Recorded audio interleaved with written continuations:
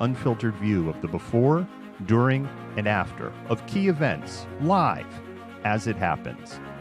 To defend the First Amendment using our rights of a free press. And to amplify the voices of underrepresented individuals including Black, Indigenous, persons of color, and the LGBTQIA+ community. Our team is committed to seeking equality for all and holding those in power accountable. The easiest way to support Malcontent News is to bookmark our website at malcontentnews.com, like and follow us on Facebook, subscribe to us on YouTube, and follow us on Twitter, Twitch, Instagram, and in the Google News app. To provide financial support, you can become a patron, make a one-time donation through Venmo, or link your Twitch account to your Amazon Prime account and use your free subscription to subscribe to Malcontent News. Thank you for supporting independent journalism and for being a malcontent.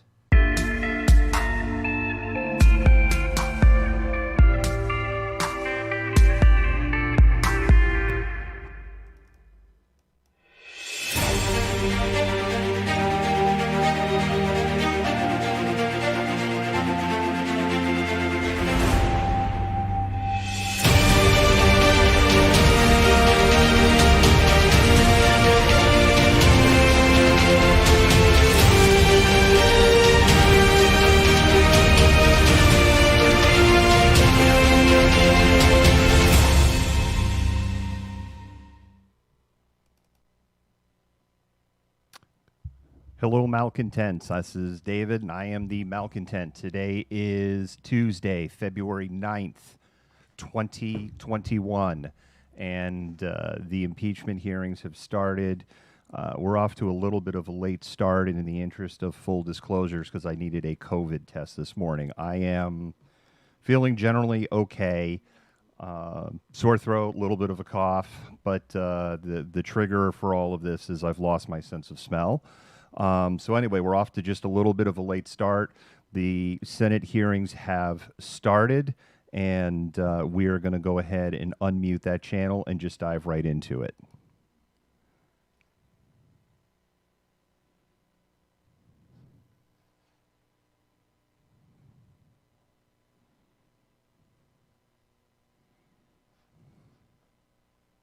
Off the sidewalk. Stand up for him. Stand up for him. We outnumber you 1,000,000 to 1 out here, dude. Take the building. Take the building. Fuck these kids. Join us. That's enough. There's more coming. The Constitution says you have to protect our country, and you have to protect our Constitution, and you can't vote on fraud. And fraud breaks up everything, doesn't it? When you catch somebody in a fraud, you're allowed to go by very different rules. So I hope Mike has the courage to do what he has to do. Talk about you,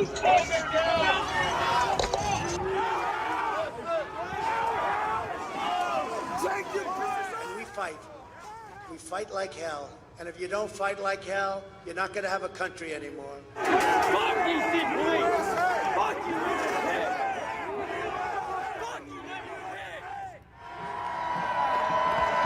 So we're going to walk down Pennsylvania Avenue. I love Pennsylvania Avenue. And we're going to the Capitol. And we're going to try and give our Republicans, the weak ones, because the strong ones don't need any of our help. We're going to try and give them the kind of pride and boldness that they need to take back our country. Get the fuck out of here, you traitors!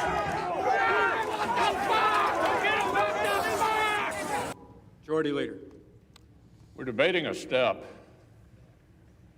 that has never been taken in American history.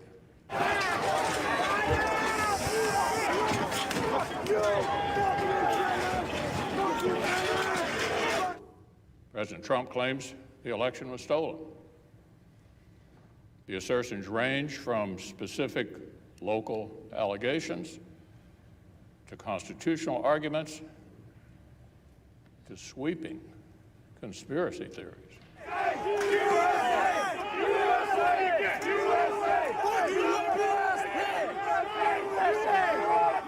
But my colleagues, nothing before us proves illegality anywhere near the massive scale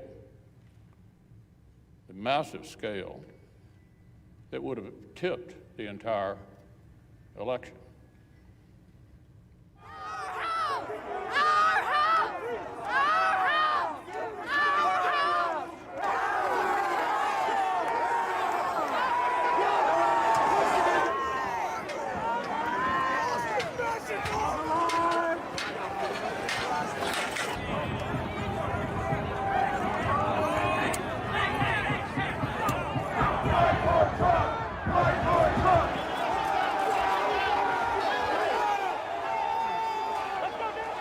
Fuck you, police!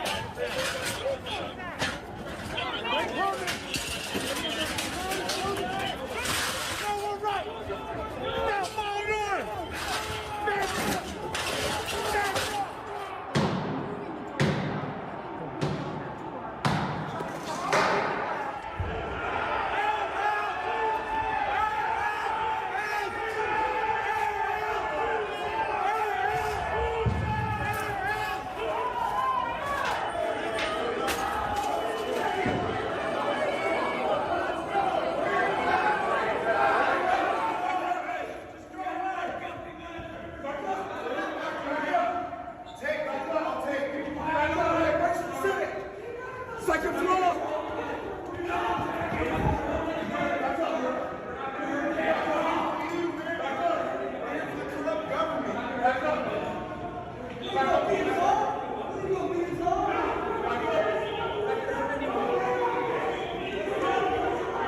And in journalism, and for being a malcontent.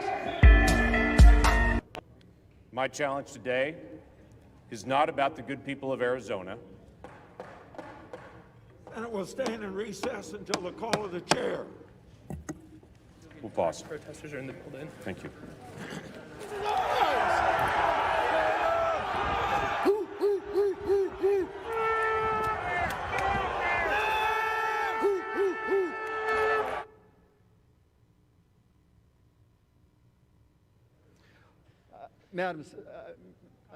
Mr. Speaker, can I have order in the chamber? The House will be in order.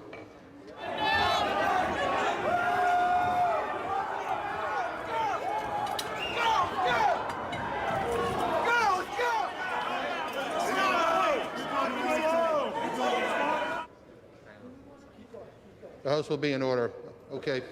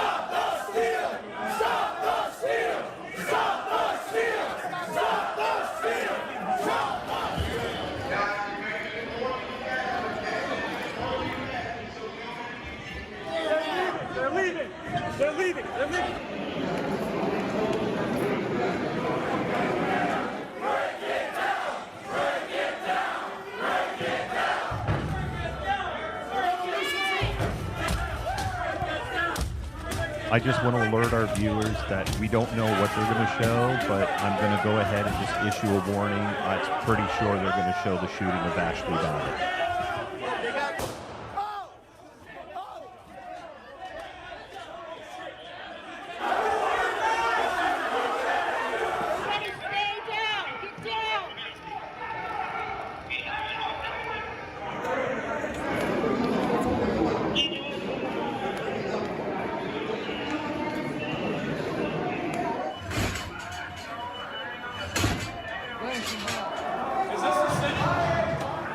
Where the fuck are they?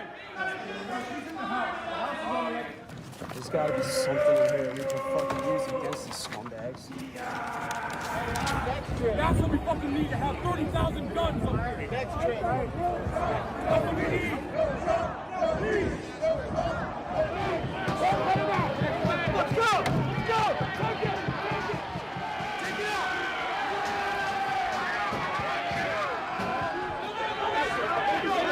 Use the shield! Use the shield! Use the shield! We need fresh patriots abroad!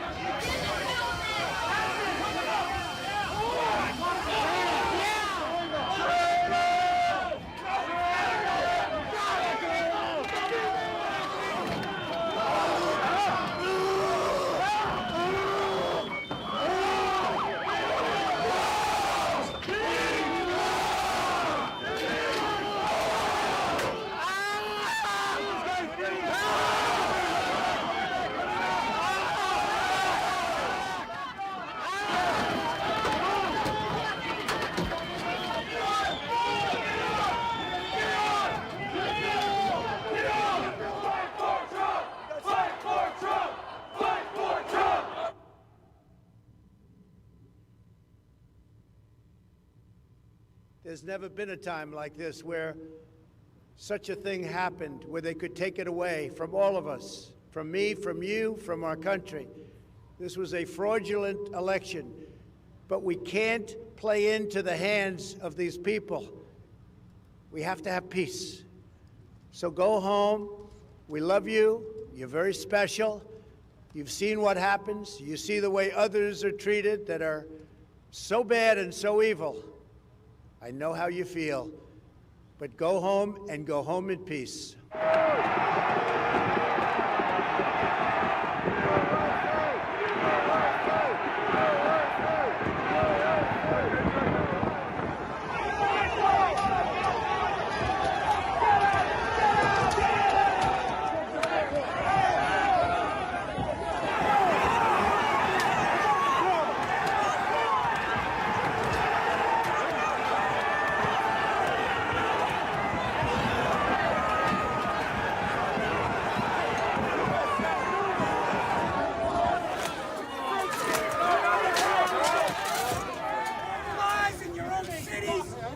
Counties, storm your own Capitol buildings, and take down every one of these corrupt motherfuckers! Hang up!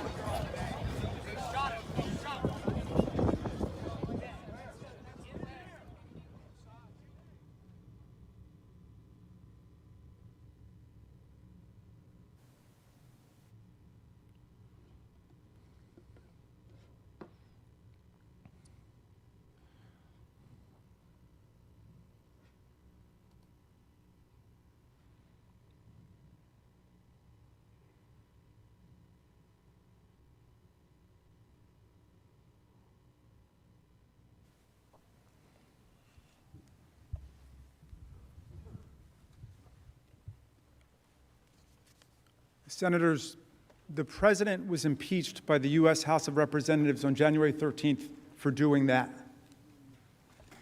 You ask what a high crime and misdemeanor is under our Constitution? That's a high crime and misdemeanor. If that's not an impeachable offense, then there is no such thing.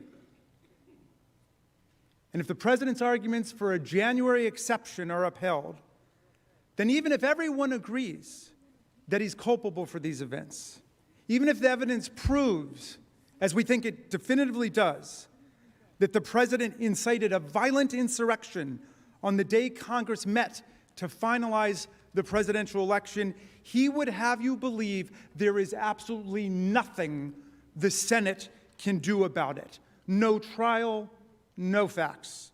He wants you to decide that the Senate is powerless at that point. That can't be right. The transition of power is always the most dangerous moment for democracies. Every historian will tell you that. We just saw it in the most astonishing way. We lived through it. And you know what? The framers of our Constitution knew it. That's why they created a Constitution with an oath written into it that binds the president from his very first day in office until his very last day in office and every day in between. Under that Constitution and under that oath, the President of the United States is forbidden to commit high crimes and misdemeanors against the people at any point that he's in office. Indeed, that's one specific reason the impeachment, conviction, and disqualification powers exist, to protect us against presidents who try to overrun the power of the people in their elections and replace the rule of law with the rule of mobs. These powers must apply even if the president commits his offenses in his final weeks in office. In fact, that's precisely when we need them the most, because that's when elections get attacked. Everything that we know about the language of the Constitution, the framers' original understanding and intent, prior Senate practice, and common sense confirms this rule. Let's start with the text of the Constitution, which in Article 1, Section 2 gives the House the sole power of impeachment when the president commits high crimes and misdemeanors. We exercised that power on January 13th. The president, it is undisputed, committed his offense while he was president. And it is undisputed that we impeached him while he was president. There can be no doubt that this is a valid and legitimate impeachment. And there can be no doubt that the Senate has the power to try this impeachment.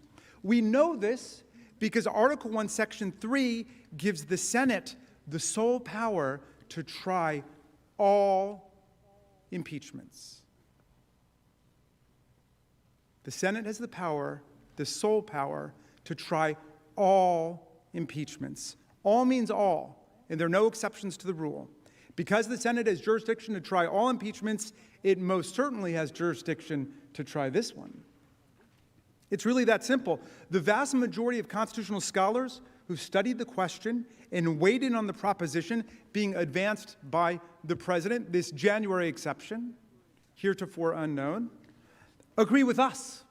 And that includes the nation's most prominent conservative legal scholars, including former 10th Circuit Judge Michael McConnell, the co-founder of the Federalist Society, Stephen Calabresi, Ronald Reagan Solicitor General Charles Freed, luminary Washington lawyer Charles Cooper, among hundreds of other constitutional lawyers and professors.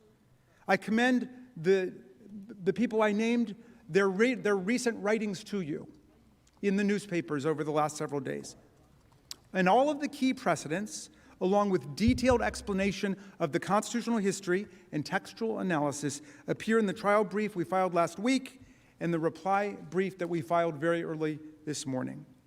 I'll spare you a replay, but I want to highlight a few key points from constitutional history that strike me as compelling in foreclosing President Trump's argument that there's a secret January exception hidden away in the Constitution. The first point comes from English history, which matters because, as Hamilton wrote, England provided the model from which the idea of this institution has been borrowed. And it would have been immediately obvious to anyone familiar with that history that former officials could be held accountable for their abuses while in office. Every single impeachment of a government official that occurred during the framers' lifetime concerned a former official. A former official. Indeed, the most famous of these impeachments occurred while the framers gathered in Philadelphia to write the Constitution. It was the impeachment of Warren Hastings, the former Governor General of the British colony of Bengal, and a corrupt guy. The framers knew all about it, and they strongly supported the impeachment. In fact, the Hastings case was invoked by name at the convention. It was the only specific impeachment case that they discussed at the convention.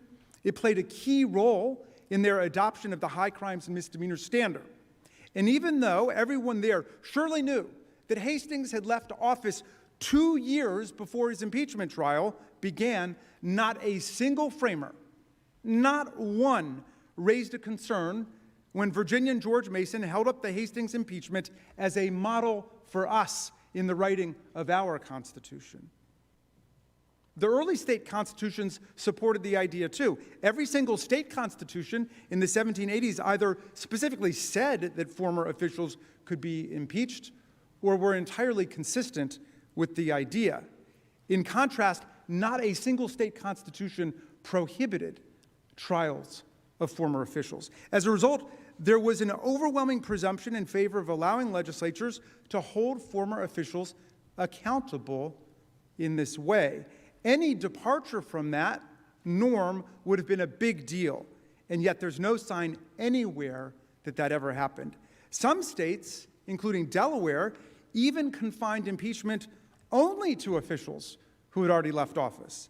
This confirms that removal was never seen as the exclusive purpose of impeachment in America. The goal was always about accountability, protecting society, and deterring official corruption.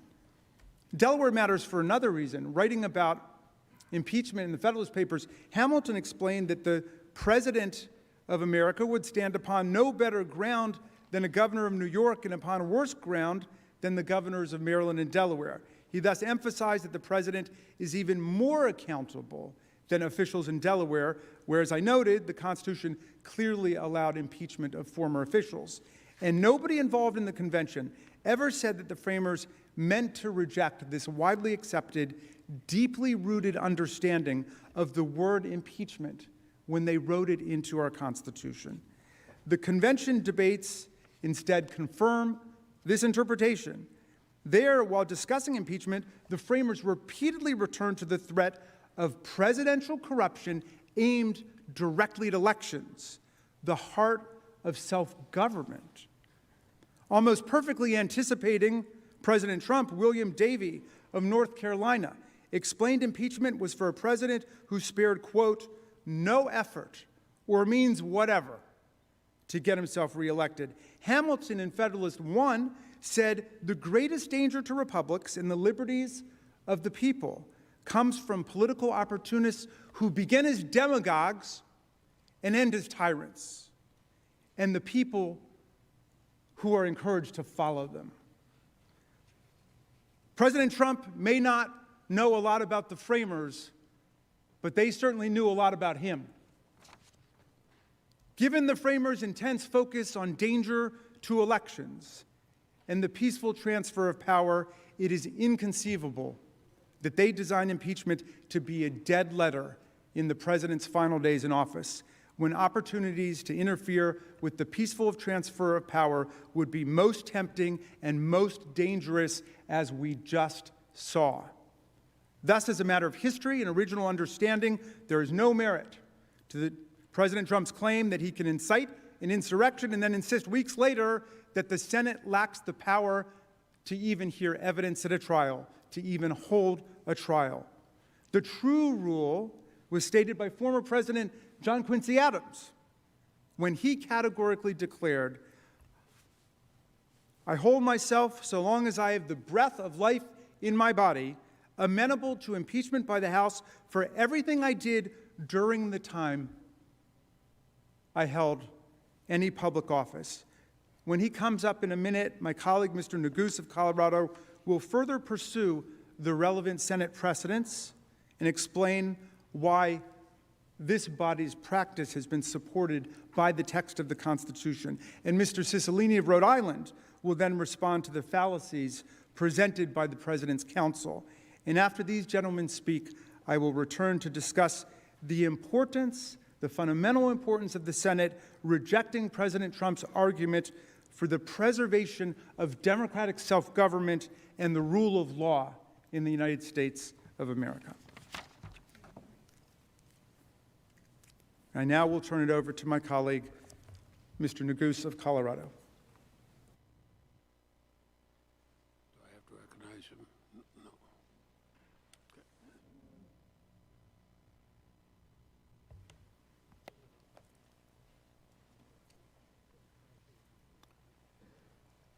Mr. President, distinguished senators, my name is Joe Neguse, and I represent Colorado's 2nd Congressional District in the United States Congress. Like many of you, I'm an attorney. I practiced law before I came to Congress, tried a lot of different cases, some more unique than others. Certainly never a case as important as this one, nor a case with such a heavy and weighty constitutional question for you all to decide. Thankfully, as lead manager Raskin so thoroughly explained, the framers have answered that question for you, for us. And you don't need to be a constitutional scholar to know that the argument President Trump asks you to adopt is not just wrong, it's dangerous. And you don't have to take my word for it. This body, the world's greatest deliberative body, the United States Senate, has reached that same conclusion in one form or another over the past 200 years in multiple occasions that we'll go through. Over 150 constitutional scholars, experts, judges, conservative, liberal, you name it, they overwhelmingly have reached the same conclusion, that of course you can try, convict, and disqualify a former president. And that makes sense, because the text of the Constitution makes clear there is no January exception to the impeachment power. That presidents can't commit grave offenses in their final days and escape any congressional response. That's not how our Constitution works. Let's start with the precedent, with what has happened in this very chamber. I'd like to focus on just 2 cases. I'll go through them quickly. One of them is the nation's very first impeachment case, which actually was of a former official. In 1797, about a decade after our country had ratified our Constitution, there was a senator from Tennessee by the name of William Blount who was caught conspiring with the British to try to sell Florida and Louisiana. Ultimately, President Adams caught him. He turned over the evidence to Congress. 4 days later, the House of Representatives impeached him. A day after that, this body, the United States Senate, expelled him from office. So he was very much a former official. Despite that, the House went forward with its impeachment proceeding in order to disqualify him from ever again holding federal office. And so the Senate proceeded with the trial, with none other than Thomas Jefferson presiding. Now, Blount argued that the Senate couldn't proceed because he had already been expelled. But here's the interesting thing.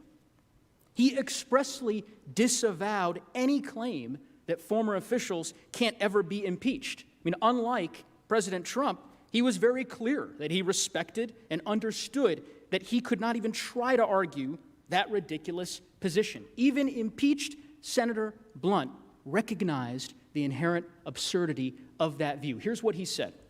"I certainly never shall contend that an officer may first commit an offense and afterwards avoid by resigning his office." That's the point. And there was no doubt, because the founders were around to confirm that that was their intent and the obvious meaning of what is in the Constitution. Fast forward 80 years later, arguably the most important precedent that this body has to consider: the trial of former Secretary of War William Belknap. I'm not going to go into all the details, but just in short, in 1876, the House discovered that he was involved in a massive kickback scheme. Hours before the House committee that discovered this conduct released its report documenting the scheme, Belknap literally rushed to the White House to resign, tender his resignation to President Ulysses Grant, to avoid any further inquiry into his misconduct, and of course, to avoid being disqualified from holding federal office in the future. Well, later that day, aware of the resignation, what did the House do? The House moved forward and unanimously impeached him, making clear its power to impeach a former official. And when his case reached the Senate, this body, Belknap made the exact same argument that President Trump is making today, that you all lack jurisdiction, any power to try him because he's a former official. Now, many senators at that time, when they heard that argument, literally they were sitting in the same chairs you all are sitting in today. They were outraged by that argument. Outraged. You can read their comments in the record. They knew it was a dangerous, dangerous argument with dangerous implications. It would literally mean that a president could betray their country, leave office, and avoid impeachment and disqualification entirely. And that's why, in the end, the United States Senate decisively voted that the Constitution required them to proceed with the trial. The Belknap case is clear precedent that the Senate must proceed with this trial since it rejected pretrial dismissal, affirmed its jurisdiction, and moved to a full consideration of the merits. Now, Belknap ultimately was not convicted, but only after a thorough public inquiry into his misconduct, which created a record of his wrongdoing. It ensured his accountability and deterred anyone else from considering such corruption by making clear that it was intolerable. The trial served important constitutional purposes. Now, given that precedent that I've described to you, given all that precedent imparts, you could imagine my surprise, Lead Manager Raskin's surprise, when we were reviewing the trial brief filed by the president, in which his counsel insists that the Senate actually didn't decide anything in the Belknap case. They say, these are not my words, I'll quote from their trial brief, it cannot be read as foreclosing an argument that they never dealt with. Never dealt with? The Senate didn't debate this question for 2 hours. The Senate debated this very question for 2 weeks. The Senate spent an additional 2 weeks deliberating on the jurisdictional question. And at the end of those deliberations, they decided decisively that the Senate has jurisdiction and that it could proceed, that it must proceed to a full trial. And by the way, unlike Belknap, as we know, President Trump was not impeached for run-of-the-mill corruption, misconduct. He was impeached for inciting a violent insurrection, an insurrection where people died in this building, an insurrection that desecrated our seat of government. And if Congress were just to stand completely aside in the face of such an extraordinary crime against the Republic, it would invite future presidents to use their power without any fear of accountability. And none of us, I know this, none of us, no matter our party or our politics, wants that.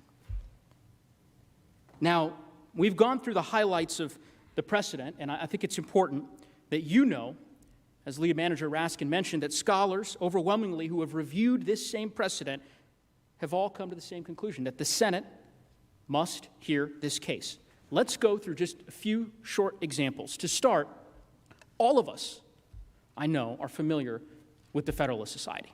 Some of you may know Stephen Calabrese personally. He's the co-founder of the Federalist Society. He actually was the chairman of the board in 2019. He was the first president of the Yale Federalist Society chapter board, a position that I understand Senator Hawley later held. Here is what Mr. Calabrese has to say. On January 21st, he issued a public letter, stating, "Our carefully considered views of the law lead all of us to agree that the Constitution permits the impeachment, conviction, and disqualification of former officers, including presidents." And by the way, he's not the only one. As Lead Manager Raskin said, President Reagan's former Solicitor General, among many others. Another prominent conservative scholar, known to many of you, again personally, is former 10th Circuit Court of Appeals judge, my circuit, Judge Michael McConnell. He was nominated by President George W. Bush. He was confirmed by this body unanimously. Senator Hatch, many of you served with, he had this to say about Judge McConnell, that he's an honest man. He calls it as he sees it, and he's beholden to no one and no group. Well, what does Judge McConnell have to say about the question that you're debating this afternoon?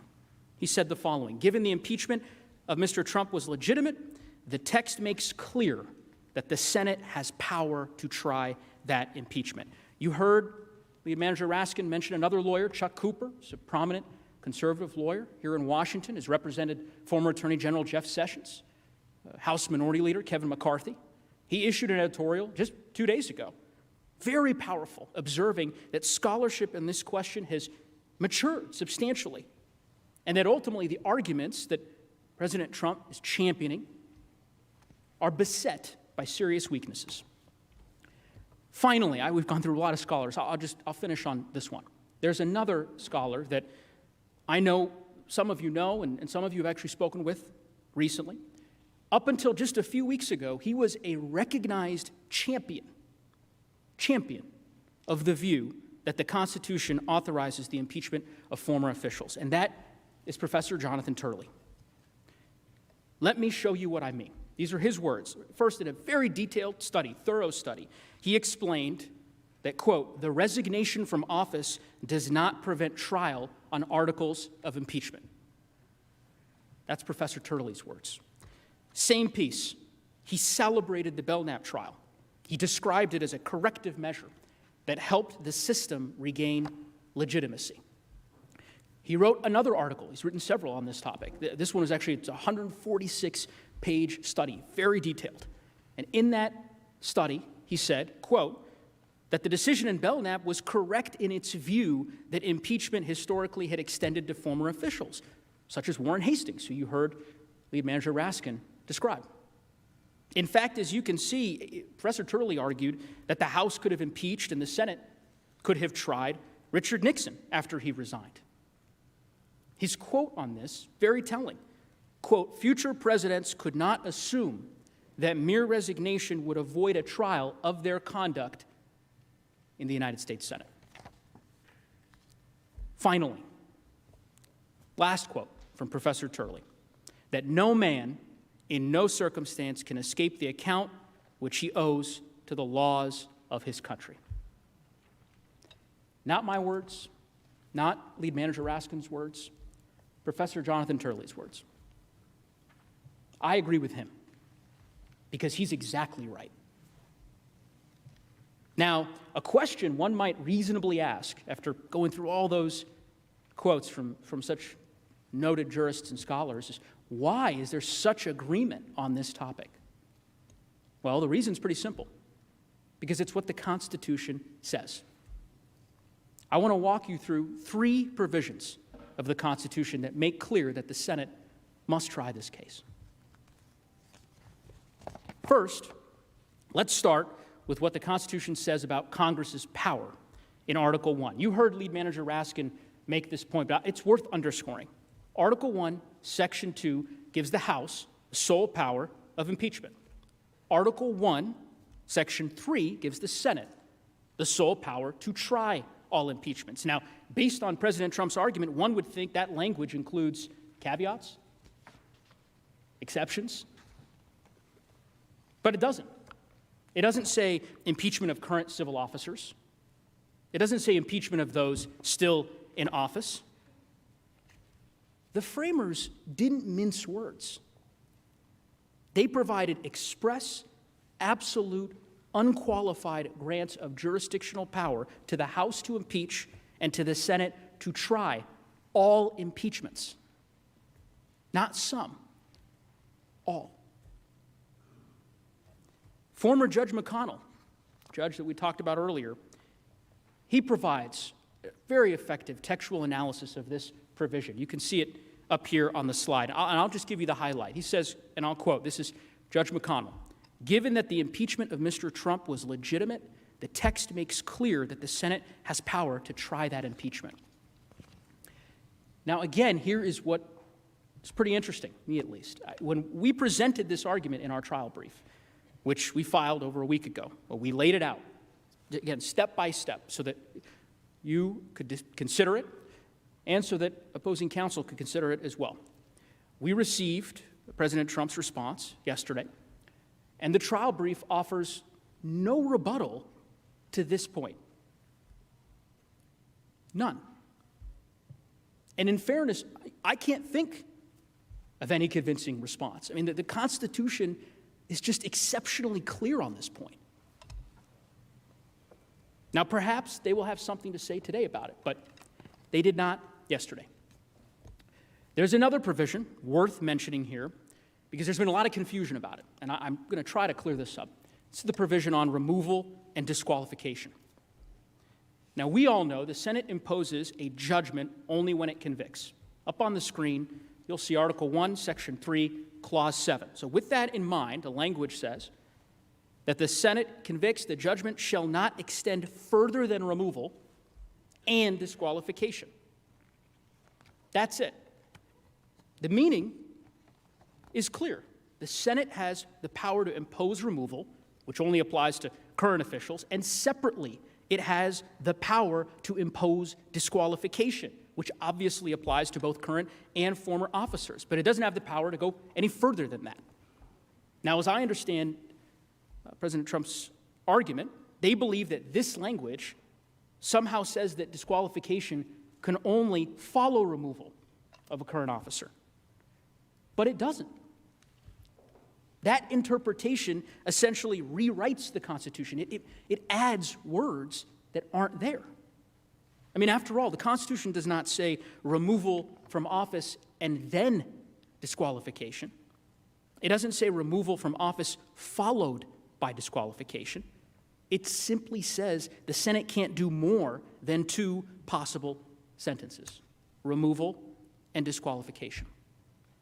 And this, by the way, is not the first time that this direct question has been debated in this chamber. 146 years ago, during the Belknap trial, Senator George Edmunds of Vermont, he's one of the most prestigious Republican senators of his time. He sat right where Senator Grassley sits today. He zeroed in on this exact point during the Belknap trial. This is his quote: "A prohibition against doing more than two things cannot be turned into a command to do both or neither." And just imagine the consequences of such an absurd interpretation of the Constitution. I mean, if President Trump were right about that language, then officials could commit the most extraordinary, destructive offenses against the American people, high crimes and misdemeanors. They'd have total control over whether they can ever be impeached, and if they are, whether the Senate can try the case.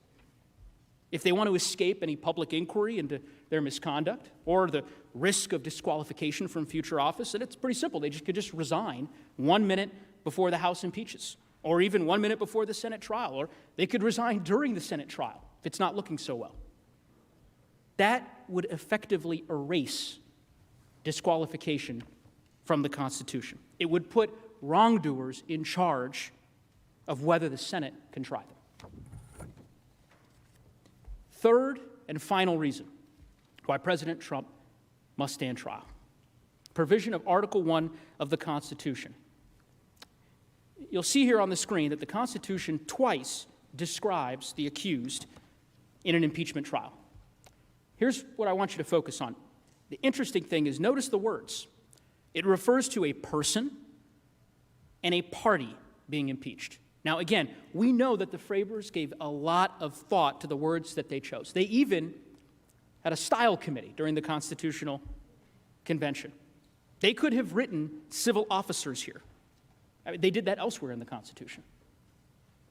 That would have ultimately limited impeachment trials to current officials.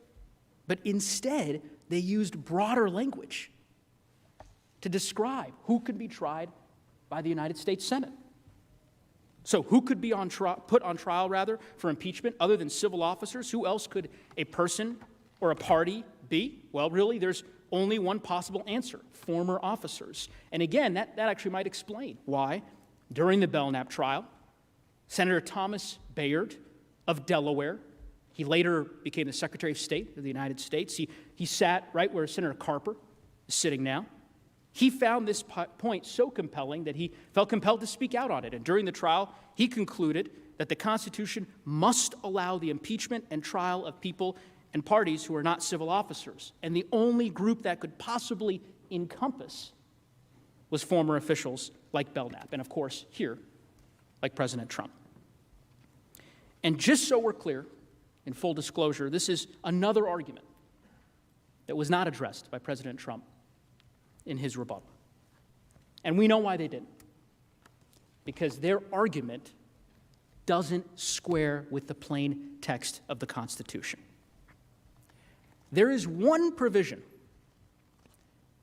that President Trump relies on almost exclusively. Article 2, Section 4. I'm sure you'll see it when they present their arguments. Their argument is that the language you'll see on the screen somehow prevents you from holding this trial by making removal from office an absolute requirement. But again, where is the language? We're going to talk about this because they're going to make the point here. Anything in that provision about your jurisdiction? In fact, this provision isn't even in the part of the Constitution that addresses your authority. It's in Article 2, not Article 1. And it certainly says nothing about former officials. President Trump's interpretation doesn't square with history, originalism, textualism. In fact, even Chuck Cooper, the famous conservative lawyer I mentioned earlier, with clients like the House Minority Leader, he has concluded that this provision of the Constitution that President Trump relies on cuts against his position, his words. And that's because, as Cooper says, Article 2, Section 4 means just what it says. I mean, the first half describes what an official must do to be impeached, namely commit high crimes and misdemeanors, and the second half describes what happens when civil officers of the United States, including the sitting president, are convicted: removal from office. That's it. In Cooper's words, it simply establishes what is known in criminal law as a mandatory minimum punishment. It says nothing about former officials, nothing at all. Given all of that,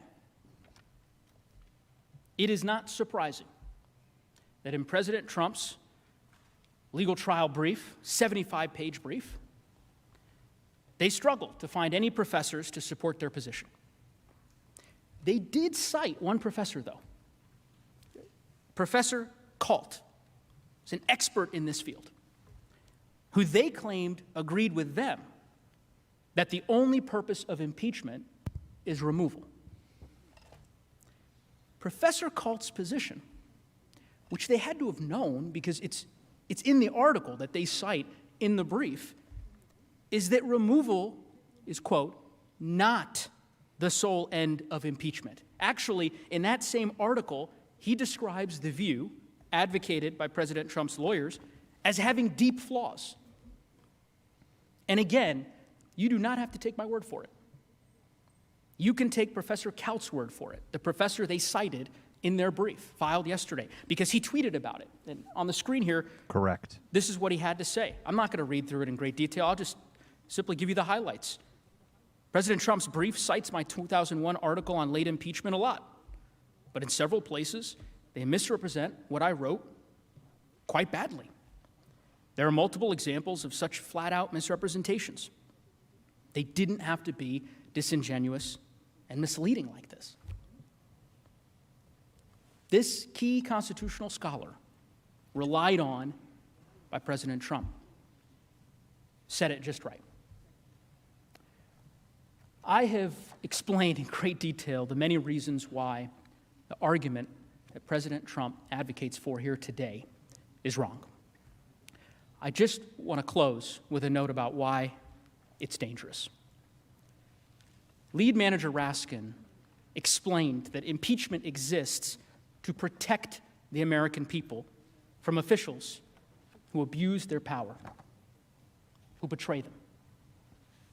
It exists for a case just like this one. Honestly, it is hard to imagine a clearer example of how a president could abuse his office, inciting violence against a co-equal branch of government while seeking to remain in power after losing an election. Sitting back and watching it unfold. We all know the consequences. With glee, we were told. Like every one of you, I was in the Capitol on January 6th. I was on the floor with lead manager Raskin. Like every one of you, I was evacuated as this violent mob stormed the Capitol's gates. What you experienced that day, what we experienced that day, what our country experienced that day is the framers' worst nightmare come to life. Presidents can't inflame insurrection in their final weeks and then walk away like nothing happened.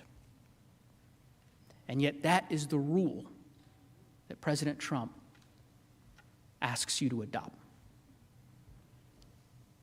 I urge you, we urge you, to decline his request, to vindicate the Constitution, to let us try this case.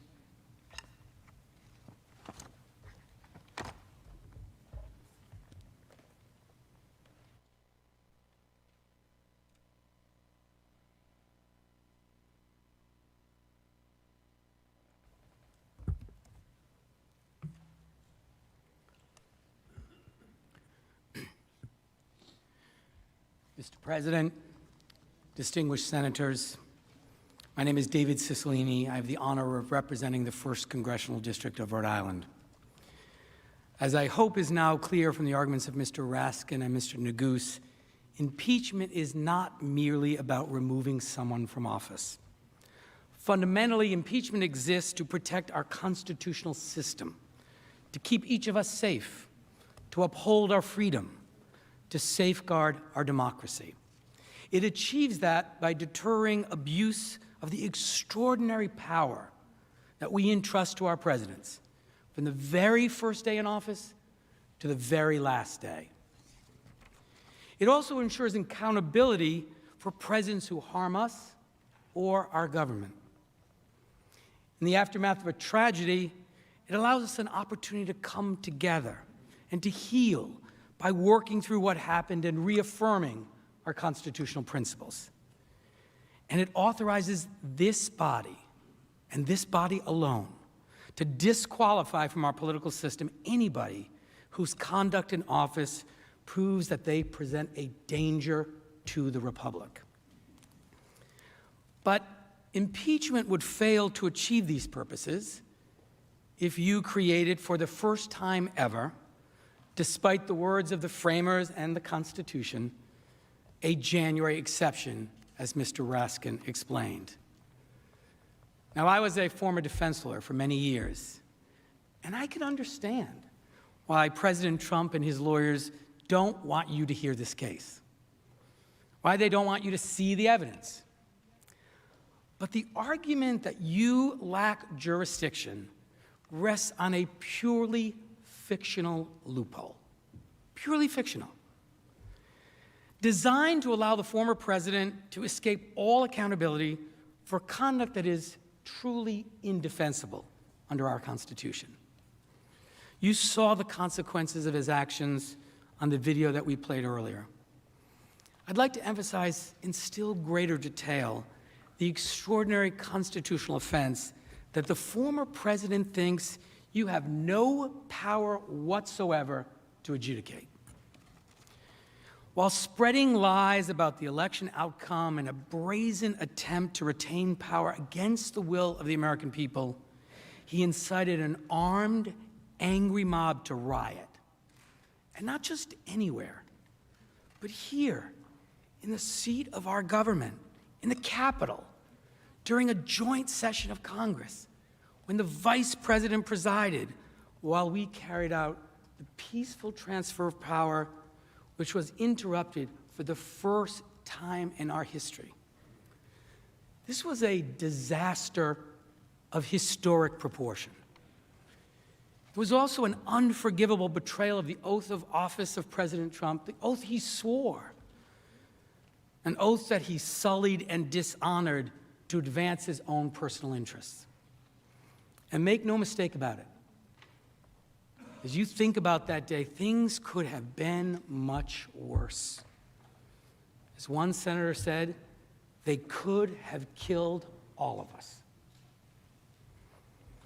It was only the bravery and sacrifice of the police who suffered deaths and injuries as a result of President Trump's actions that prevented greater tragedy. At trial, we will prove with overwhelming evidence that President Trump is singularly and directly responsible for inciting the assault on the Capitol. We will also prove that his dereliction of duty, his desire to seek personal advantage from the mayhem, and his decision to issue tweets further inciting the mob, attacking the vice president, all compounded the already enormous damage. Now, virtually every American who saw those events unfold on television was absolutely horrified by the events of January 6th. But we also know how President Trump himself felt about the attack. He told us. Here's what he tweeted at 6:01 as the Capitol was in shambles and as dozens of police officers and other law enforcement officers lay battered and bruised and bloodied. Here's what he said: "These are the things and events that happen when a sacred landslide election victory is so unceremoniously and viciously stripped away from great patriots who have been badly and unfairly treated for so long. Go home with love and in peace. Remember this day forever." Every time I read that tweet, it chills me to the core. The President of the United States sided with the insurrectionists. He celebrated their cause. He validated their attack. He told them, "Remember this day forever." Hours after they marched through these halls looking to assassinate Vice President Pence, the Speaker of the House, and any of us they could find. Given all that, it's no wonder that President Trump would rather talk about jurisdiction and a supposed January exception, rather than talk about what happened on January 6th. Make no mistake, his arguments are dead wrong. They're distractions from what really matters. The Senate can and should require President Trump to stand trial. My colleagues have already addressed many of President Trump's efforts to escape trial. I'd like to cover the remainder and then address the broader issues at stake in this trial. For starters, in an extension of his mistaken reading of the Constitution, President Trump insists that he cannot face trial in the Senate because he's merely a private citizen. He references here the Bill of Attainder clause. But as Mr. Neguse just explained, the Constitution refers to the defendant in an impeachment trial as a person and a party, and certainly he counts as one of those. Let's also apply some common sense. There's a reason that he now insists on being called the 45th President of the United States rather than Citizen Trump. He isn't a randomly selected private citizen. He's a former officer of the United States government. He's a former president of the United States of America. He's treated differently under a law called the Former Presidents Act. For 4 years, we trusted him with more power than anyone else on earth. As a former president who promised on a Bible to use his power faithfully, he can and should answer for whether he kept that promise while bound by it in office. His insistence otherwise is just wrong. And so is his claim that there's a slippery slope to impeaching private citizens if you proceed. The trial of a former official for abuses he committed as an official, arising from an impeachment that occurred while he was an official, poses absolutely no risk whatsoever of subjecting a private citizen to impeachment for their private conduct. To emphasize the point, President Trump was impeached while he was in office for conduct in office, period. The alternative, once again, is this January exception, in which our most powerful officials can commit the most terrible abuses and then resign to leave office and suddenly claim that they're just a private citizen who can't be held accountable at all. In the same vein, President Trump and his lawyers argue that he shouldn't be impeached because it will set a bad precedent for impeaching others. But that slippery slope argument is also incorrect. For centuries, the prevailing view has been that former officials are subject to impeachment, and you just heard a full discussion of that. The House has repeatedly acknowledged that fact. But in the vast majority of cases, the House has rightly recognized that an official's resignation or departure makes the extraordinary step of impeachment unnecessary and maybe even unwise. As a House manager rightly explained in the Belknap case, and I quote, "There is no likelihood that we shall ever unlimber the clumsy and bulky monster piece of ordnance to take aim at an object from which all danger has gone by," end quote. President Trump's case, though, is different. The danger has not gone by.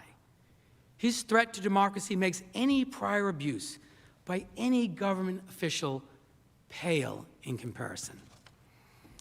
Moreover, allowing his conduct to pass without the most decisive response would itself create an extraordinary danger to the nation.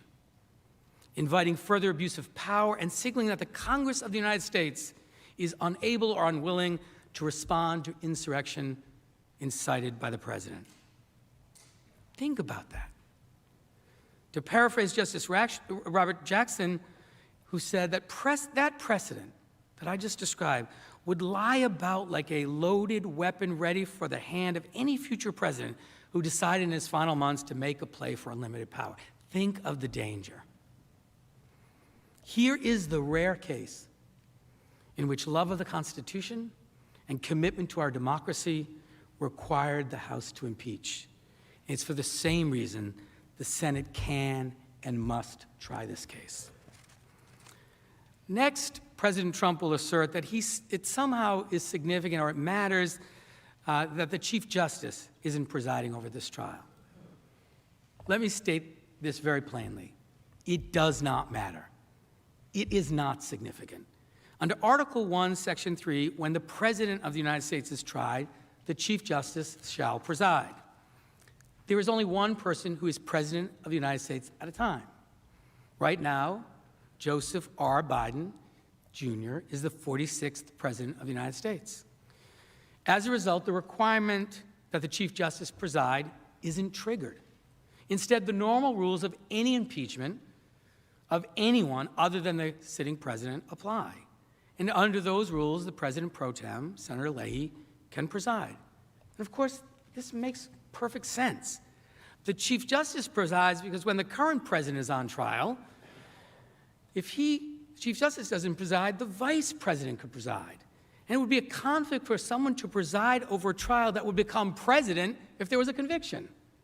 So there isn't that concern when you have a former president on trial, or for that matter, when you have anyone on trial other than the current president, which is why the Chief Justice presides only in that single case, and why this is exactly the presiding officer the Constitution and the Senate rules require. As a fallback, President Trump and his lawyers may argue today that he should get a free pass on inciting an armed insurrection against the United States government and endangering Congress because, as he would put it, this impeachment is somehow unconstitutional. So far as I understand it from reading the pleadings in this case, this defense involves cobbling together a bunch of meritless legal arguments, all of them attempting to focus on substance rather than jurisdiction, and insisting that these kitchen sink objections lead the Senate to not try the case. Since they may raise these points at this juncture, I feel obliged really to address them. He may argue, for example, that he didn't receive enough process in the House, even though the House proceedings are more like a grand jury action, which is followed later by trial in the Senate with a full presentation of evidence. Even though the evidence of his high crimes and misdemeanors is overwhelming and supported by a huge public record. Even though we're going to put that evidence before you at this trial, and even though we'll have a full and fair opportunity to respond to it before all of you. Even though hundreds of others involved in the events of January 6th have already been charged for their role in attacks that the president incited. And even though we invited him to voluntarily come here and testify and tell his story.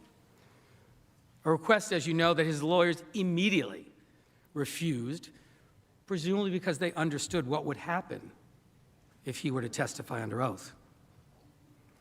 Regardless, President Trump's process arguments are not only wrong on their own terms, but they're also completely irrelevant to the question of whether you should hold this trial. That question is answered by the Constitution, and the answer is yes.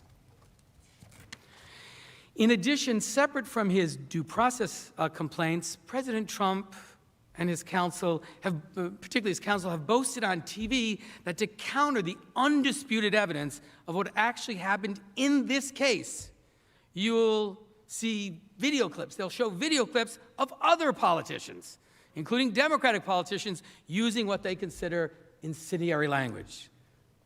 Apparently, they think this will establish some sort of equivalency, or that it will show in contrast that President Trump's statements at the Save America rally weren't so bad.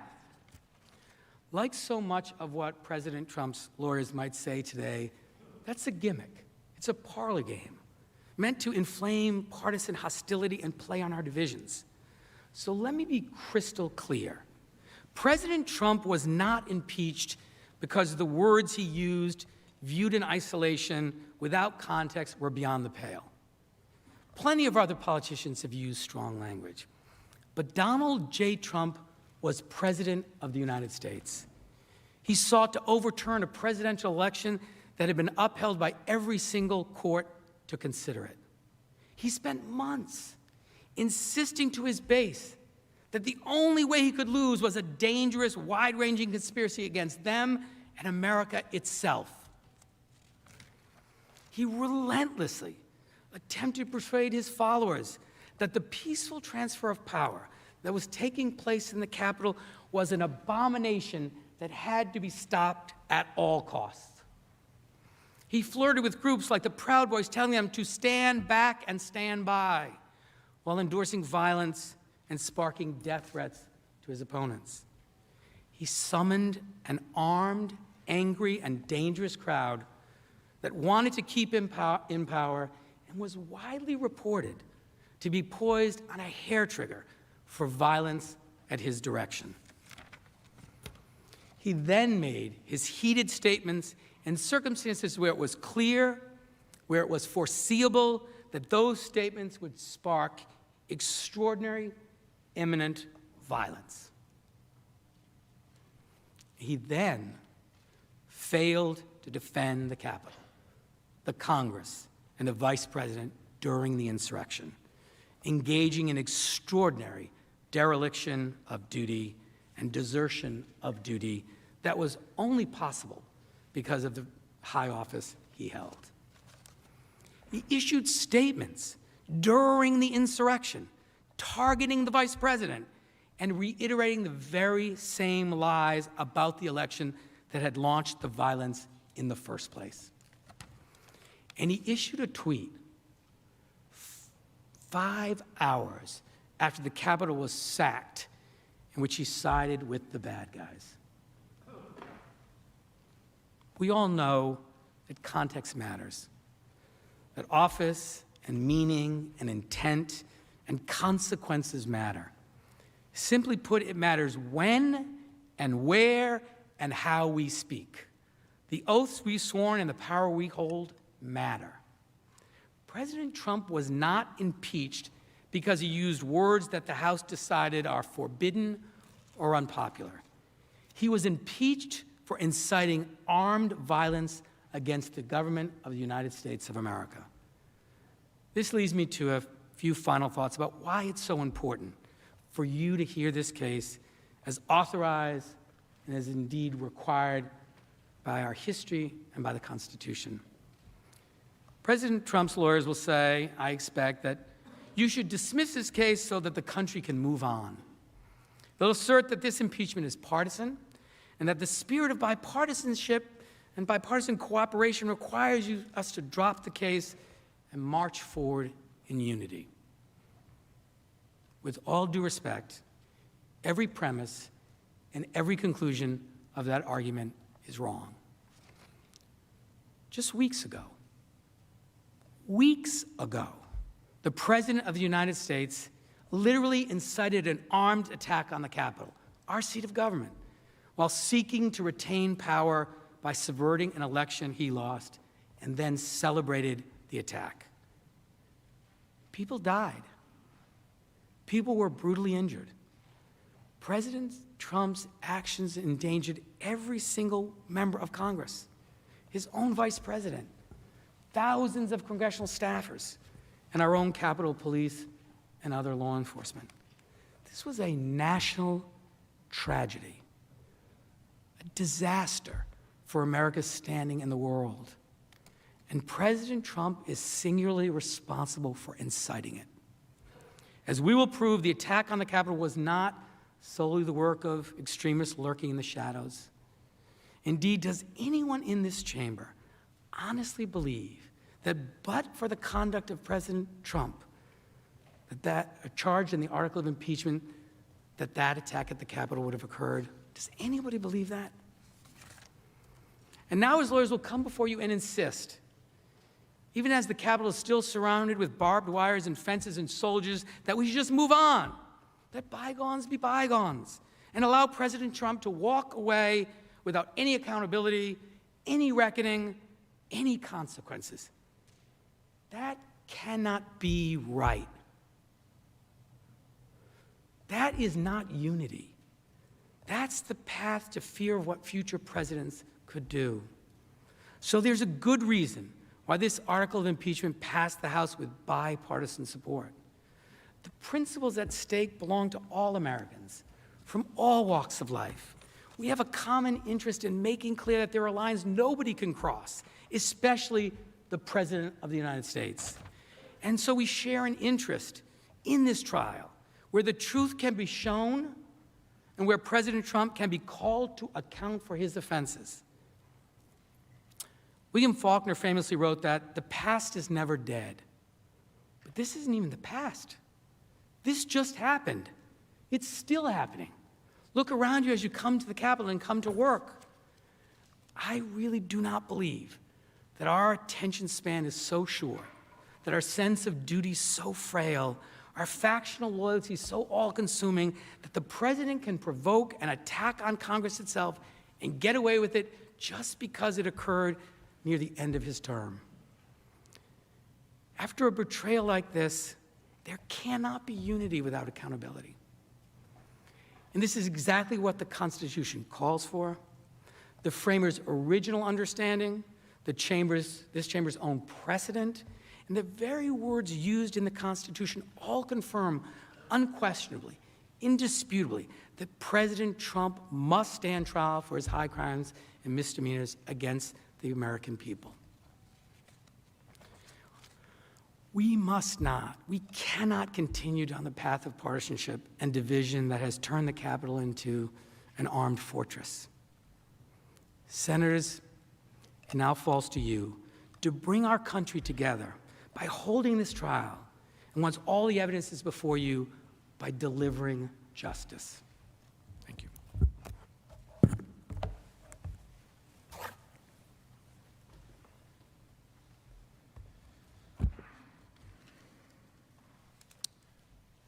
Senators, Mr. President, to close, I want to say something personal about the stakes of this decision, whether President Trump can stand trial and be held to account for inciting insurrection against us.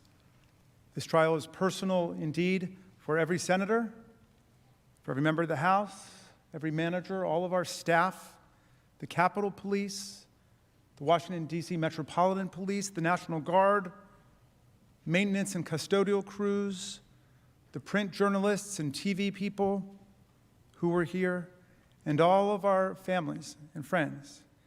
And I hope this trial reminds America how personal democracy is, and how personal is the loss of democracy, too.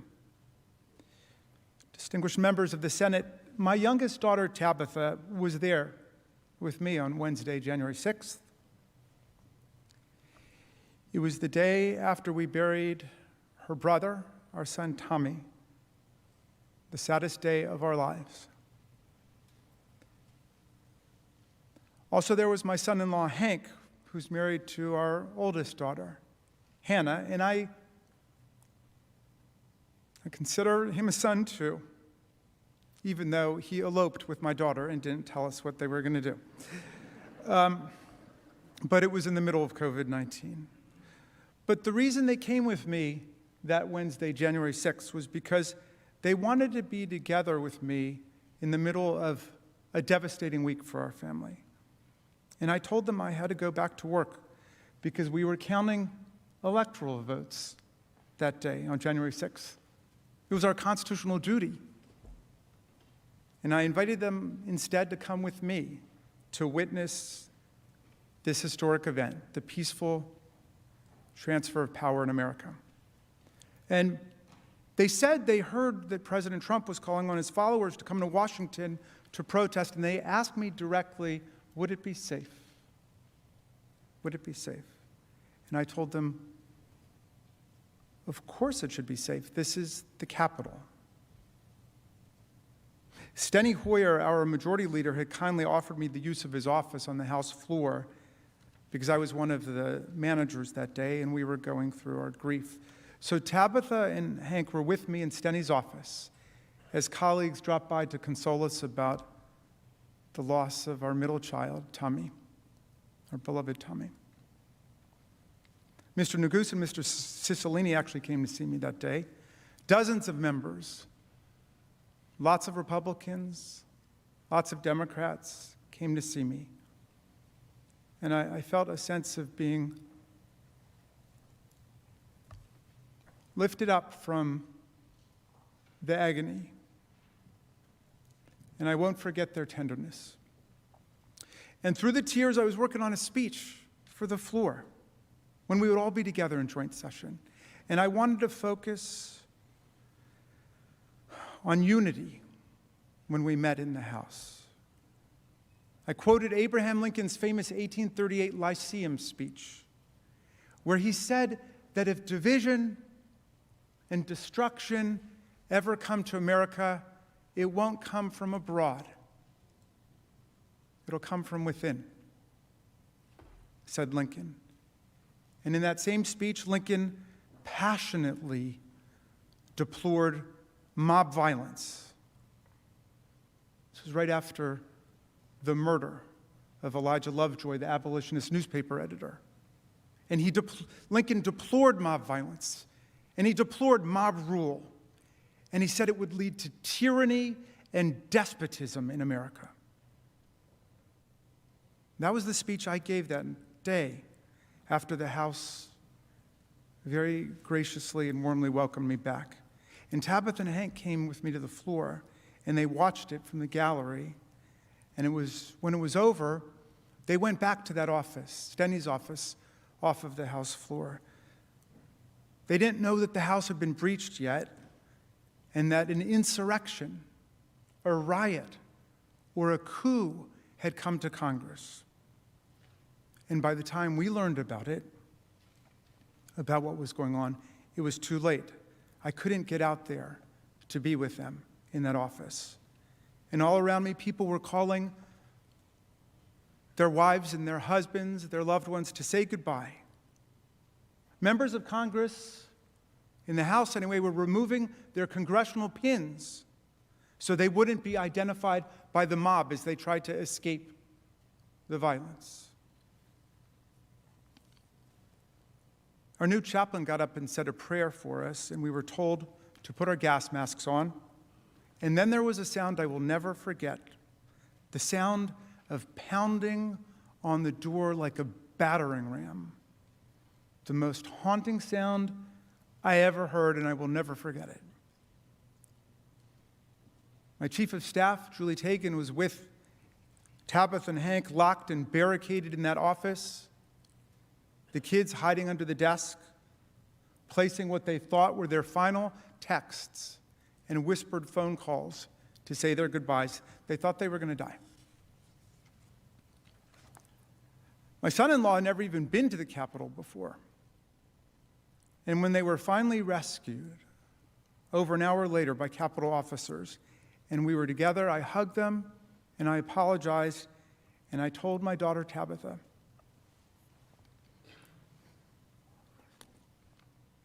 who's 24 and a brilliant algebra teacher in Teach for America. Now,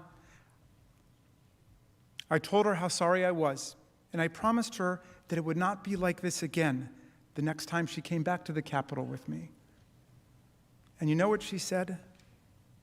She said, "Dad, I don't want to come back to the Capitol."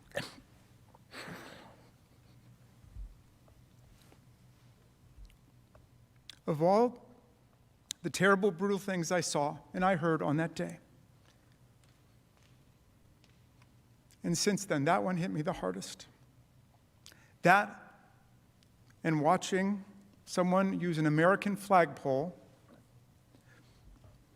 with the flag still on it, to spear and pummel one of our police officers ruthlessly, mercilessly, tortured by a pole with a flag on it that he was defending with his very life. People died that day. Officers ended up with head damage and brain damage. People's eyes were gouged. An officer had a heart attack. An officer lost 3 fingers that day. 2 officers have taken their own lives. Senators, this cannot be our future. This cannot be the future of America. We cannot have presidents inciting and mobilizing mob violence against our government and our institutions because they refuse to accept the will of the people under the Constitution of the United States. Much less can we create a new January exception in our precious, beloved Constitution that prior generations have died for and fought for, so that corrupt presidents have several weeks to get away with whatever it is they want to do. History does not support a January exception in any way, so why would we invent one for the future? We close, Mr. President, and reserve your time.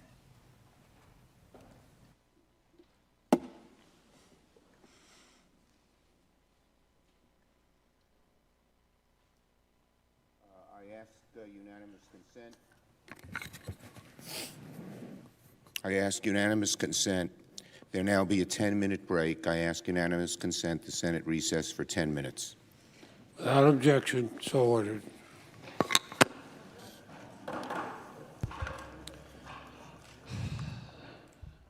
I actually think that was a good point for recess. Donald Trump is underway. They're going to do their This own as analysis, so I'm going to go ahead and mute. If you see me kind of working, or what I appear to be working, I'm not ignoring what's going on. I am listening. If you were watching, you probably saw me stop in the middle of Mr. Raskin's statement and start to intently watch. there's news articles that need to be written. There's real work that needs to be done, and so I'm multitasking that's here. So if you're just tuning in, we're live. We are covering the Senate impeachment hearings of former President Donald John Trump. Right now, what is going on is there's going to be 4 hours of arguments, up to 4 hours. I would presume that both sides will use their 4 hours. And what the arguments are is actually whether the impeachment trial can happen and go forward. The reality is this is theater. They have enough votes to make this happen. It'll probably be around, as far as what we know, it'll be 55-45.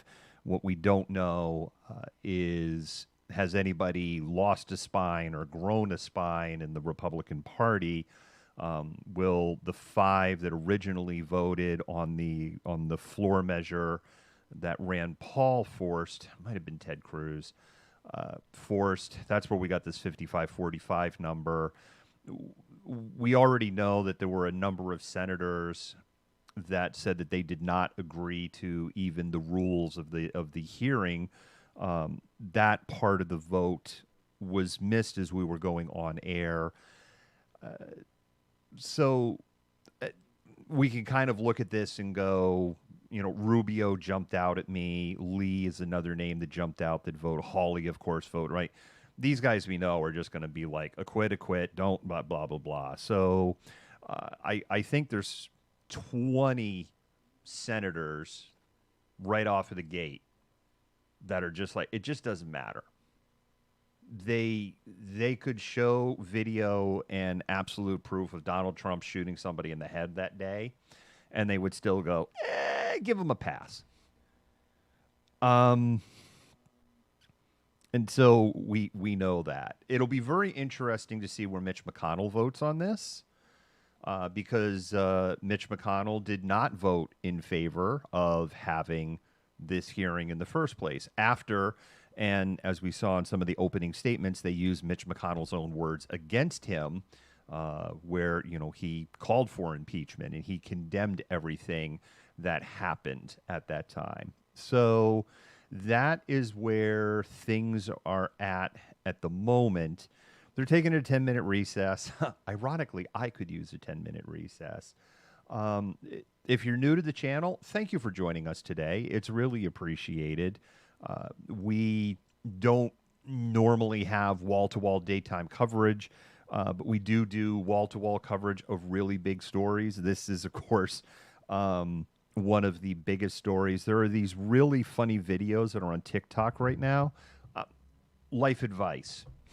As much as we would love to have you on our TikTok channel, if you haven't downloaded TikTok, don't, because unless you're just ready to start giving up hours of your life, it's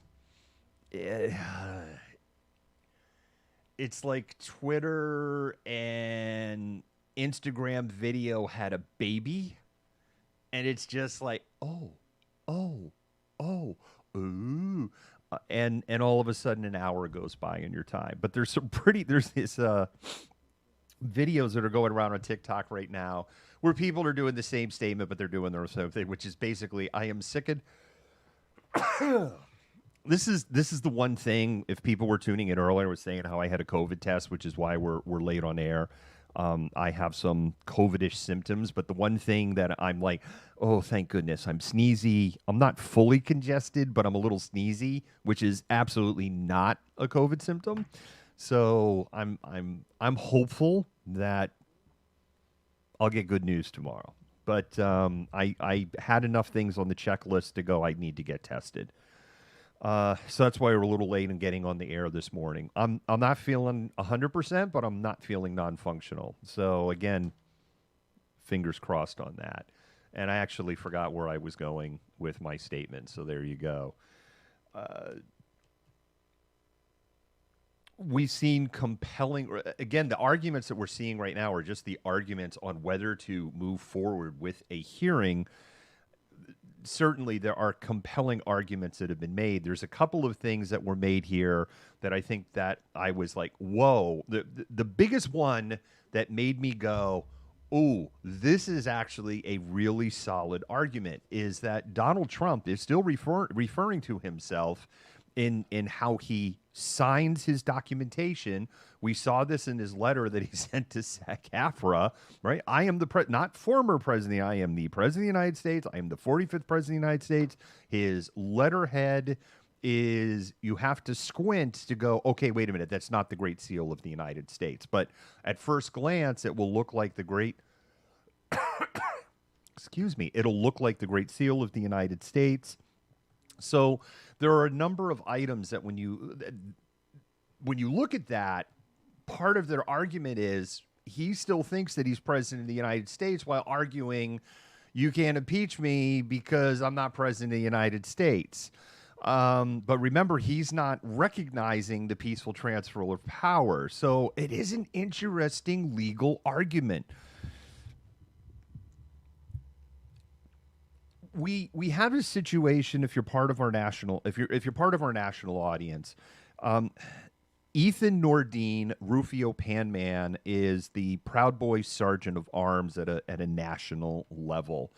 And he was arrested, put in jail, and then the magistrate judge here in Seattle was going to just release him, like, hey, it's all good. And there is a mountain of evidence, video evidence, his own statements, multiple, camera angles. Hello, Kitty. Come here 1 second. Makarov. Come here, fluffy kitty. He knew. It's so weird. It's like he knew I was going to put him on camera. He's like, oh, hell no. You're not putting me on camera. I just came up here to harass you for a few seconds. Magistrate judge here, for like no logical reason, was going to release him. And Washington, D.C., U.S. District Attorney, U.S. District Judge stepped in, put a stay on his release, and they're doing almost an immediate transfer of Ethan Nordine to Washington, D.C. We talked about this on our show last night. The judge that did this is not a Trump appointee. They're a Bush 43 appointee. They haven't really made any controversial decisions when you look at their voting history. So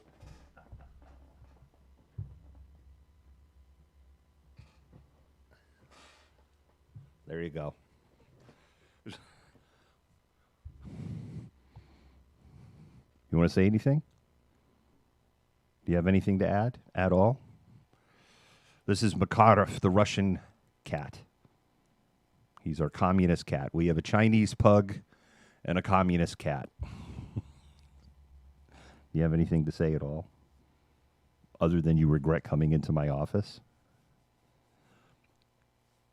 What we had talked about yesterday is that, look, if the judge is being threatened and intimidated, then the judge should just come out and say, I'm being threatened and intimidated. The people have the right to know. And if there are senators or Congress, well, it's already through the House, but if there are senators that are afraid to vote for impeachment because they have been threatened, do they think that their yes vote is going to buy them safety? Because the only thing it will do is like, well, if they're not going to do what we want, we will just threaten them and get what we want. And they won't have security. Right? Are you threatening me? Are you threatening me? He's my orange fluffy kitty.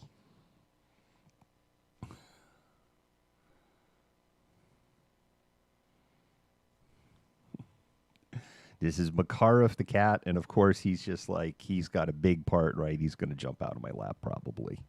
Oh, no, he's not. He's like, okay, I'm in your lap. You can pet me like Dr. Evil.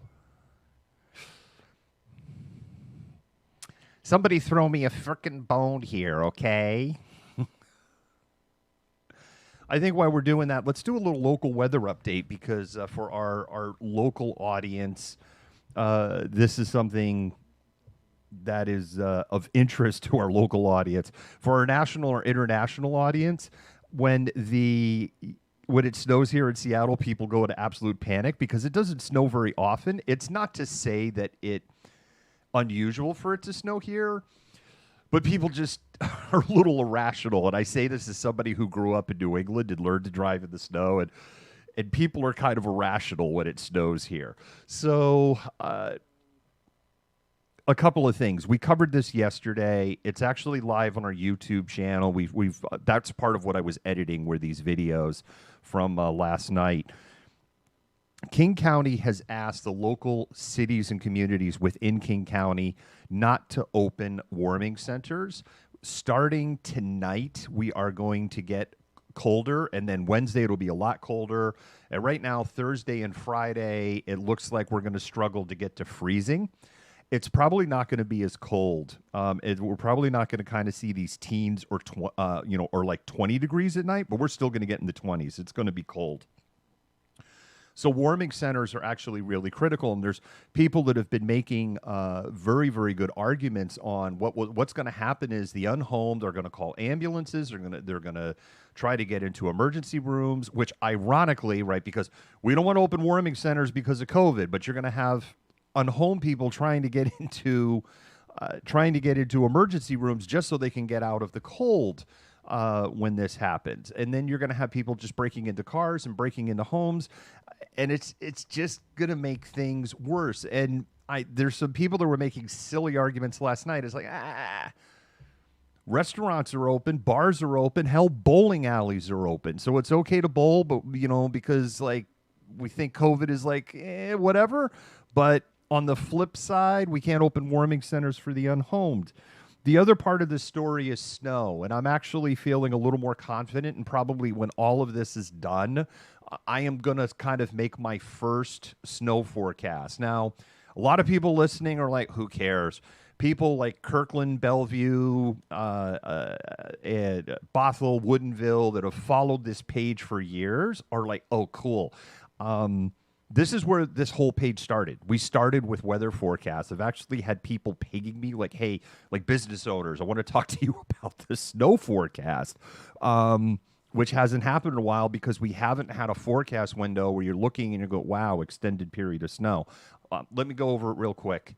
Wednesday, I don't think it's going to snow a flake. Just looking at the models, I think Wednesday is going to look kind of like what we have outside right now, Kirkland. I think it will be a little more cloudy as the day goes on, but I think we're going to have kind of a day like we're having today, but colder and a little more wind.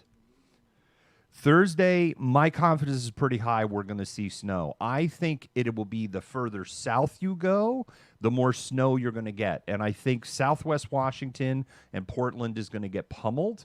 I think Friday we're going to see snow, but I think, again, it's the same thing. The further south you go, the more snow you're going to get. The further north you go, the less snow you're going to get.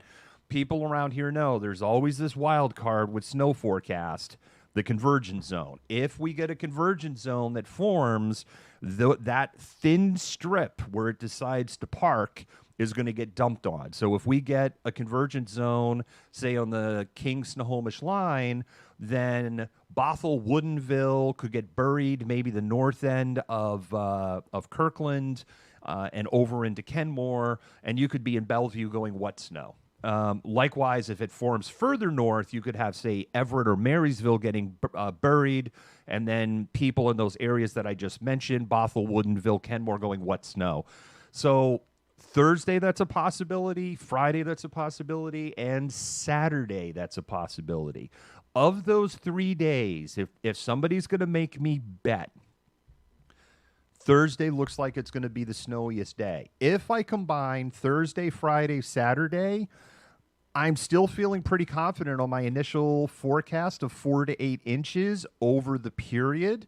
And I'm not going to sit here and go, like, I'm not ready yet to go and I think it's going to be, boom, this is the money that I'm going to put it on. So because we are going to be, here's the good news. It's not going to come in a big dump.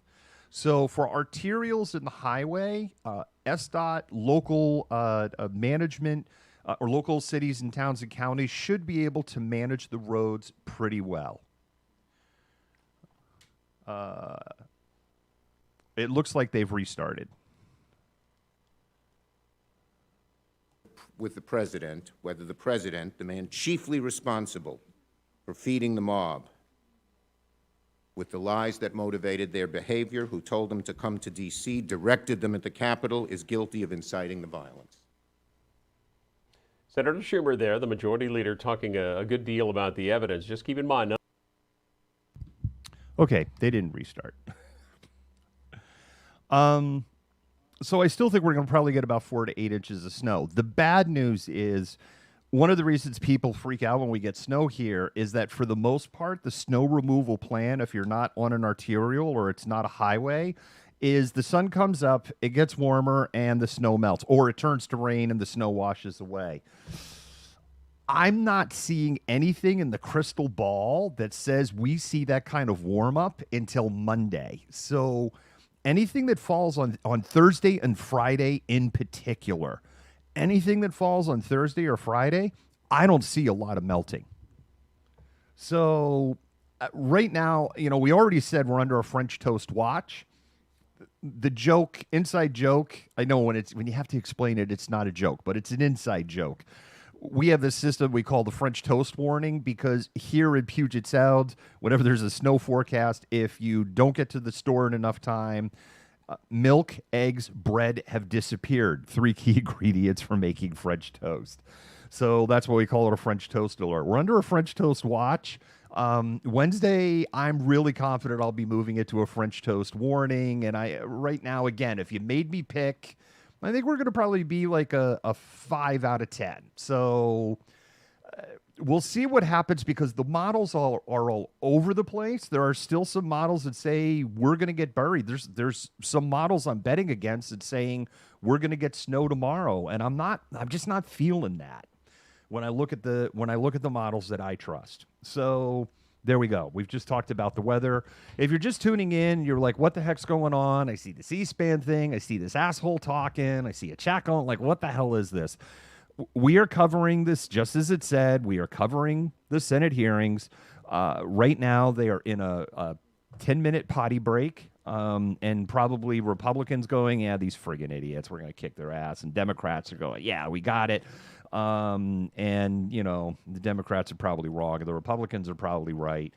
And we're probably going to be having an authoritarian government to 10 to 20 years, and that's a whole separate story. And we can look at the history of Germany and particularly the actions that the Weimar Republic took after the beer hall putsch of November of 1923. I immediately was calling this the beer belly putsch, and man, I'm almost regretting calling it at this point because I'm feeling like it's almost prophetic in calling this the beer belly putsch. We as a nation have to come down hard on this, because if you don't come down hard on this, then this just sends a message that it's okay. And if you're like, I know there were comments earlier on the false moral equivalency of what about BLM and everything they did. I'm sorry, BLM never did try actually to overthrow the government at any point of time, nor did BLM ever storm the Capitol at any point of time. The other argument I love is, well, why do they have a wall up around? Why did Donald Trump put a massive wall around the White House all the way back in June, a wall that basically was never taken down? And we're not talking about the little fence there. I mean, he put a massive wall. And here is one of the most central arguments that I am a little surprised that nobody has brought. Maybe it will come up on what it looks like we are going to get started now. So you're going to have to wait for my thought. Do I say anything?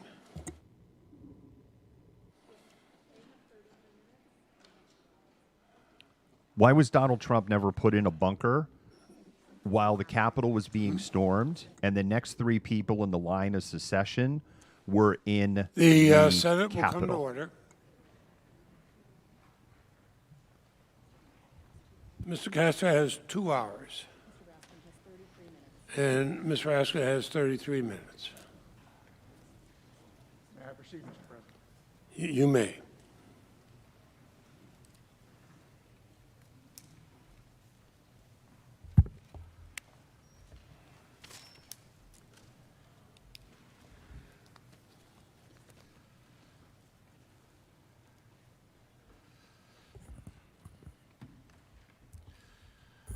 Mr. President and members of the United States Senate, thank you for taking the time to hear from me. My name is Bruce Castor.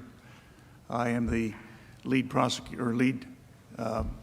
counsel for the 45th President of the United States. I was an assistant DA for such a long time, I keep saying prosecutor, but I do understand the difference, Mr. Reskin.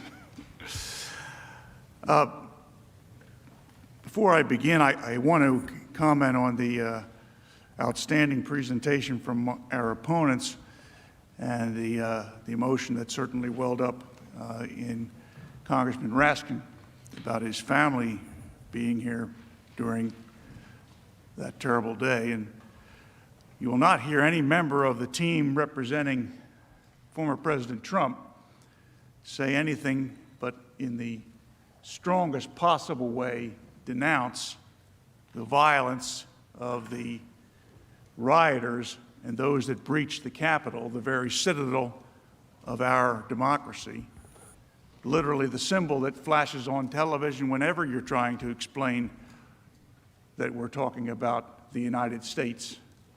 Instant symbol. To have it attacked is repugnant in every sense of the word. The loss of life is horrific. I spent many long years prosecuting homicide cases, catching criminals that committed murders.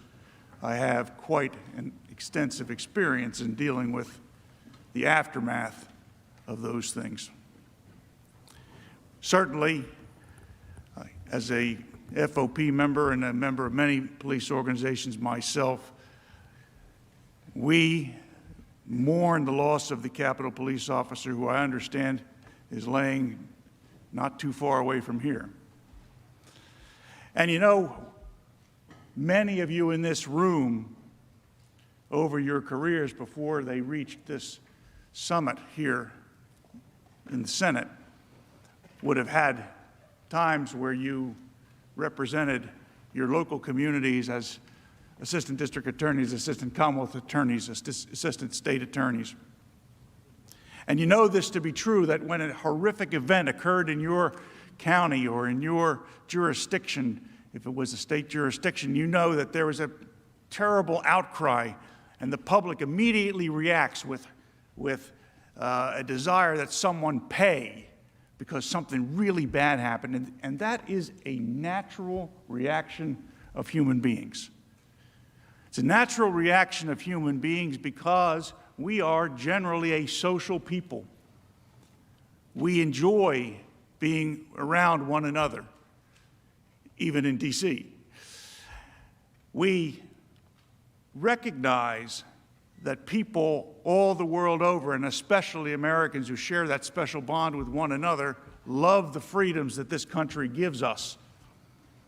And we all feel that if somebody is unsafe when they're walking down the street, that the next person that's unsafe could be you, your spouse, one of your children, some other person that you love and know personally. So you'll never hear anybody representing former President Trump say anything at all other than what happened on January 6th and the storming and breaching of the Capitol should be denounced in the most vigorous terms, nor that those persons responsible should be prosecuted to the fullest extent that our laws allow. And indeed, I have followed some of those cases and those prosecutions, and it seems to me that we're doing a pretty good job of identifying and prosecuting those persons who committed those offenses. And I commend the FBI and the District of Columbia Police and the other agencies for their work. It's natural to recoil. It's an immediate thing. It comes over you without your ability to stop it. The desire for retribution. Who caused this awful thing? How do we make them pay? We recognize in the law, and I know many of you are lawyers, probably lawyers, some of you, I've been a lawyer 35 years, longer than me. Many longer than me, probably. And we know we have a specific body of law that deals with passion and rage, blinding logic and reason. That's the difference between manslaughter and murder. Manslaughter is the killing of a human being upon sudden and intense provocation. But murder is done with cold blood and reflective thought. We are so understanding of the concept that people's minds can be overpowered with emotion where logic does not immediately kick in, that we have recognized examples that otherwise would be hearsay and said that no, when you're driving down the street and you look over at your wife and you say, hey, you know what, that guy's about to drive through the red light and kill that person, your wife can testify to what you said, because even though it's technically hearsay, is an exception because it's the event living through the person. Why? No opportunity for reflective thought. And there's all sorts of examples that we recognize in the law for why people immediately desire retribution, immediately recognize in the law that people can be overcome by events.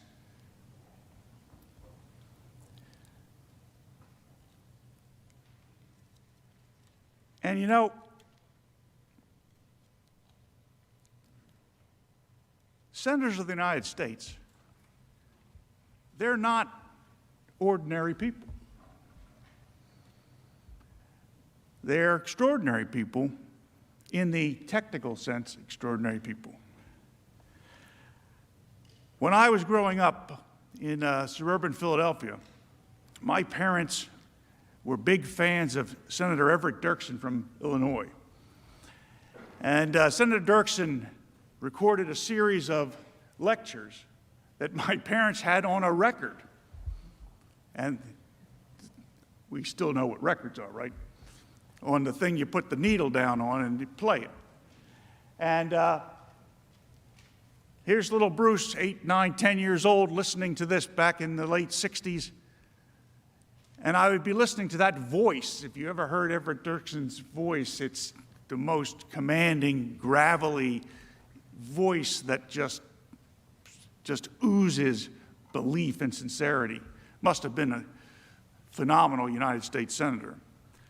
He doesn't talk about ordinary people as we do in the law. We apply the ordinary person standard.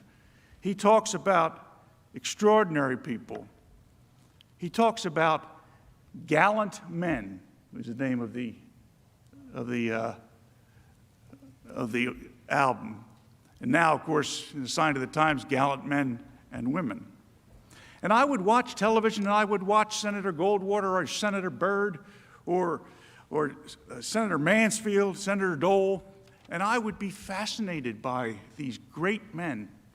And everybody's parents say this when they're growing up. You could grow up to be a United States senator. You could do that. They're just men and women like you are. Well, then Everett Dirksen tells us that they're not. They're gallant men and women that do extraordinary things when their country needs them to do it. United States senators really are different. And I have been around United States senators before. 2 of them in this room from Pennsylvania, I like to think, are friendly toward me, or at least friends of mine when we're not politically adverse.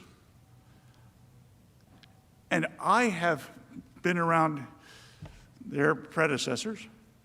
And one thing I have discovered, whether it be Democrats or Republicans, United States senators are patriots first. Patriots first. They love their country. They love their families. They love the states that they represent. There isn't a member in this room who has not used the term, I represent the great state of fill in the blank. Why? Because they're all great? Yeah. But you think yours is greater than others because these are your people. These are the people that sent you here to do their work. They trusted you with the responsibility of representative government. You know, I feel proud to know my senators. Senator Casey up here in the back, Senator Toomey over to the left. You know, it's funny, this is an aside, but it's funny. You ever notice how when you're talking or you hear others talking about you when you're home in your state, they will say, you know, I talked to my senator, or I talked to somebody on the staff of my senator. It's always my senator. Why is it that we say my senator? We say that because the people you represent are proud of their senators. They absolutely feel that connection of pride, because that's not just Pat Toomey of Pennsylvania. That's my senator from Pennsylvania, or Bob Casey from Scranton. That's my senator. And you like that. People like that. The people back home really do. And United States senators have a reputation, and it's deserved. They have a reputation for cool-headedness, being erudite. The men and women that we send from back home to D.C. to look after our interests. We feel a sense of ownership and a sense of pride in our senators. There's plenty of times I've been around in political gatherings where I hear, there's no way Senator Toomey's going to allow that. I don't mean to pick on you, Pat, but there's no way Senator Casey is going to allow that. Because we feel the pride, and something bad is potentially in the wind, and we expect our United States senators not reacting to popular will and not reacting to popular emotions. We expect them to do what is right, notwithstanding what is immediately and expedient that the media tells us is the topic of the day.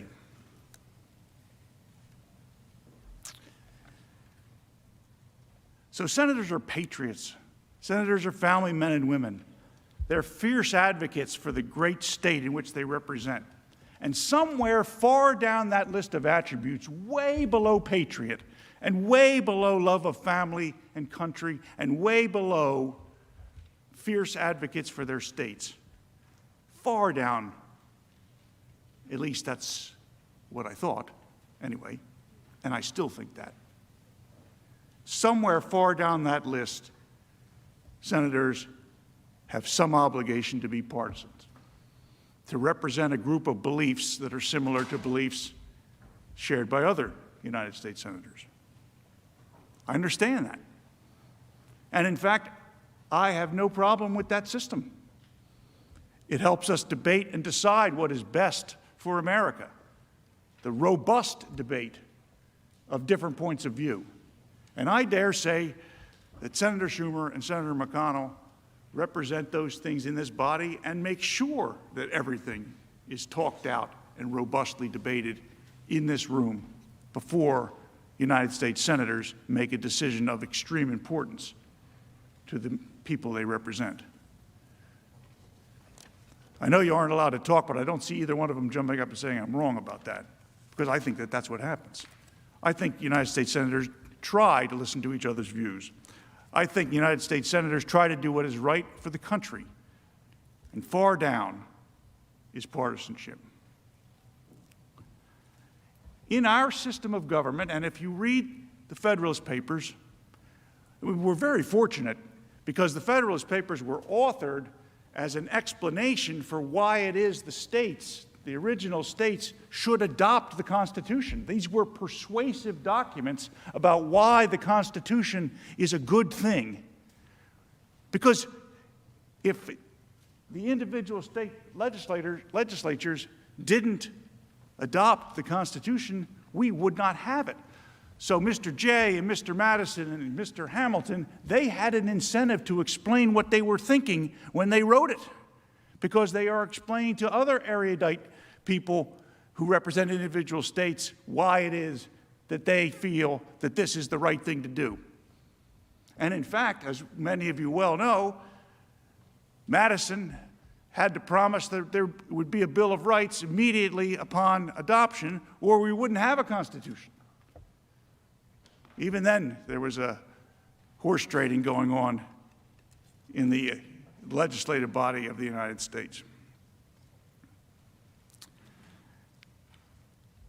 The other day, when I was down here in Washington, I came down earlier in the week to try to figure out how to find my way around. I worked in this building 40 years ago. I got lost then, and I still do. But in studying the Constitution, in all the years I was a prosecutor, where so many things depend on interpretations of phrases in the Constitution, I learned that this body, which one of my worthy colleagues said is the greatest deliberative body in the entire world, and I agree, that particular aspect of our government was intentionally created, if you read the Federalist Papers. The last time a body such as the United States Senate sat at the pinnacle of government with the responsibility that it has today, it was happening in Athens, and it was happening in Rome. Republicanism, the form of government, republicanism, throughout history has always, and without exception, fallen because of fights from within, because of partisanship from within, because of bickering from within. And in each one of those examples that I mentioned, and there are certainly others probably that are smaller countries that lasted for less time that I don't know about off the top of my head, but each one of them, once there was the vacuum created that the greatest deliberative bodies, the Senate of Greece sitting in Athens, the Senate of Rome, the moment that they devolved into such partisanship, it's not as though they ceased to exist. They ceased to exist as representative democracy, both replaced by totalitarianism. Paraphrasing the famous quote from Benjamin Franklin, who, as a Philadelphian, I feel as though I can do that because he's my founding father, too. He who would trade liberty for some temporary security deserves neither liberty nor security. If we restrict liberty to attain security, we will lose both. And isn't the way we have enshrined in the Constitution the concepts of liberty that we think are critical, the very concepts of liberty that drove us to separate from Great Britain? And I can't believe these fellows are quoting what happened pre-revolution as though that's somehow of value to us. We left the British system. If we're really going to use pre-revolutionary history in Great Britain, then the precedent is we have a parliament and we have a king. Is that the precedent that we are headed for? Now, it's not an accident that the very first liberty, if you grant me that our liberties are enumerated in the Bill of Rights, it's not an accident that the very first liberty in the first article of the Bill of Rights is the First Amendment, which says, Congress shall make no law abridging freedom of speech, etc. Congress shall make no law. the very first one, the most important one, the ability to have free and robust debate, free and robust political speech.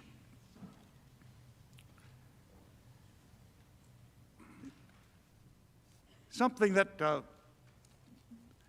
Mr. Raskin and his team brought up is that it's somehow a suggestion from former President Trump's team that when various public officials were not denouncing the violence that we saw over the summer, that was somehow the former president equating that speech to his own. Not at all. Exactly backwards. I saw a headline, Representative so-and-so seeks to walk back comments about, I forget what it was, something that bothered her. I was devastated when I saw that she thought it was necessary to go on television yesterday or the day before and say she needs to walk back her comments. She should be able to comment as much as she wants. And she should be able to say exactly as she feels. And if she feels that the supporters of then President Trump are not worthy of having their ideas considered, she should be permitted to say that. And anybody who agrees should be permitted to say they agree. That's what we broke away from Great Britain in order to be able to do. To be able to say what we thought in the most robust political debate. My colleague, Mike Vanderveen, is going to give you a recitation on the First Amendment law of the United States. I commend to your attention the analysis that he's going to give you. I don't expect, and I don't believe that the former president expects anybody to walk back any of the language. If that's how they feel about the way things transpired over the last couple of years in this country, they should be allowed to say that, and I will go to court and defend them if anything happens to them as a result. If the government takes action against that state representative or that U.S. representative who wants to walk back her comments, the government takes action against her, I have no problem going into court and defending her right to say those things, even though I don't agree with them.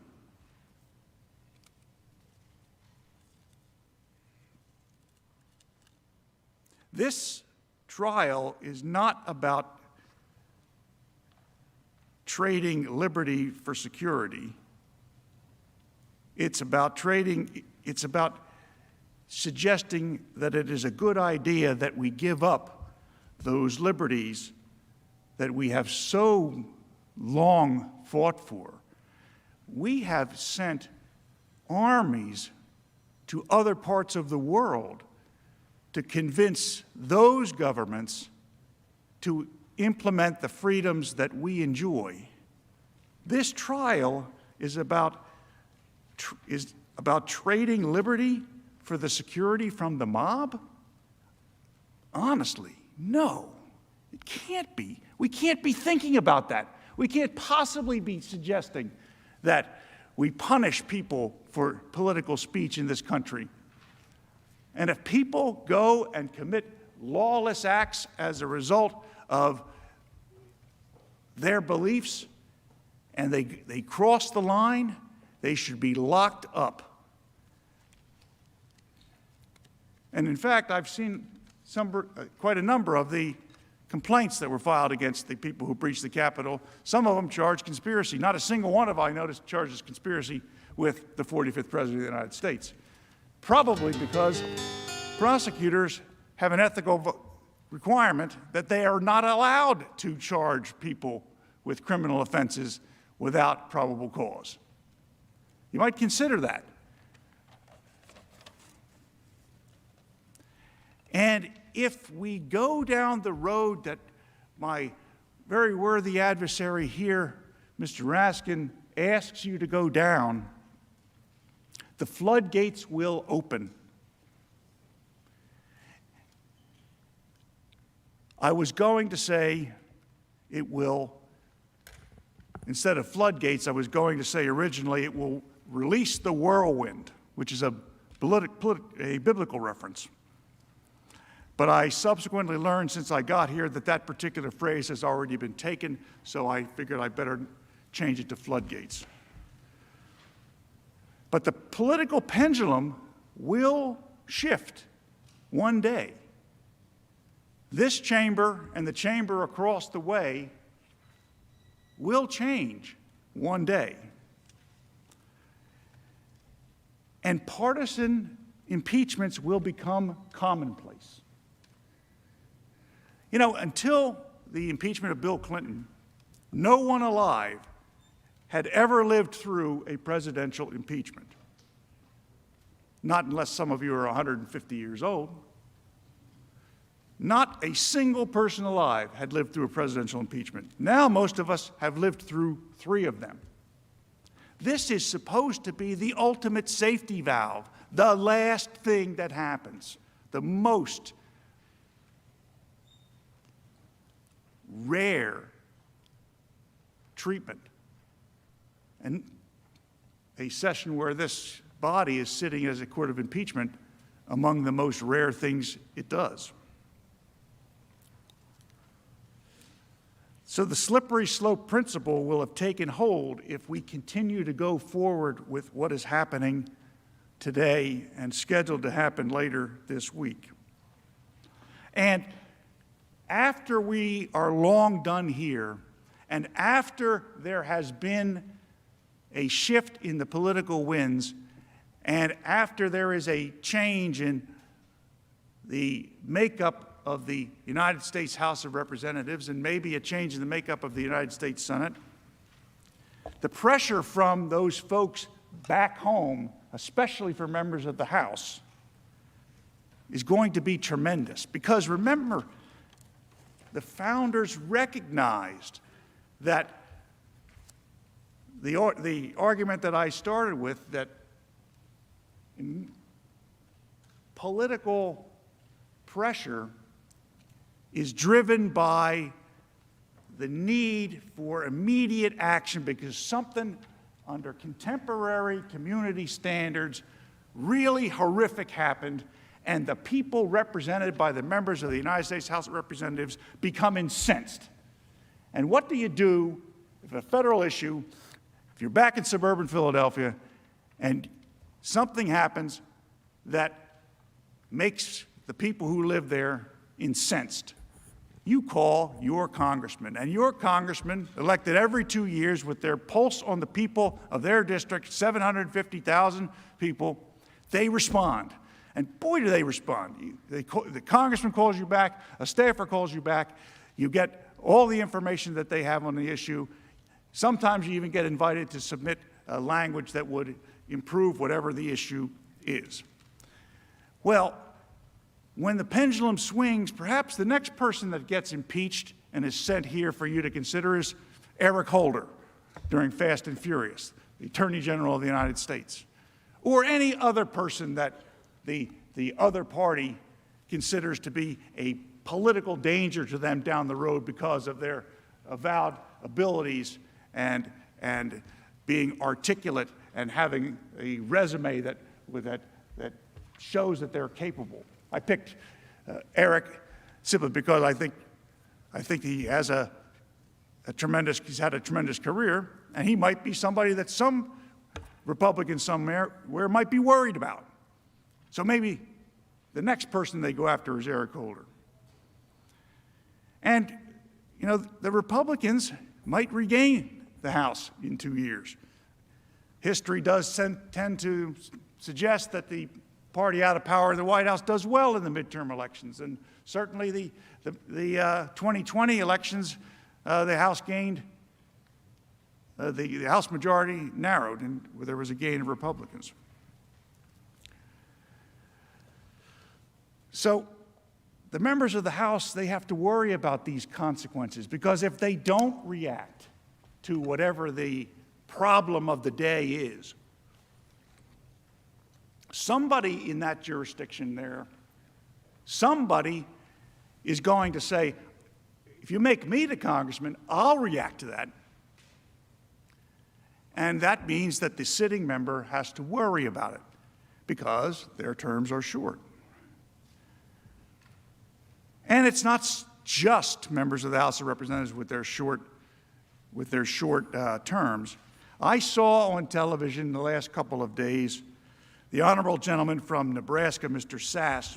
I saw that he faced backlash back home because of a vote he made some weeks ago. That a political party was complaining about a decision he made as a United States Senator. You know, it's interesting because I don't want to steal the thunder from the other lawyers, but Nebraska, you're going to hear, is quite a judicial thinking place. And just maybe Senator Sass is on to something. And you'll hear about what it is that the Nebraska courts have to say about the issue that you all are deciding this week. There seem to be some pretty smart jurists in Nebraska, and I can't believe a United States Senator doesn't know that.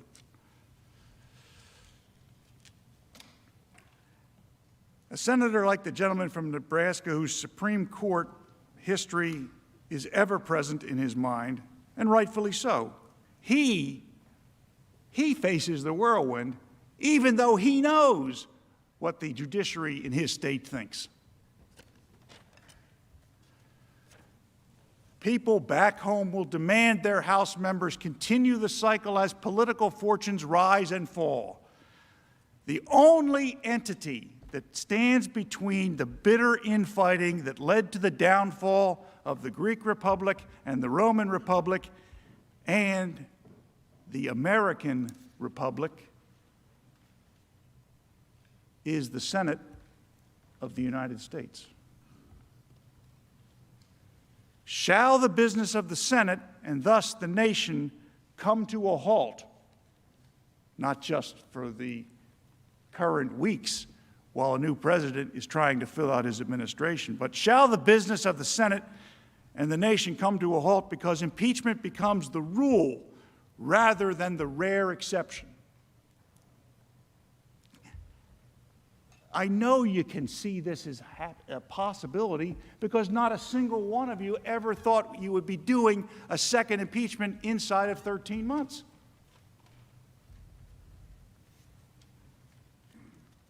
And the pressure will be enormous to respond in kind. To quote Everett Dirksen, the gallant men and women of the Senate will not allow that to happen. And this republic will endure because the top responsibility of a United States Senator and the top characteristic that you all have in common, and boy, this is a diverse group, but there isn't a single one of you who, A, doesn't consider yourself a patriot of the United States, and two, there isn't a single one of you who doesn't consider the other 99 to be patriots of the United States. And that is why this attack on the Constitution will not prevail. The document that is before you is flawed. The rule of the Senate concerning impeachment documents, Articles of Impeachment, Rule 23, says that such documents cannot be divided. You might have seen that we wrote that in the answer. It might have been a little legalistic or legalese for the newspapers to opine on very much, but there is some significance. The House managers, clever fellows that they are, they cast a broad net.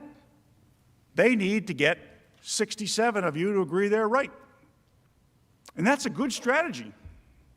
I would use the same strategy, except there is a rule that says you can't use that strategy. You see, Rule 23 says that the article of impeachment is indivisible. And the reason why that's significant is you have to agree that every single aspect of the entire document warrants impeachment because it's an all or nothing document. You can't cut out parts that you agree with warrant impeachment and parts that don't. because it's not divisible. It flat out says in the Senate rules it's not divisible. Now, previous impeachments, like President Clinton, said the president shall be found guilty of high crimes and misdemeanor for engaging in one or more of the following, and then gives a list. So all I had to do was win one. But they do that here. Has to be all or nothing. And some of these things that you are asked to consider might be close calls in your mind. But one of them is not. The argument about the 14th Amendment is absolutely ridiculous. The House managers tell you that the president should be impeached because he violated the 14th Amendment. And here's what the 14th Amendment says. No person shall be a senator or representative in Congress or elector of president and vice president or hold any office, civil or military, under the United States or any other state who, having previously taken an oath as a member of Congress or as an officer of the United States or a member of any state legislature or as an executive or judicial officer of any state to support the Constitution and shall have engaged in insurrection or rebellion against the same, or given aid or comfort to the enemies thereof.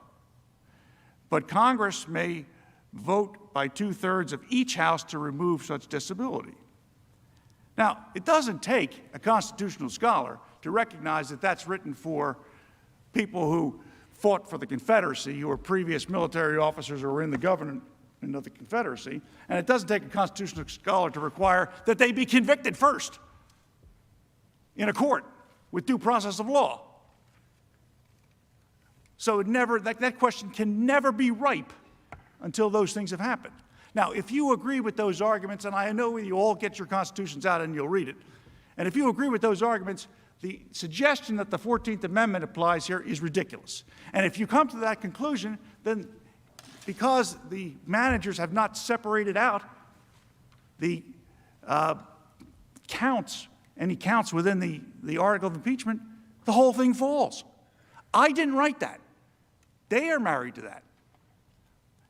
I wrote it out in individual responses because I didn't know how to respond to the cast the wide net effort. And fortunately, senators sometime in the past realized that you can't do that because you passed a rule that says, hey, you can't do that. So that's why it's flawed. It's flawed in other ways too, and my colleagues will explain that.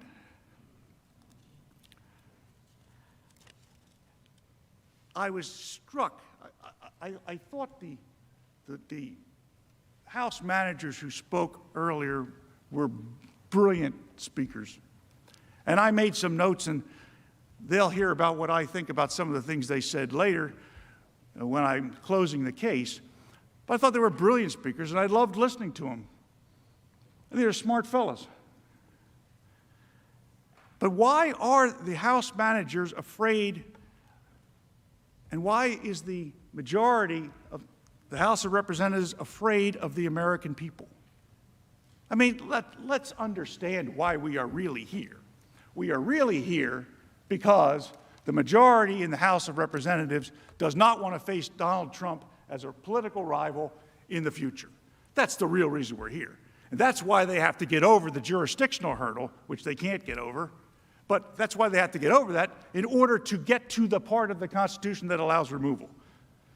So that's nobody says it that plainly, but unfortunately I have a way of speaking that way.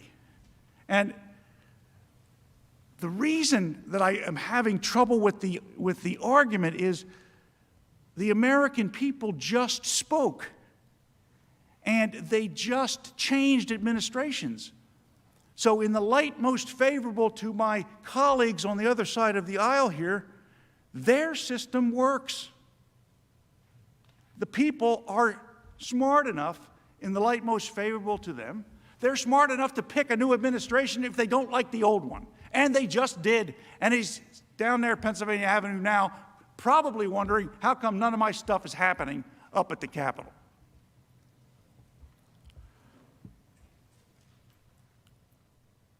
why do the members of the House of Representatives, the majority of the House of Representatives, why are they afraid of the very people that sent them to do this job? The people they hope will continue to send them back here. Why are they afraid that those same people who were smart enough to pick them as their congressman aren't smart enough to pick somebody who is a candidate for president of the United States? Why fear that the people will all of a sudden forget how to choose an administration in the next few years? And in fact, this happens all the time when there are changes in administrations from one-term presidents to others. Well, Nixon was sort of a 1.5 term, but Nixon to Ford, Ford to Carter, Carter to Reagan, Bush 41 to Clinton. That happens. The people get tired of an administration they don't want, and they know how to change it. And they just did. So why think that they won't know how to do it in 2024 if they want to? Or is that what the fear is? Is the fear that the people in 2024, in fact, will want to change and will want to go back to Donald Trump and not the current occupant of the White House, President Biden? Because all these other times, the people were smart enough to do it, choose who the president should be, and all these other times, they were smart enough to choose who their members of Congress were, and by the way, choose you all as well, but they're not smart enough to know how to change the administration, especially since they just did. So it seems pretty evident to me that they do know how. It has worked 100% of the time. 100% of the time in the United States, when the people had been fed up with and had enough of the occupant of the White House, they changed the occupant of the White House. Now, I know that one of the strengths of this body is its deliberative action. And I saw Senator Manchin on the TV the other night talking about the filibuster. And the main point was that Senator Manchin was explaining to those of us who don't operate here all the time that this body has an obligation to try to reach consensus across the aisle to legitimize the decisions it makes. Obviously, he's capable of making his own pronouncements on it, but that's what it came across on the television. And I think that that is a good way of saying why the Senate of the United States is different than other places. You know, the Constitution is a document designed to protect the rights of the minority, not the rights of the majority. Congress shall make no law abridging all of these things. That's because those were the things that were of concern at the time. It's easy to be in favor of liberty and equality and free speech when it's popular.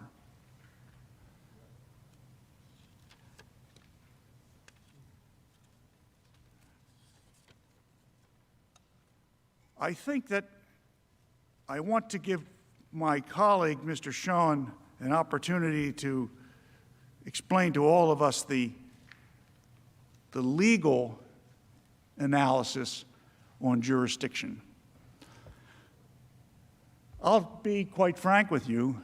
We changed what we were going to do on account that we thought that the House manager's presentation was well done. And I wanted you to know that we have responses to those things. I thought that what the first part of the case was, which was the equivalent of a motion to dismiss, was going to be about jurisdiction alone. And one of the the fellows who spoke for the House managers, who's a former criminal defense attorney, seemed to suggest that there's something nefarious, that we were discussing jurisdiction and trying to get the case dismissed. But this is where it happens in the case, because jurisdiction is the first thing that has to be found. We have counter arguments to everything that they raised, and you will hear them later on in the case from Mr. Van der Veen and from myself.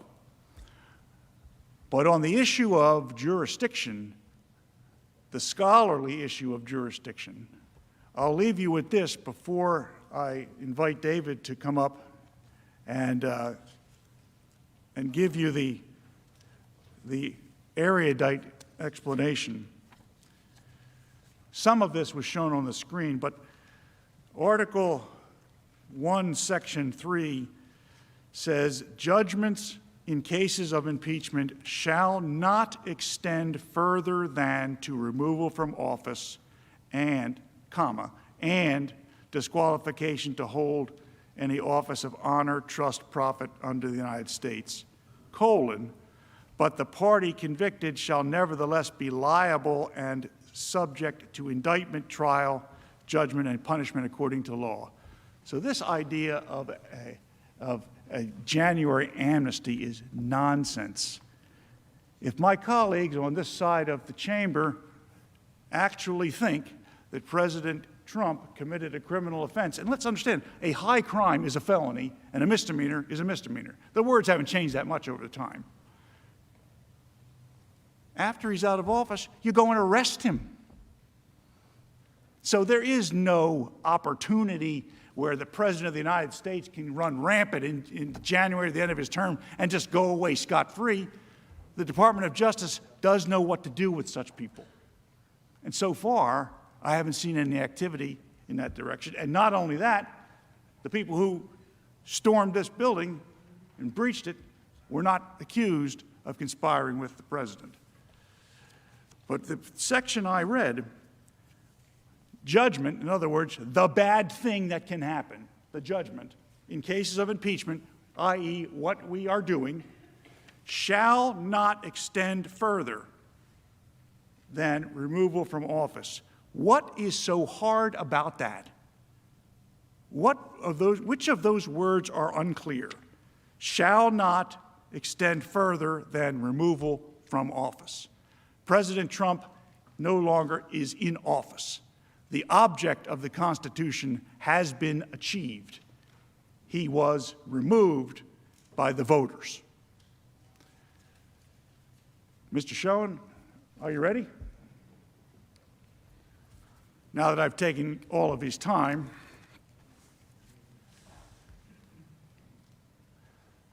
thank you, Mr. President.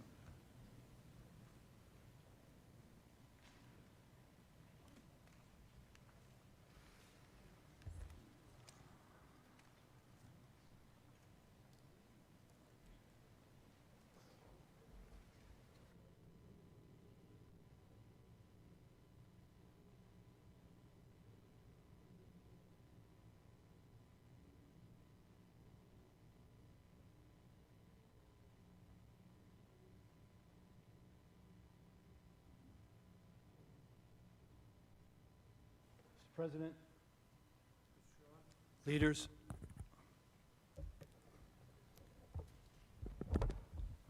quick adjustment. I stand before you on what I have always thought as the hallowed ground of democracy. In this room, American lives have been changed so dramatically in just my lifetime through so many of your legislative initiatives, from the Civil Rights Act when I was a child, through most recently the First Step Act. Laws that have provided major opportunities for Americans to move forward and upward and more fully enjoy all of the attributes of what has been the greatest nation on earth. I've seen the changes these laws have made through my clients every day for the past 36 years. These laws have enabled me to fight for their enjoyment of a fair stake in our American project. I stand before a group of 100 United States senators who have chosen to serve your country from all corners of this great nation, giving up all sorts of professions, time with family, and perhaps other more lucrative opportunities to serve your country. Mr. President, you are a man who so honorably served this nation in the Senate and in public service before your tenure here. It is an honor to appear in this historic hall of democracy, yet today, that honor is tempered by an overriding feeling of grave concern. Grave concern for the danger to the institution of the presidency that I believe even convening these proceedings indicates. The joy I believed I would feel if I ever had the great privilege of appearing before this body is replaced by sadness and pain. My overriding emotion is frankly wanting to cry for what I believe these proceedings will do to our great, so long enduring, sacred Constitution and to the American people on both sides of the great divide that now characterizes our nation. Esteemed members of the Senate, going forward with this impeachment trial of a former President of the United States is unconstitutional for reasons we have set out in our brief, some of which we'll focus on here, and as a matter of policy, it is wrong, as wrong can be for all of us as a nation. We are told by those who favor having these proceedings that we have to do it for accountability. But anyone truly interested in real accountability for what happened at the Capitol on January 6th would, of course, insist on waiting for a full investigation to be completed. Indeed, one is underway in earnest already, intent on getting to the bottom of what happened. Anyone interested in ensuring that it's truly the one or ones responsible from whom accountability is sought would more than willingly wait for the actual evidence, especially with new evidence coming in every day about pre-planning, about those who were involved, and about their agenda bearing no relationship to the claims made here. They say you need this trial before the nation can heal, that the nation cannot heal without it. I say our nation cannot possibly heal with it. With this trial, you will open up new and bigger wounds across the nation, for a great many Americans see this process for exactly what it is: a chance by a group of partisan politicians seeking to eliminate Donald Trump from the American political scene and seeking to disenfranchise 74 million plus American voters and those who dare to share their political beliefs and vision of America. They hated the results of the 2016 election and want to use this impeachment process to further their political agenda. These elitists have mocked them for 4 years. They've called their fellow Americans who believe in their country and their Constitution deplorables. And the latest talk is that they need to deprogram those who supported Donald Trump and the grand old party. But at the end of the day, this is not just about Donald Trump or any individual. This is about our Constitution and abusing the impeachment power for political gain.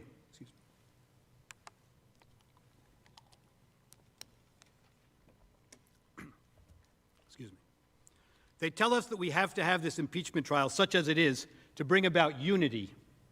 But they don't want unity, and they know this so-called trial will tear the country in half, leaving tens of millions of Americans feeling left out of the nation's agenda, as dictated by one political party that now holds the power in the White House and in our national legislature.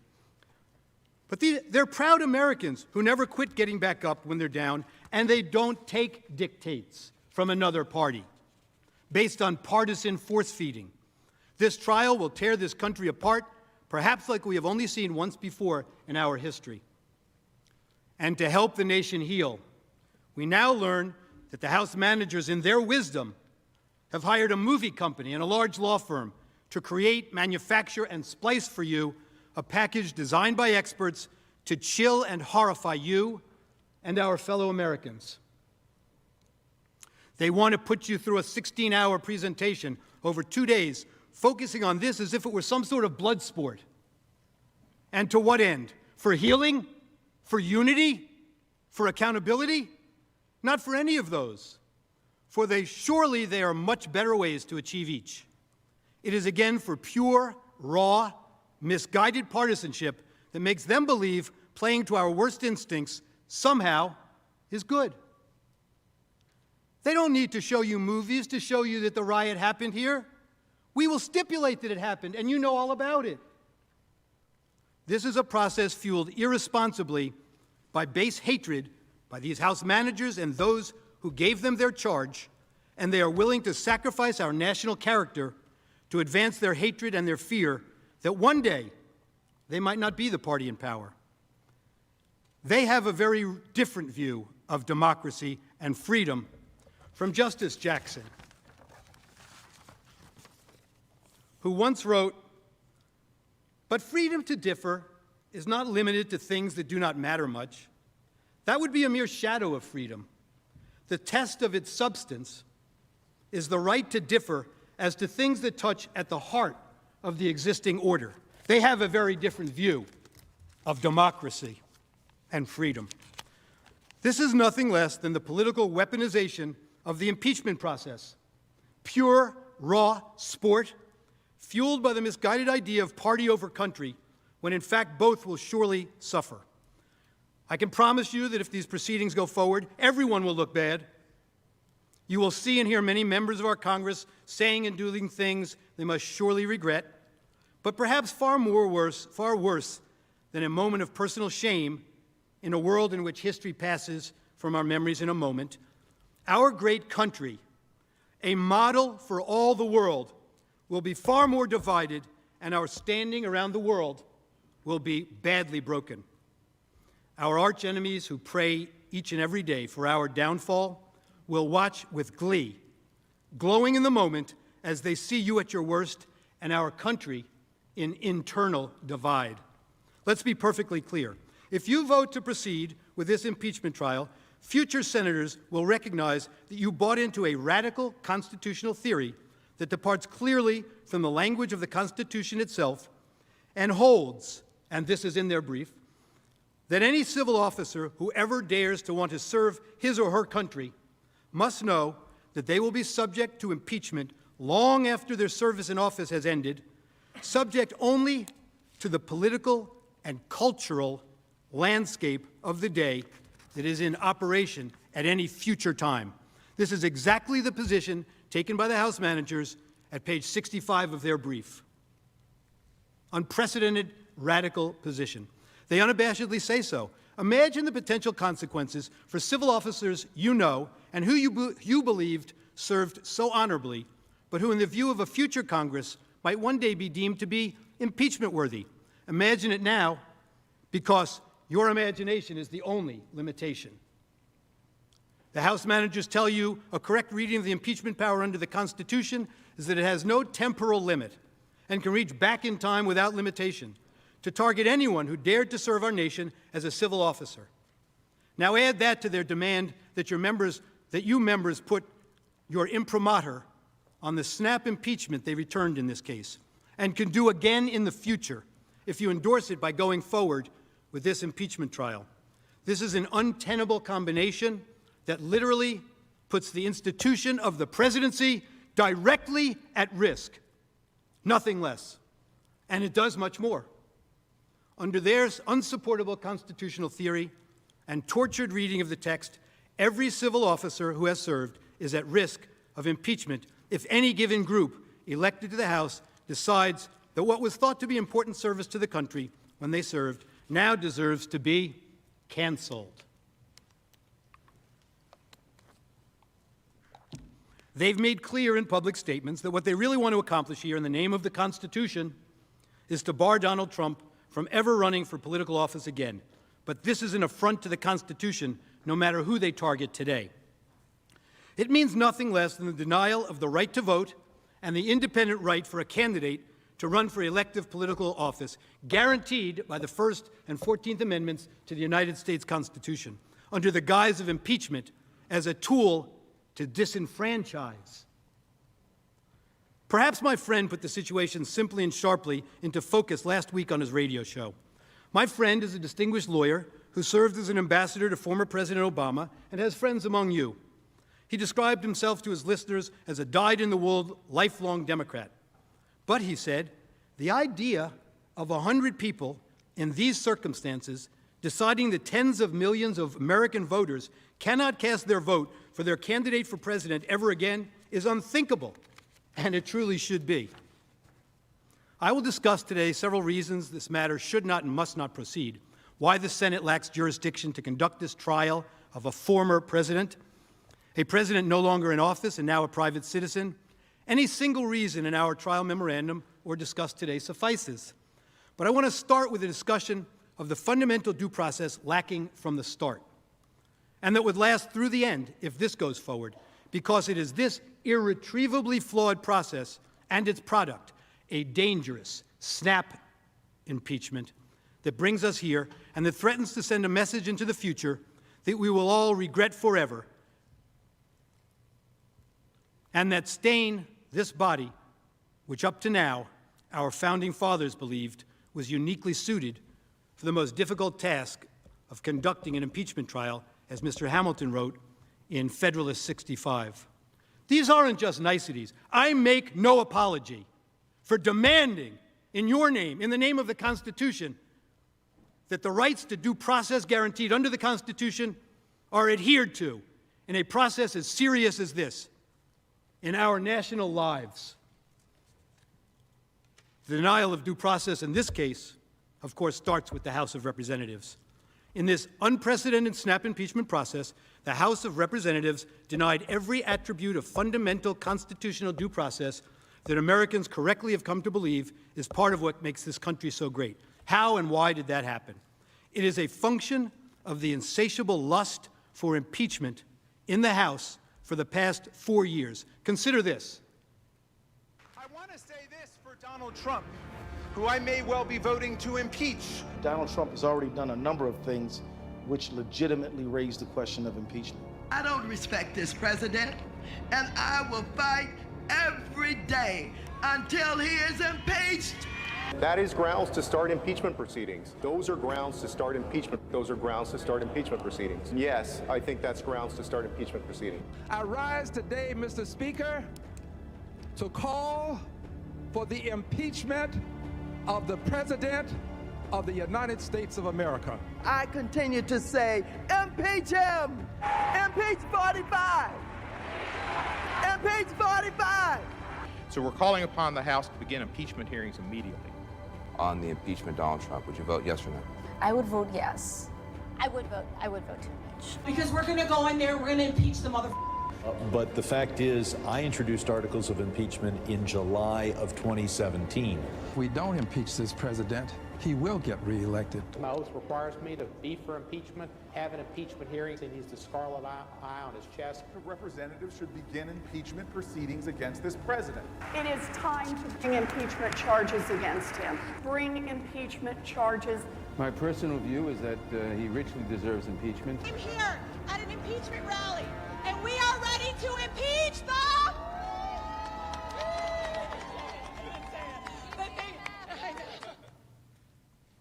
The relevant timeline in the House reveals the rush to judgment.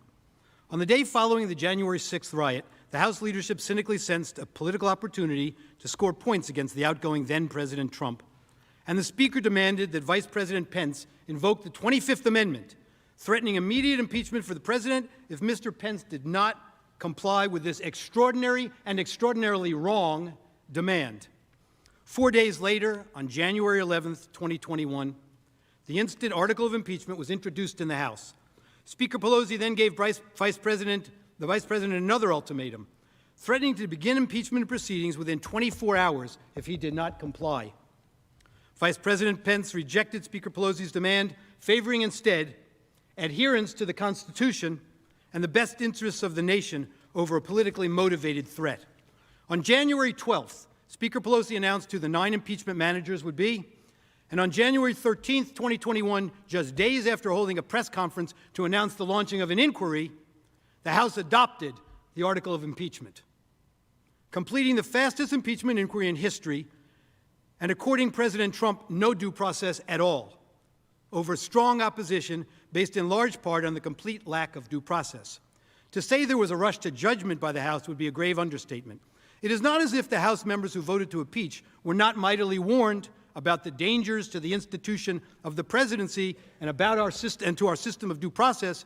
They were warned in the strongest of terms from within their own ranks, adamantly, clearly, and in no uncertain terms, not to take this dangerous snap impeachment course. Those warnings were framed in the context of the constitutional due process that was denied here. Consider the warnings given by one member during the House proceedings, pleading with the other members to accord this decision the due process the Constitution demands. This is Representative Cole of Oklahoma. With only 1 week to go in his term, the majority is asking us to consider a resolution impeaching President Trump. And they do so knowing full well that even if the House passes the resolution, the Senate will not be able to begin considering these charges until after President Trump's term ends. I can think of no action the House can take that is more likely to further divide the American people than the action we are contemplating today. Emotions are clearly running high, and political divisions have never been more apparent in my lifetime, Representative Cole said. Mr. Cole's words on the floor, emphasizing the care that must be taken with respect to the consideration of an article of impeachment, echoed the concerns by our founding fathers on this subject. Listen to this from Mr. Hamilton in Federalist number 65. Quote, "A well-constituted court for the trial of impeachments is an object not more to be desired than difficult to be obtained in a government wholly elective. The prosecution of them, for this reason, will seldom fail to agitate the passions of the whole community and to divide into parties more or less friendly or inimical to the accused. In many cases, it will connect itself with pre-existing factions and will enlist all their animosities, partialities, influence, and interest on one side or on the other. In such cases, there will always be the greatest danger that the decision will be regulated more by the comparative strength of parties than by the real demonstrations of innocence or guilt." Prescient thinking by Mr. Hamilton, as we see often.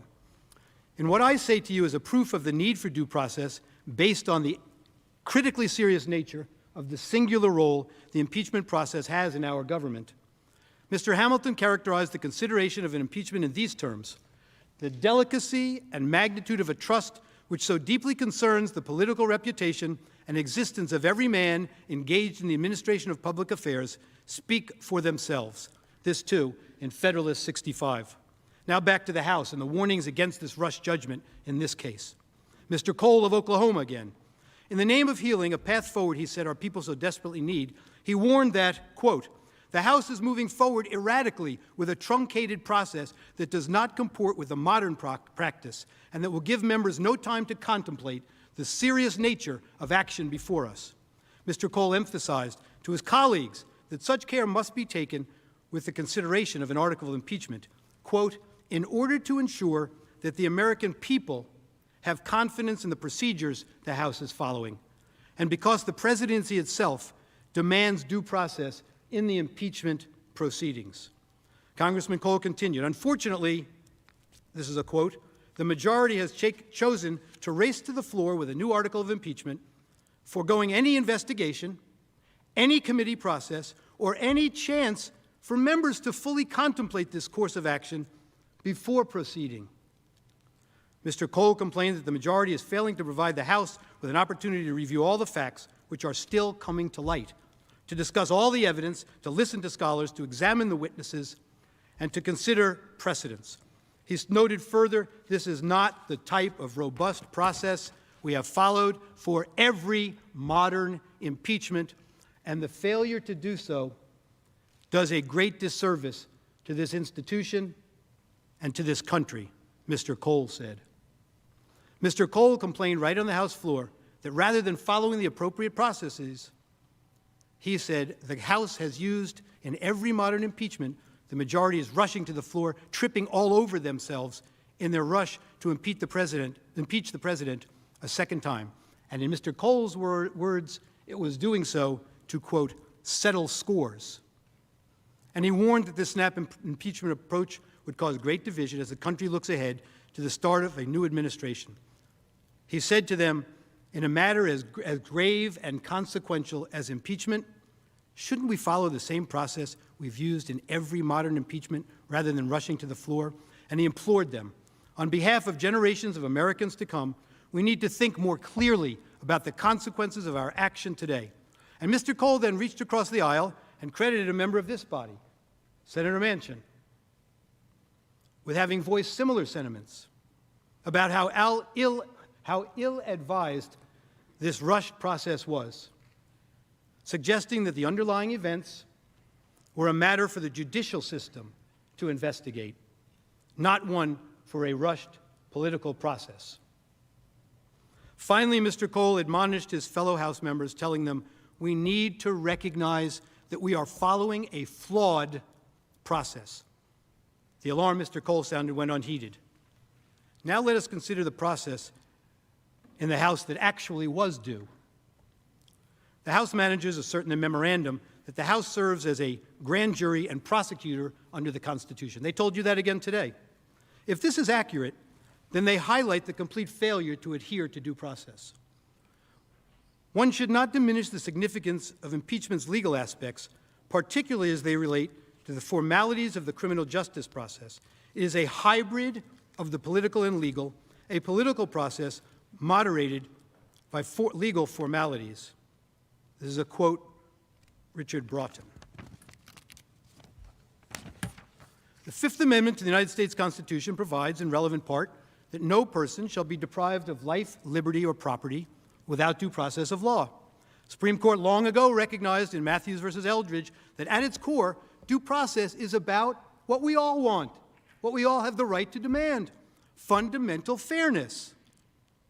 One scholar, Brian Owsley, has written that the impeachment process should and does include some of the basic safeguards for the accused that are observed in a criminal process, such as fairness, due process, presumption of innocence, and proportionality, basic American values. And of course, we know that the Supreme Court has recognized that due process protection attend congressional investigations. While Congress is empowered to make its own rules of proceeding, it may not make rules that ignore constitutional restraints or violate fundamental rights.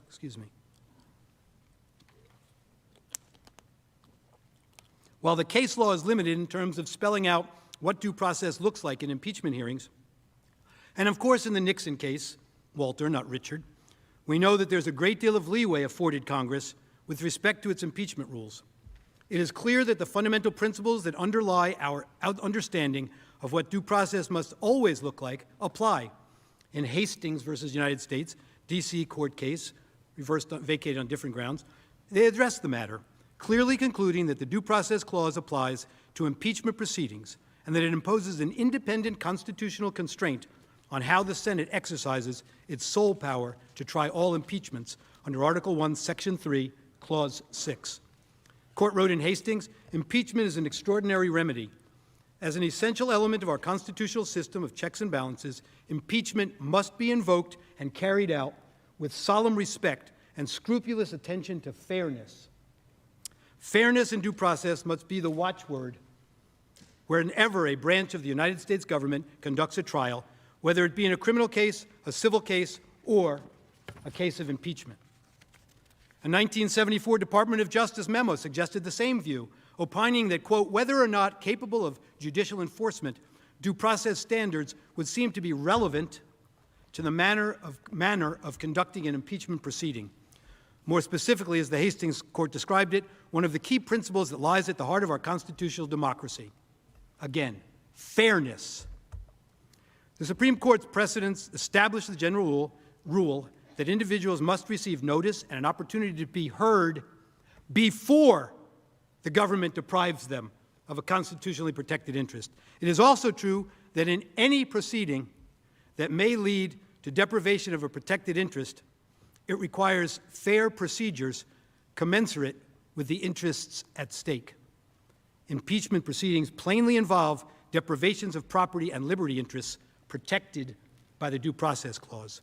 And the House surely seeks to strip Donald Trump of his most highly cherished constitutional rights, including the right to be eligible to hold public office again, should he so choose. Due process must apply, and at a minimum, due process in the impeachment process must include that the evidence must be disclosed to the accused, and the accused must be permitted an opportunity to test and confront the evidence. particularly through the rights to confront and cross-examine witnesses, which have long been recognized as essential to due process. In almost every setting where important decisions turn on questions of fact, due process requires an opportunity to confront and cross-examine. It is unfathomable that the framers, steeped in the history of Anglo-American jurisprudence, would create a system that would allow the chief executive and commander-in-chief of the armed forces to be impeached based on a process that developed evidence without providing any of the elementary procedures that the common law developed over centuries for ensuring the proper testing of evidence in an adversarial process. We would never countenance such a system in this country. Current members of the House and Senate leadership are themselves on record repeatedly confirming these procedural due process requirements. Indeed, Congressman Nadler is on record asserting that in the context of a House impeachment investigation, due process includes, quote, the right to be informed of the law, of the charges against you, to call your own witnesses, and to have the assistance of counsel. Then President Trump was not given any semblance of the due process Congressman Nadler clearly believes he deserves, based on the congressman's description of due process that must be afforded to an accused in an impeachment proceeding, as reflected in a statement he made relating to another impeachment in 1998. No reason was found for the apparent change in the congressman's point of view with respect to the two objects of the impeachment at issue. These fundamental attributes of due process have been honored as required parts of modern impeachment protocol since at least 1870. It's not seriously debatable, nor should it be, by any American legislator. In spite of all this, the House leadership defied all the norms and denied the then-president all of his basic and constitutionally protected rights. For then-President Donald Trump, the House impeachment procedure lacked any semblance of due process whatever.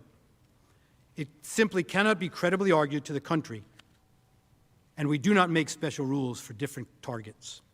It's the very integrity of the institution that suffers when we do, and that is what the House leadership knowingly has caused. A review of the House record reveals that the Speaker streamlined the impeachment process. House Resolution 24 to go straight to the floor for a 2-hour debate and a vote without the ability for amendments. The House record reflects no committee hearing, no witnesses, no presentation or cross-examination of evidence, and no opportunity for the accused to respond or even have counsel present to object. As the New York Times recently reported, there were no witness interviews, no hearings, no committee debates, and no real additional fact-finding. House managers claimed the need for impeachment was so urgent that they had to rush the proceedings with no time to spare for a more thorough investigation, or really any investigation at all. But that claim is belied by what happened or didn't happen next. The House leadership unilaterally and by choice waited another 12 days to deliver the article to this Senate to begin the trial process. In other words, the House leadership spent more time holding the adopted article than it did on the whole process leading up to the adoption of the article. That intentional delay, designed to avoid having the trial begin while Mr. Trump was still president, led to yet another egregious denial of due process. Excuse me. Article 1, Section 3 of our Clause 6 of our Constitution, of course, provides in pertinent part that the Senate shall have the sole power to try all impeachments. When sitting for that purpose, they shall be on oath or affirmation, and when the President of the United States is tried, the Chief Justice shall preside. By intentionally waiting until President Trump's term of office expired before delivering the article of impeachment to the Senate to initiate trial proceedings, Speaker Pelosi deprived then-President Trump of the express constitutional right and the right under the Senate's own Rule 4 to have the Chief Justice of the United States preside over his trial and wield the considerable power provided for in the rules of procedure and practice in the Senate when sitting on impeachment trials. That power includes, under Rule 5, the presiding officer's exclusive right to make and issue all orders, under Rule 7, to make all evidentiary orders, subject to objections by a member of the Senate. We say respectfully that this intentional delay by Speaker Pelosi, such that in the intervening period President Trump became private citizen, Mr. Trump, constitutes a lapse or waiver of jurisdiction here. For Mr. Trump no longer is the president, described as subject to impeachment in Article 1, Section 3, Clause 6, and in Article 2, Section 4. And this body, therefore, has no jurisdiction as a function of that additional due process violation by Speaker Pelosi.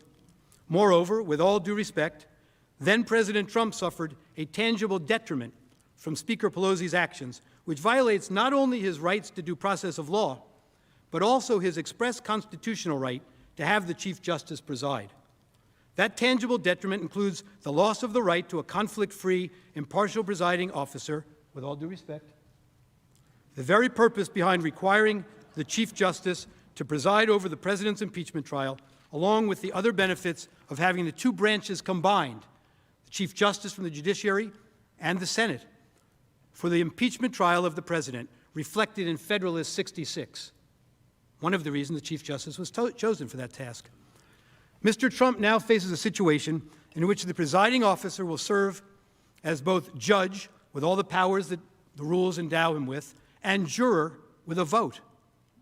And beyond that, the presiding officer, although enjoying a lifelong honorable reputation, of course, has been Mr. Trump's vocal and adamant opponent throughout the Trump administration, and in fact, in the very matter on trial, the presiding officer respectfully already has publicly announced his fixed view before hearing any argument or evidence that Mr. Trump must be convicted on the article of impeachment before the Senate, and indeed that members in both parties have an obligation to vote to convict as well.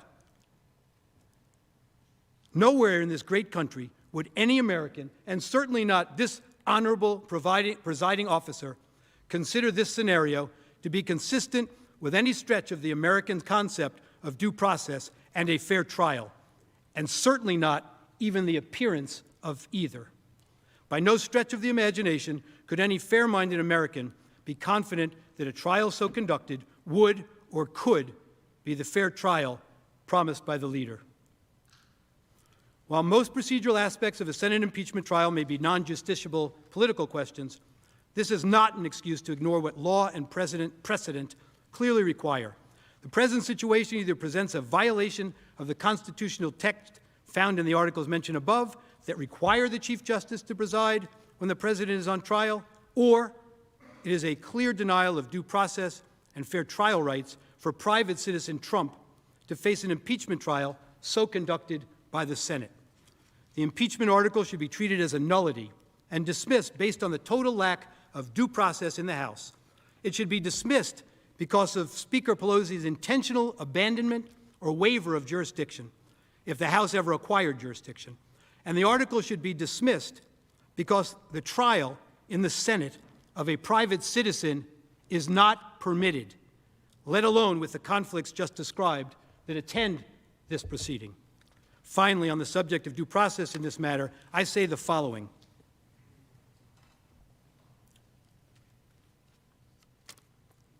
This is our nation's sacred Constitution. It has served us well since it was written, and it's been amended only through a careful process. It is a document unique in all the world. It is a foundational part of what makes the United States a beacon of light among the other nations of the world. It not only has room for a tremendous variety of perspectives on the philosophical and political direction our country should take, it encourages the advocacy of our differences.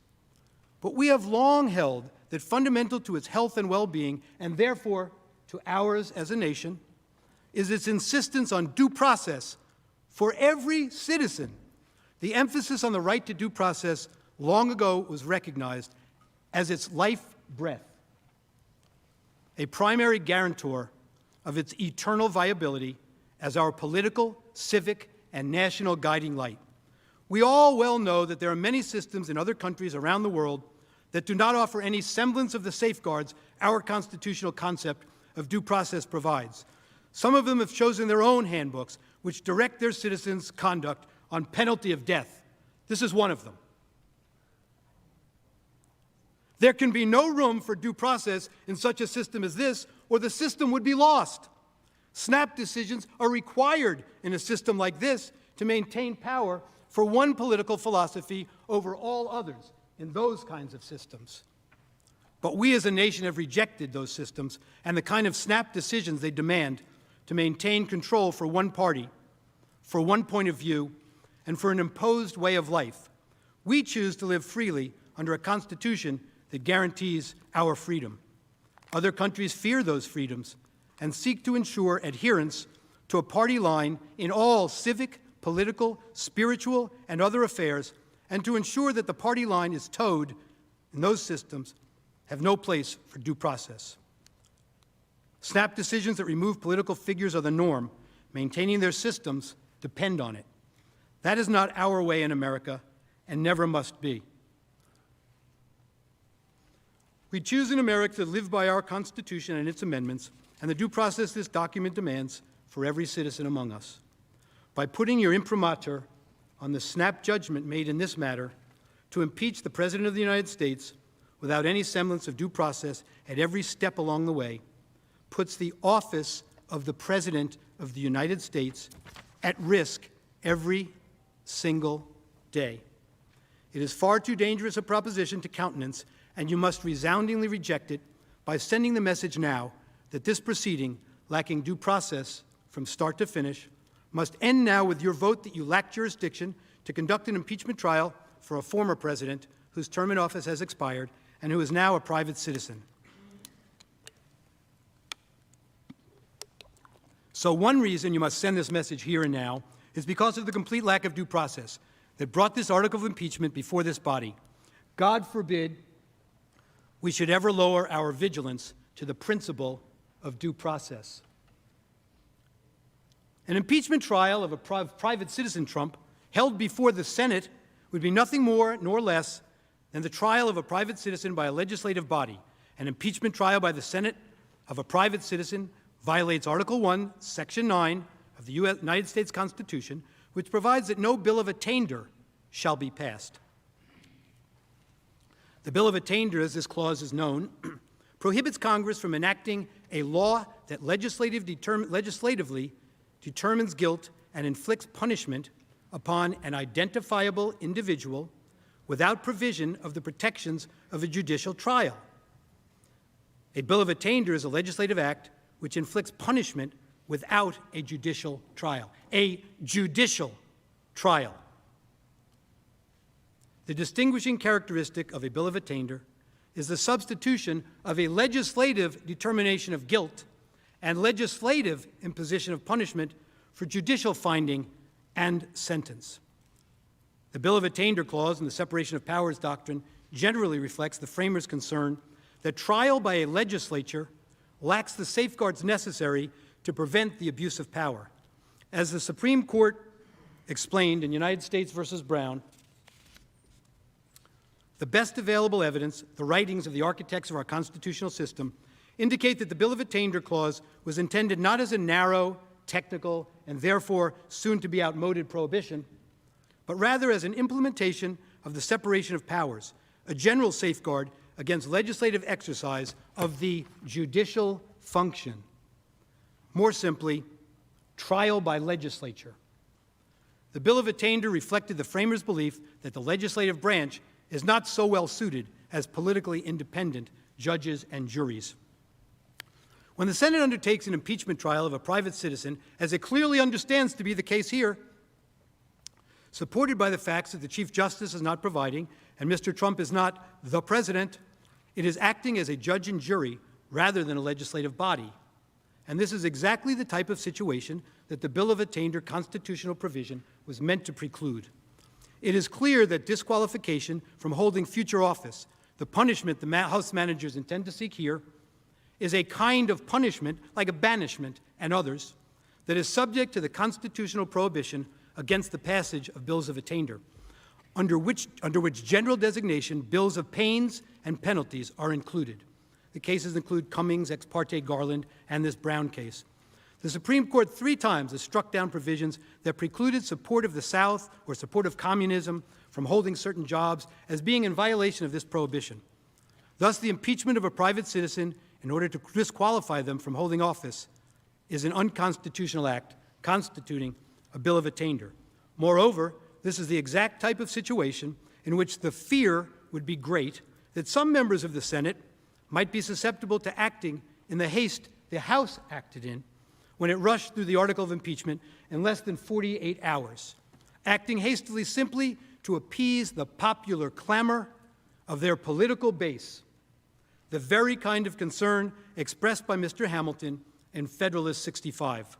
Moreover, as Chief Justice Marshall warned in Fletcher versus Peck, it is not to be disguised that the framers of the Constitution viewed with some apprehension the violent acts which might grow out of the feelings of the moment, and that the people of the United States, in adopting that instrument, have manifested a determination to shield themselves and their property from the effects of those sudden and strong passions to which men and women are exposed. The restrictions on the legislative power of the states are obviously founded in this sentiment, and the Constitution of the United States contains what may be deemed a Bill of Rights for the people of each state. No state shall pass any bill of attainder in this form. The power of the legislature over the lives and fortunes of individuals is expressly restrained. And so now let's turn to the text of the Constitution.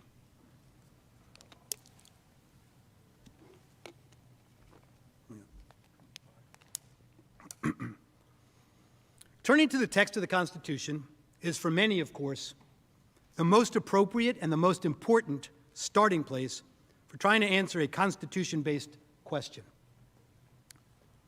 There are several passages of the United States Constitution that relate to the federal impeachment process. Let's turn to a reading of the text now. A true textual analysis, as the name implies, always begins with the words of the text and only resorts to legislative history, or history itself, if the meaning of the text is not plain. As the Supreme Court has emphasized, statutory interpretation, as we always say, begins with the text. In interpreting the text, we are guided by the principle that the Constitution was written to be understood by the voters. Its words and phrases were used in their normal and ordinary, as distinguished from technical, meaning. And we must enforce plain and unambiguous statutory language according to its terms.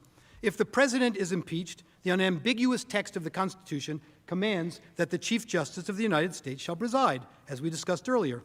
Again, the Chief Justice is disinterested and nonpartisan. His presence brings dignity and solemnity to such a proceeding. In this case, the Chief Justice clearly is not presiding, and the conflict of interest wouldn't necessarily just arise as a substitute for the Vice President. It's the appearance of a conflict of interest and a conflict of interest and the prejudgment that we've discussed. In this case, as we say, the Chief Justice clearly is not presiding. The Senate President pro temp is presiding. It appears that in the leader's view, undoubtedly joined by other senators, this is permitted by the Constitution because the subject of the trial is a non-president. As such, it is conceded, as it must be, that for constitutional purposes of the trial, the accused is a non-president. The role of the Senate, though, is to decide whether or not to convict and thereby trigger the application of Article 2, Section 4, the President, Vice President, and all civil officers of the United States shall be removed from office on impeachment for, conviction of, treason, bribery, or other high crimes and misdemeanors. From which office shall a non-president be removed if convicted? A non-president doesn't hold an office, therefore cannot be impeached under this clause, which provides for the removal from office of the person under the impeachment attack. The House managers contend that the fact that the Chief Justice is not presiding does not impact the constitutional validity of this trial. Notably, they devote only a single paragraph of their trial memorandum to developments so significant that it prompted multiple senators to declare the entire proceeding suspect, with one going so far as to say that it crystallized the unconstitutional nature of this proceeding. And the single paragraph that the House managers do devote to the issue is entirely unpersuasive on the merits. The House managers' position ignores traditional statutory canons of interpretation. It is well established that a term, as a matter of statutory interpretation, that a term appearing in several places in a statutory text is generally read the same way each time it appears. This presumption is at its most vigorous when a term is repeated within a given sentence. Additionally, the Court in at least one instance has referred to a broader, quote, established canon, that similar language contained within the section of a statute be accorded a consistent meaning. I know this is a lot to listen to at once, a lot of words, but Words are what make our Constitution, quite frankly, and the interpretation of that Constitution, as you well know, a product of words. If the text, quote, "The President of the United States," in the constitutional provision requiring the Chief Justice to preside can refer only to the sitting president and not to former presidents, then the textual identification of the President contained in Article 2, Section 4, which makes the President amenable to impeachment in the first place, also excludes anyone other than the sitting President. In full, that sentence provides that, quote, "The President, Vice President, and all civil officers of the United States shall be removed from office on impeachment for and conviction of treason, bribery, or other high crimes and misdemeanors."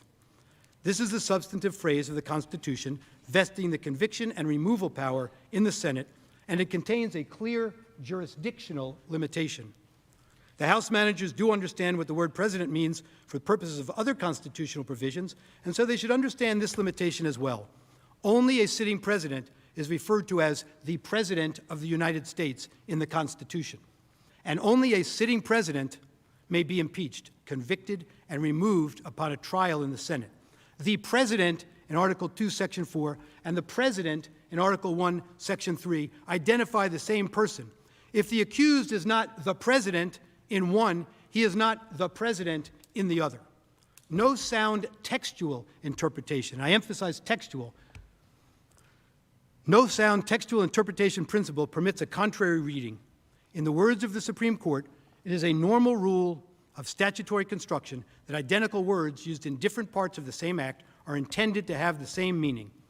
Unwittingly or unwillingly, as it may be, Senate Democrats, in their announcement that Senator Leahy is presiding, have already taken their position on this matter. The accused is not the President.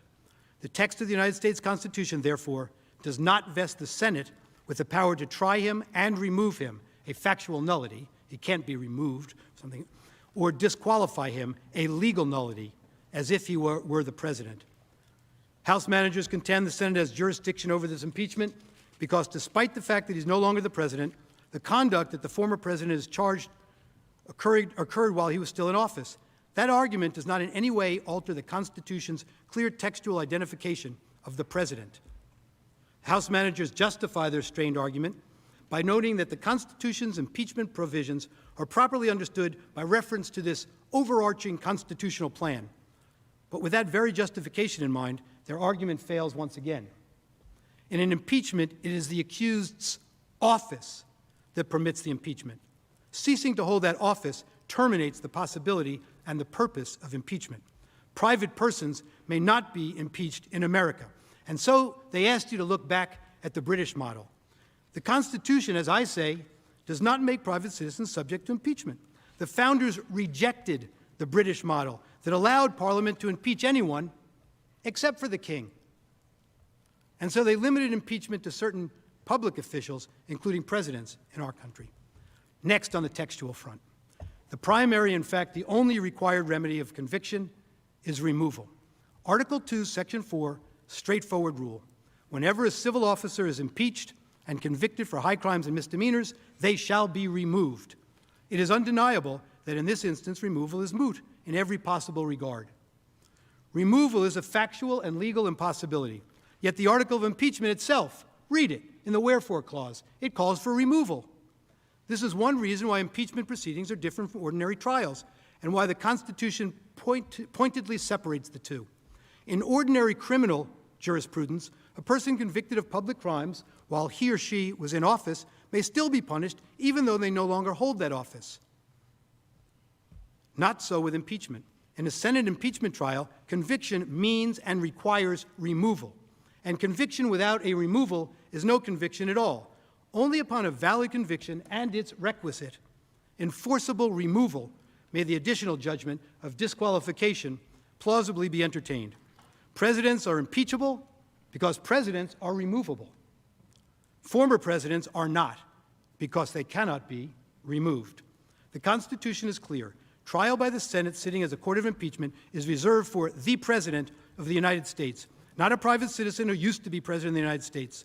Just as clear, the judgment required upon conviction is removal from office, and a former president can no longer be removed from office. The purpose, text, and structure of the Constitution impeachment clauses confirm this intuitive and common sense understanding. So wrote Judge Michael Ludwig, former judge in the United States Court of Appeals for the Fourth Circuit. And indeed, there are state court decisions that analyze this very same language and conclude that impeachment can only be entertained against an existing officer subject to removal. Read State versus Hill from Nebraska and Smith versus Brantley, 1981 decision from the Florida Supreme Court. This is the first time that the United States Senate has ever been asked to apply the Constitution's textual identification of the president in the impeachment provisions to anyone other than the sitting president of the United States. And of course, most significantly from a textual approach, the term specifically used is the president, not a president. And there can be only one president, the incumbent at a time. Judge Ludwig relies on this textual reading for his firm conclusion that a former president cannot be impeached or convicted. Consider the alternative, as Robert Delahunty, Professor John Yoo have. If Mr. Trump can be convicted as the president, the language the Constitution uses, then why is he not still the president under the Commander-in-Chief Clause, for example?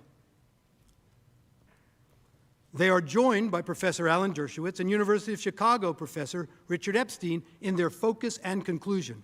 They point out the dangers of an approach that deviates from a focus on the text, for if there is no temporal limitation. That's what they've suggested to you. Remember, you can go back in time and impeach any civil officer who ever served for anything that occurred during the course of their service, time immemorial. With the House manager's position, the concept necessarily includes all former executive officers and judges, including perhaps the impeachment now of Jimmy Carter for his handling of the Iran hostage scandal, as one example. That flows logically from their argument, without any hesitation. Further, they ask, why not then countenance a broad reading of other terms? When I say they ask, I mean these experts who've opined on this. Why not then countenance a broad reading of other terms, such as terms like high crimes and misdemeanors, however broadly construed, are intended to be exclusively the only kind of conduct intended as impeachable. They conclude, these experts, that by writing that a non-textual impeachment power would undermine the Constitution's effort to make the president independent of Congress, a central goal of the Founding Fathers. The authors convincingly argue for textual analysis over non-textual analysis, over non-textual reliance on a presentation of history, suggesting that if one's presentation of history were to control, it would expressly permit conduct contrary to the express language, leading to clearly unintended results. And I must tell you that I've spoken to Judge Ken Starr at some length over this past week about this, and this textual approach is something he, too, feels very strongly about. I also happen to be friendly with Chuck Cooper, by the way, who's a fine person. Also happens to be a person who has a strong animus against President Trump. But Chuck Cooper is a fine lawyer and a fine person, as I'm sure our friends from Alabama know. As we already have discussed, the risks to the institution of the presidency and to any and all past officers is limited only by one's imagination. The weakness of the House manager's case is further demonstrated by their reliance on the unproven assertion that if President Trump is not impeached, future officers who are impeached will evade removal by resigning, either before impeachment or Senate trial. For example, they contend, citing various law professors, that, quote, any official who betrayed the public trust and was impeached could avoid accountability simply by resigning 1 minute before the Senate's final conviction vote. This argument is a complete canard. The Constitution expressly provides in Article 1, Section 3, Clause 7, that a convicted party following impeachment shall nevertheless be liable and subject to indictment, trial, judgment, and punishment according to law after removal. Clearly, a former civil officer who's not impeached is subject to the same.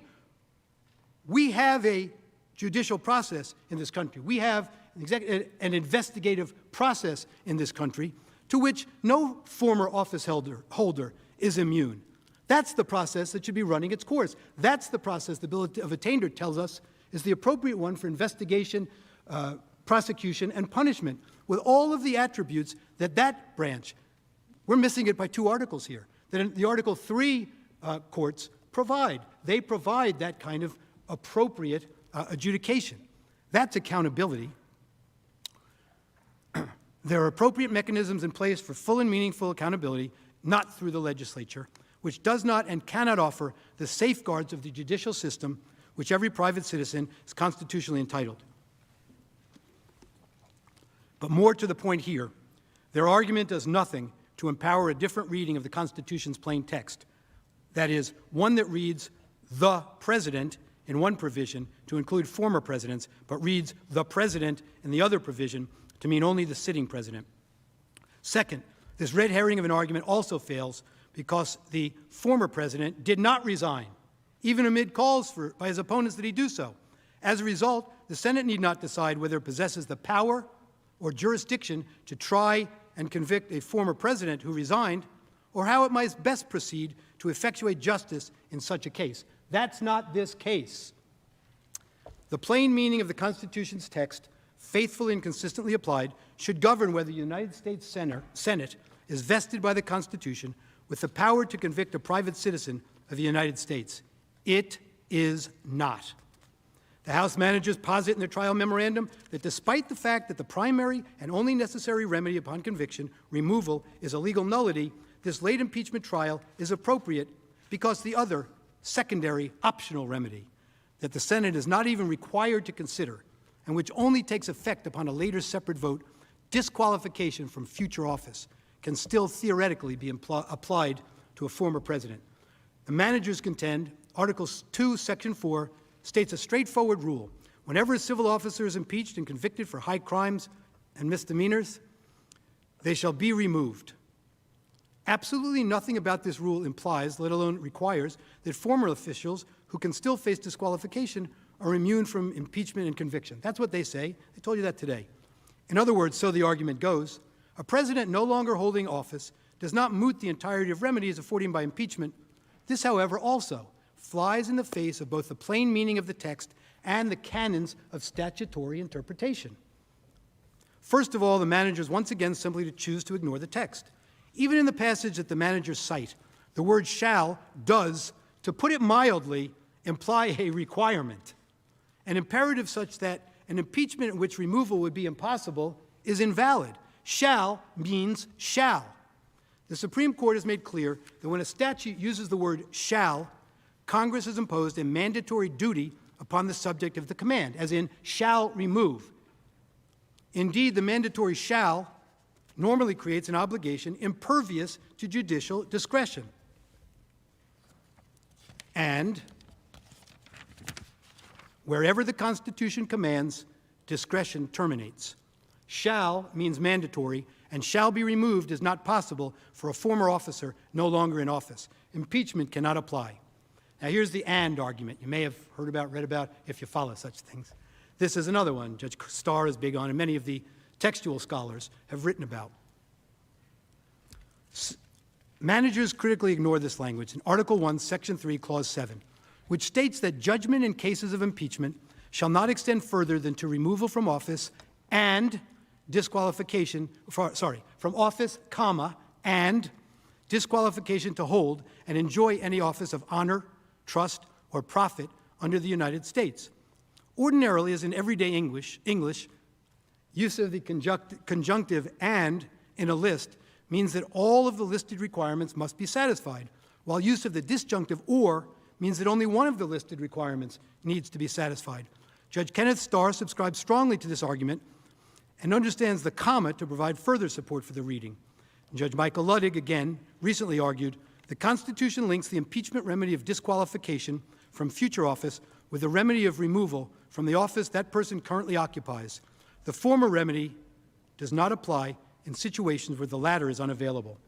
Conviction and removal are inextricably intertwined. If removal no longer is possible, neither is an impeachment conviction. Judge Ludwig's view is consistent with that of Justice Joseph Story in his famous commentaries on the Constitution, wherein Justice Story analyzed impeachment is inapplicable to officials who have left their position because removal, a primary remedy that the impeachment process authorizes, is no longer necessary. Justice Story noted that he is not coming to a firm posit on this. This is his belief, and this is his thought process. There's also much force in the remark that an impeachment is a proceeding purely of a political nature. It is not so much designed to punish an offender as to secure the state against gross official misdemeanors. It touches neither his person nor his property, but simply divests him of his political capacity. Professor Philip Bobbitt. Now, I have to say this is insulting. We heard earlier today, we don't cite any scholars. Professor Philip Bobbitt is the distinguished Wexler professor at Columbia University who, along with Professor Charles Black, wrote the handbook on impeachment used for many, many years. He is a constitutional expert on impeachment. He has written that there is little discussion in the historical record surrounding the precise question of whether a person no longer a civil officer can be impeached. And in light of the clarity of the text, this is hardly surprising, Professor Bobbitt wrote. Professor Bobbitt, by the way, who has a rich family history in the Democratic Party, LBJ, also asserted the following as recently as January 27, 2021, arguing against holding this trial. He said, quote, "There is no authority granted to Congress to impeach and convict persons who are not civil officers of the United States. It's as simple as that. But simplicity doesn't mean unimportance," Professor Bobbitt wrote. "Limiting Congress to its specified powers is a crucial element in the central idea of the United States Constitution, putting the state under law." Professor Bobbitt and former Stanford University law professor Richard Danzig have remarked that impeachment's principal purpose, as the 66th of the Federalist Papers makes clear, is to check the encroachments of the executive. Trial by jury, rules of evidence, and other safeguards are put aside, they write, because of the need to protect the public from further abuse of office. Similarly, yesterday, Professor Eugene Konorovich wrote, "The Constitution provides that the impeachment process is to be used to remove all civil officers of the United States. That is, people holding a government position. Yet in the case of Mr. Trump, the House is reading the Constitution as if it said the process applies to all civil officers of the United States and people who aren't civil officers but once were. Exactly what it does not say."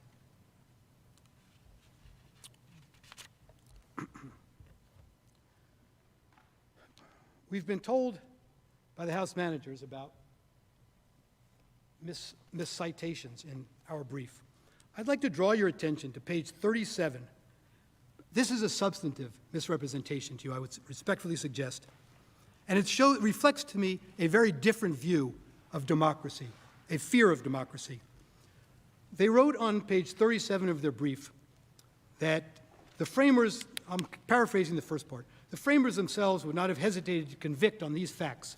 Their worldview, this is a quote now, was shaped by a study of classical history as well as a lived experience of resistance and resolution. They were aware of the danger posed by opportunists who incited mobs to violence for political gain. They drafted the Constitution to avoid such thuggery, which they associated with the threat of civil disorder and early assumption of power by a dictator. The citation is 178, Bernard Bailyn, The Ideological Origins of the American Revolution. That's this book. Professor Bailyn, when he gave this description of the threat of civil disorder and the early assumption of power by a dictator and thuggery, was referring to early colonists' view toward democracy. They feared democracy. That's what they call thuggery. Democracy, because it's an elitist point of view, an elitist political point of view. We don't fear democracy, we embrace it. In summing up, let's be crystal clear on where we stand and why we are here. The singular goal of the House managers and House leadership in pursuing the impeachment conviction of Donald J. Trump is to use these proceedings to disenfranchise at least 74 million Americans with whom they viscerally disagree, and to ensure that neither they nor any other American ever again can cast a vote for Donald Trump. And if they convince you to go forward, their ultimate hope is that this will be a shot across the bow of any other candidate for public office who would dare to take up a political message that is very different from their own political point of view as the direction in which they wish to take our country. Under our Constitution, this body and the impeachment process must never be permitted to be weaponized for partisan political purposes. This article of impeachment must be dismissed for lack of jurisdiction based on what we have discussed here today and what's in our brief. The institution of the presidency is at risk unless a strong message is sent by the dismissal of the article of impeachment. Before we close, I want to leave you with two thoughts. One was expressed by Abraham Lincoln. He comes to mind first because of the way in which our nation is now divided. We must learn from his times. He had a simple but important message about the paramount importance of doing what is right. Mr. Lincoln said, stand with anybody that stands right, stand with him when he is right, and part with him when he goes wrong. In both cases, you are right. In both cases, you oppose the dangerous extremes. In both cases, you stand on moral ground and hold the ship level and steady. In both, you are national and nothing less than national. And the second message is from one of Mr. Lincoln's favorite poets, who wrote in 1849 at a time fraught with division and risk for even more. The message from that other time of division is a call for hope and unity to bring strength. It has special meaning today. Poet Longfellow wrote, sail forth into the sea, O ship, through wind and wave, right onward steer. The moistened eye, the trembling lip, are not the signs of doubt or fear.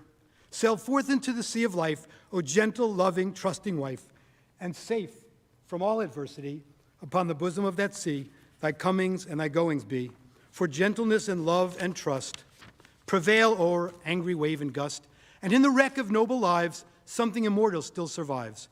Thou too sail on, O ship of state, sail on, O Union, strong and great. Humanity with all its fears, with all the hopes of future years, is hanging breathless on thy fate. We know what master laid thy keel, what workman wrought thy ribs of steel, who make each mast and sail and rope, what anvils rang, what hammers beat, and what a forge and what a heat were shaped the angers of thy hope. Fear not each sudden sound and shock. 'Tis of the wave, excuse me, 'tis of the wave and not the rock. 'Tis but the flapping of the sail and not a rent made by the gale. In spite of rock and tempest's roar, in spite of false lights on the shore, sail on, not fear to breast the sea. Our hearts, our hopes are all with thee. Our hearts, our hopes, our prayers, our tears, our faith triumphant over our fears, are all with thee, are all with thee.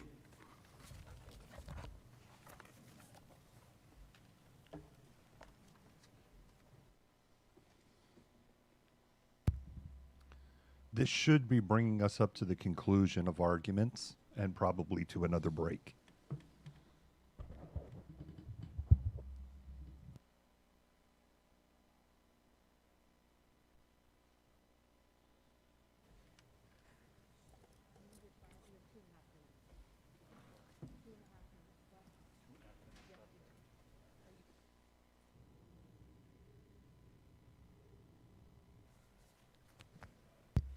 Mr. President, it's been a long day, and we thank you and we thank all the senators for their careful attention to the legal arguments and your courtesy to the managers and to the lawyers here. This has been the most bipartisan impeachment in American history, and we hope it will continue to be so in the days ahead. And nothing could be more bipartisan than the desire to recess. So the only issue before the Senate today, of course, is whether Donald Trump is subject to the court of impeachment that the Senate has convened. We see no need to make any further argument that this body has the power to convict and to disqualify President Trump for his breathtaking constitutional crime of inciting a violent insurrection against our government. Tomorrow we will address the amazing array of issues suggested by the thoughtful presentations by our colleagues, including the First Amendment, due process, partisanship under our Constitution, the Bill of Attainder Clause, and many, many more. But in the meantime, we waive all further arguments. We waive our 33 minutes of rebuttal, and we give those 33 minutes gratefully back to the Senate of the United States. All time yielded back, all time has been yielded back. Then the question is whether Donald John Trump is subject to the jurisdiction of a court of impeachment for acts committed while President of the United States, notwithstanding the expiration of his term in that office. Nays, Mr. President. Is there a sufficient second? There is a sufficient second, and the clerk shall call the roll. Ms. Baldwin. Ms. Baldwin, aye. Mr. Barrasso. Mr. Barrasso, no. Mr. Bennett. Mr. Bennett, aye. Mrs. Blackburn. Mr. Blumenthal. Mr. Blumenthal, aye. Mr. Blunt. Mr. Blunt, no. Mr. Booker. Mr. Booker, aye. Mr. Bozeman. Mr. Bozeman, no. Mr. Braun. Mr. Braun, no. Mr. Brown. Mr. Brown, aye. Mr. Burr. Mr. Burr, no. Ms. Cantwell. Ms. Cantwell, aye. Mrs. Capito. Mrs. Capito, no. Mr. Cardin. Mr. Cardin, aye. Mr. Carper. Mr. Carper, aye. Mr. Casey. Mr. Casey, aye. Mr. Cassidy. Mr. Cassidy, aye. Ms. Collins. Ms. Collins, aye. Mr. Coons. Mr. Coons, aye. Mr. Cornyn. Mr. Cornyn, no. Ms. Cortez Masto. Ms. Cortez Masto, aye. Mr. Cotton. Mr. Cotton, no. Mr. Kramer. Mr. Kramer, no. Mr. Crapo. Mr. Crapo, no. Mr. Cruz. Mr. Cruz, no. Mr. Daines. Mr. Daines, no. Ms. Duckworth. Ms. Duckworth, aye. Mr. Durbin. Mr. Durbin, aye. Ms. Ernst.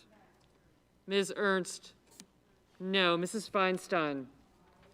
Mrs. Feinstein, aye. Mrs. Fisher. Mrs. Fisher, no. Mrs. Gillibrand. Mrs. Gillibrand, aye. Mr. Graham. Mr. Graham, no. Mr. Grassley. Mr. Grassley, no. Mr. Haggerty. Mr. Haggerty, no. Ms. Hassan. Ms. Hassan, aye. Mr. Hawley. Mr. Hawley, no. Mr. Heinrich. Mr. Heinrich, aye. Mr. Hickenlooper. Mr. Hickenlooper, aye. Ms. Hirono. Ms. Hirono, aye. Mr. Hoven. Mr. Hoven, no. Mrs. Hyde-Smith. No. Mrs. Hyde-Smith, no. Mr. Inhofe. Mr. Inhofe, no. Mr. Johnson. Mr. Johnson, no. Mr. Kane. Mr. Kane, aye. Mr. Kelly. Mr. Kelly, aye. Mr. Kennedy. No. Mr. Kennedy, no. Mr. King. Mr. King, aye. Ms. Klobuchar. Ms. Klobuchar, aye. Mr. Langford. Mr. Langford, no. Mr. Leahy. Mr. Leahy, aye. Mr. Lee. Mr. Lee, no. Mr. Lujan. Mr. Lujan, aye. Ms. Lummis. Ms. Lummis, no. Mr. Manchin. Mr. Manchin, aye. Mr. Markey. Mr. Markey, aye. Mr. Marshall. Mr. Marshall, no. Mr. McConnell. Mr. McConnell, no. Mr. Menendez. Mr. Menendez, aye. Mr. Merkley. Mr. Merkley, aye. Mr. Moran. Ms. Murkowski. Ms. Murkowski, aye. Mr. Murphy. Mr. Murphy, aye. Mrs. Murray. Mrs. Murray, aye. Mr. Ossoff. Mr. Ossoff, aye. Mr. Padilla. Mr. Padilla, aye. Mr. Paul. Mr. Paul, no. Mr. Peters. Mr. Peters, aye. Mr. Portman. Mr. Portman, no. Mr. Reed. Mr. Reed, aye. Mr. Risch. Mr. Risch, no. Mr. Romney. Mr. Romney, aye. Ms. Rosen. Ms. Rosen, aye. Mr. Rounds. Mr. Rounds, no. Mr. Rubio. Mr. Rubio, no. Mr. Sanders. Mr. Sanders, aye. Mr. Sass. Mr. Sass, aye. Mr. Schatz. Mr. Schatz, aye. Mr. Schumer. Mr. Schumer, aye. Mr. Scott of Florida. Mr. Scott of Florida, no. Mr. Scott of South Carolina. Mr. Scott of South Carolina, no. Mrs. Shaheen. Mrs. Shaheen, aye. Mr. Shelby. Mr. Shelby, no. Ms. Sinema. Ms. Sinema, aye. Ms. Smith. Ms. Smith, aye. Ms. Stabenow. Ms. Stabenow, aye. Mr. Sullivan. Mr. Sullivan, no. Mr. Tester. Mr. Tester, aye. Mr. Thune. Mr. Thune, no. Mr. Tillis.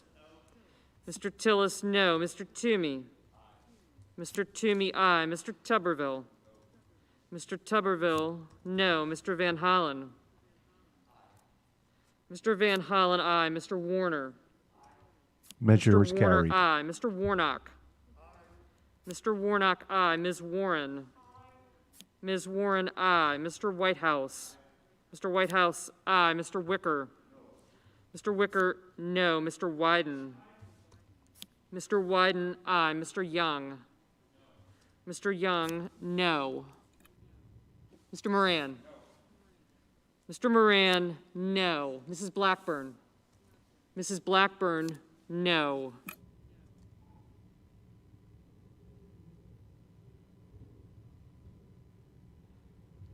So the final count is 56-44, as you can see on screen. So I guess I was tallying it in real time for no good reason.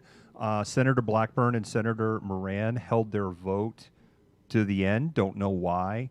Romney, Murkowski, and Collins were three names that jumped out at me that crossed the line and voted in support. A total of 6 Republicans voted in support of having the trial. So that probably gives you a little bit of the temperature on where people are going to land. Mitch McConnell, who said he was supportive of impeachment, back right when all this happened, said no, no, no. What a shock. The turtle. So there will be an impeachment trial. I'm under the impression that this was the business of the day. On this vote, on whether the there's ayes are going to be a 56, hearing or not. The So ayes are 44, and pursuant to S. 47, the Senate having voted in the affirmative on the foregoing question, the Senate shall proceed with the trial as provided under the provisions of that resolution. Mr. President. Majority Leader. I ask unanimous consent that the trial adjourn until 12 noon tomorrow, Wednesday, February 10th, and that this order also constitute the adjournment of the Senate. Without objection, we shall stand in adjournment until noon tomorrow. And there you go. So the parliamentary procedure, the And Senate the first day procedure, of the trial unanimous of former President, consent. Well, the idea impeachment trial of behind former that is that you President don't Donald have to Trump have a vote. is over. 3.5. You could literally have one senator go, no, I don't want unanimous consent, and force a call. Mercifully, nobody said, no, I want to get people on record on whether we're going to recess or not. So that is it for today. So let's kind of unpack what we've seen here. And here, let me switch the... You know what, actually, before I do that, you know what we're going to do? Let me run the spot. Malcontent News is a team of journalists, activists, and researchers with 3 key missions. A commitment to show an unfiltered view of the before, during, and after of key events, live, as it happens. To defend the First Amendment using our rights of a free press. And to amplify the voices of underrepresented individuals, including Black, Indigenous, persons of color, and the LGBTQIA+ community. Our team is committed to seeking equality for all and holding those in power accountable. The easiest way to support Malcontent News is to bookmark our website at malcontentnews.com, like and follow us on Facebook, subscribe to us on YouTube, and follow us on Twitter, Twitch, Instagram, and in the Google News app. To provide financial support, you can become a patron, make a one-time donation through Venmo, or link your Twitch account to your Amazon Prime account and use your free subscription to subscribe to Malcontent News. Thank you for supporting independent journalism and for being a malcontent.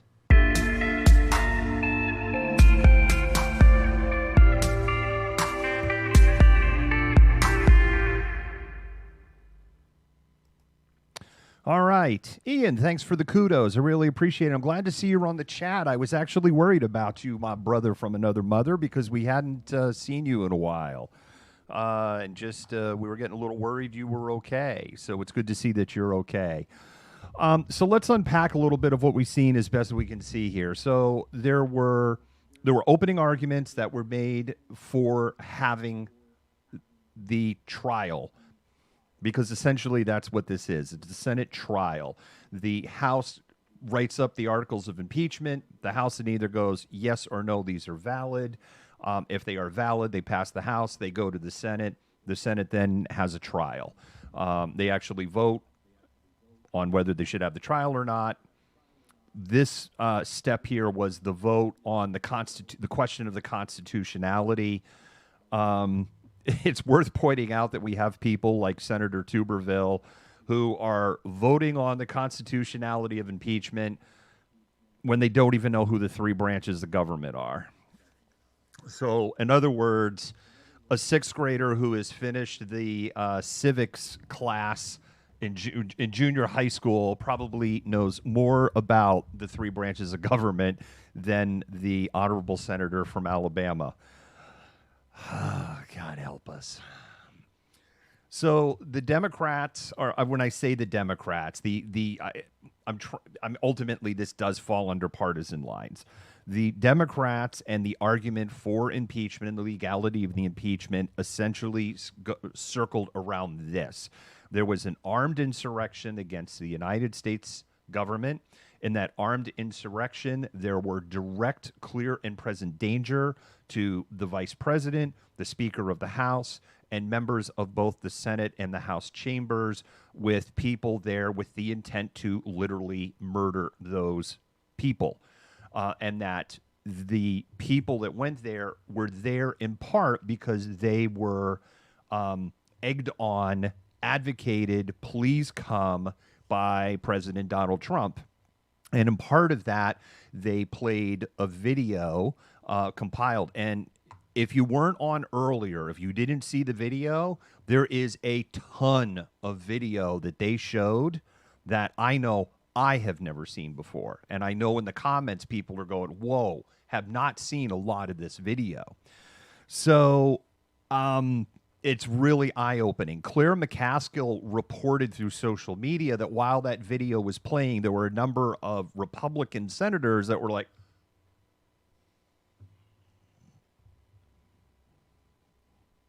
I don't see no video. I'm just telling you what she said. And the central argument that they had on there was the constitutionality on the question of, can you impeach a president, or for that matter, vice president or former officer of the United States after they have left office? And their argument, and they framed it with constitutional law, prior presidents, prior sitting Congresses, sitting Senates, prior Supreme Court decisions, and then also channeling back to where the Founding Fathers were grabbing their laws when they were writing the Constitution and what inspired them, including quoting people such as Hamilton and quoting multiple impeachment cases that were presented through the history of the United States. It's actually a very rarely used hammer. And they built a compelling case. We then had the first attorney that came on for Donald Trump to argue against impeachment. And there's just no other way to put it. I mean, it was a train wreck. I was seeing the comments. There were chuds that were living in the comments. Like even all the chuds kind of had was like Trump 2020, right? It was a train wreck.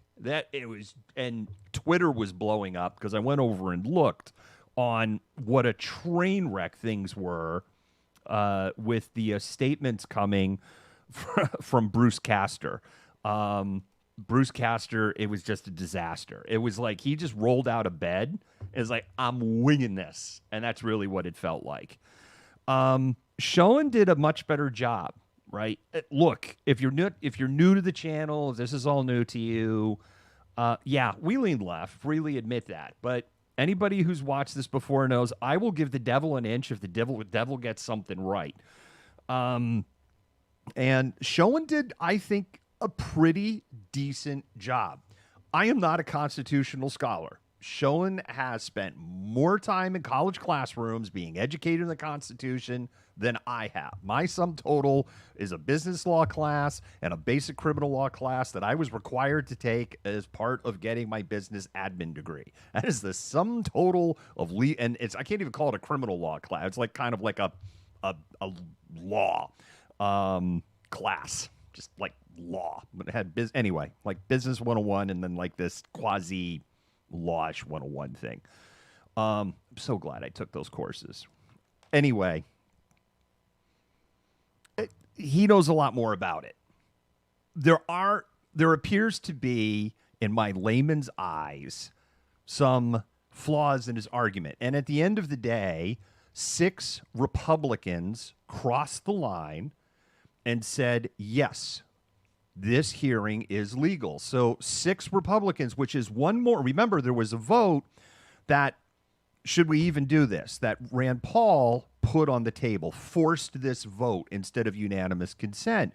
And when they forced that vote, it was 55-45. So one more senator crossed the line. So there was one more senator in there when Rand Paul forced the vote on whether they should even have, listen to this. You had one more senator go, okay, I've heard both arguments and I'm compelled. I'm voting crossing the line. There was this comment made about this is the most bipartisan impeachment in history. That's actually a very factual statement. If you look at the history of impeachment in the United States, and I think most people think of impeachment, particularly say if you're a millennial or Gen X, your view, right? If you're a millennial Gen X, then you have Clinton, Trump, and now Trump number 2. If you are right on the line Gen X or a younger boomer, you can add Nixon into that.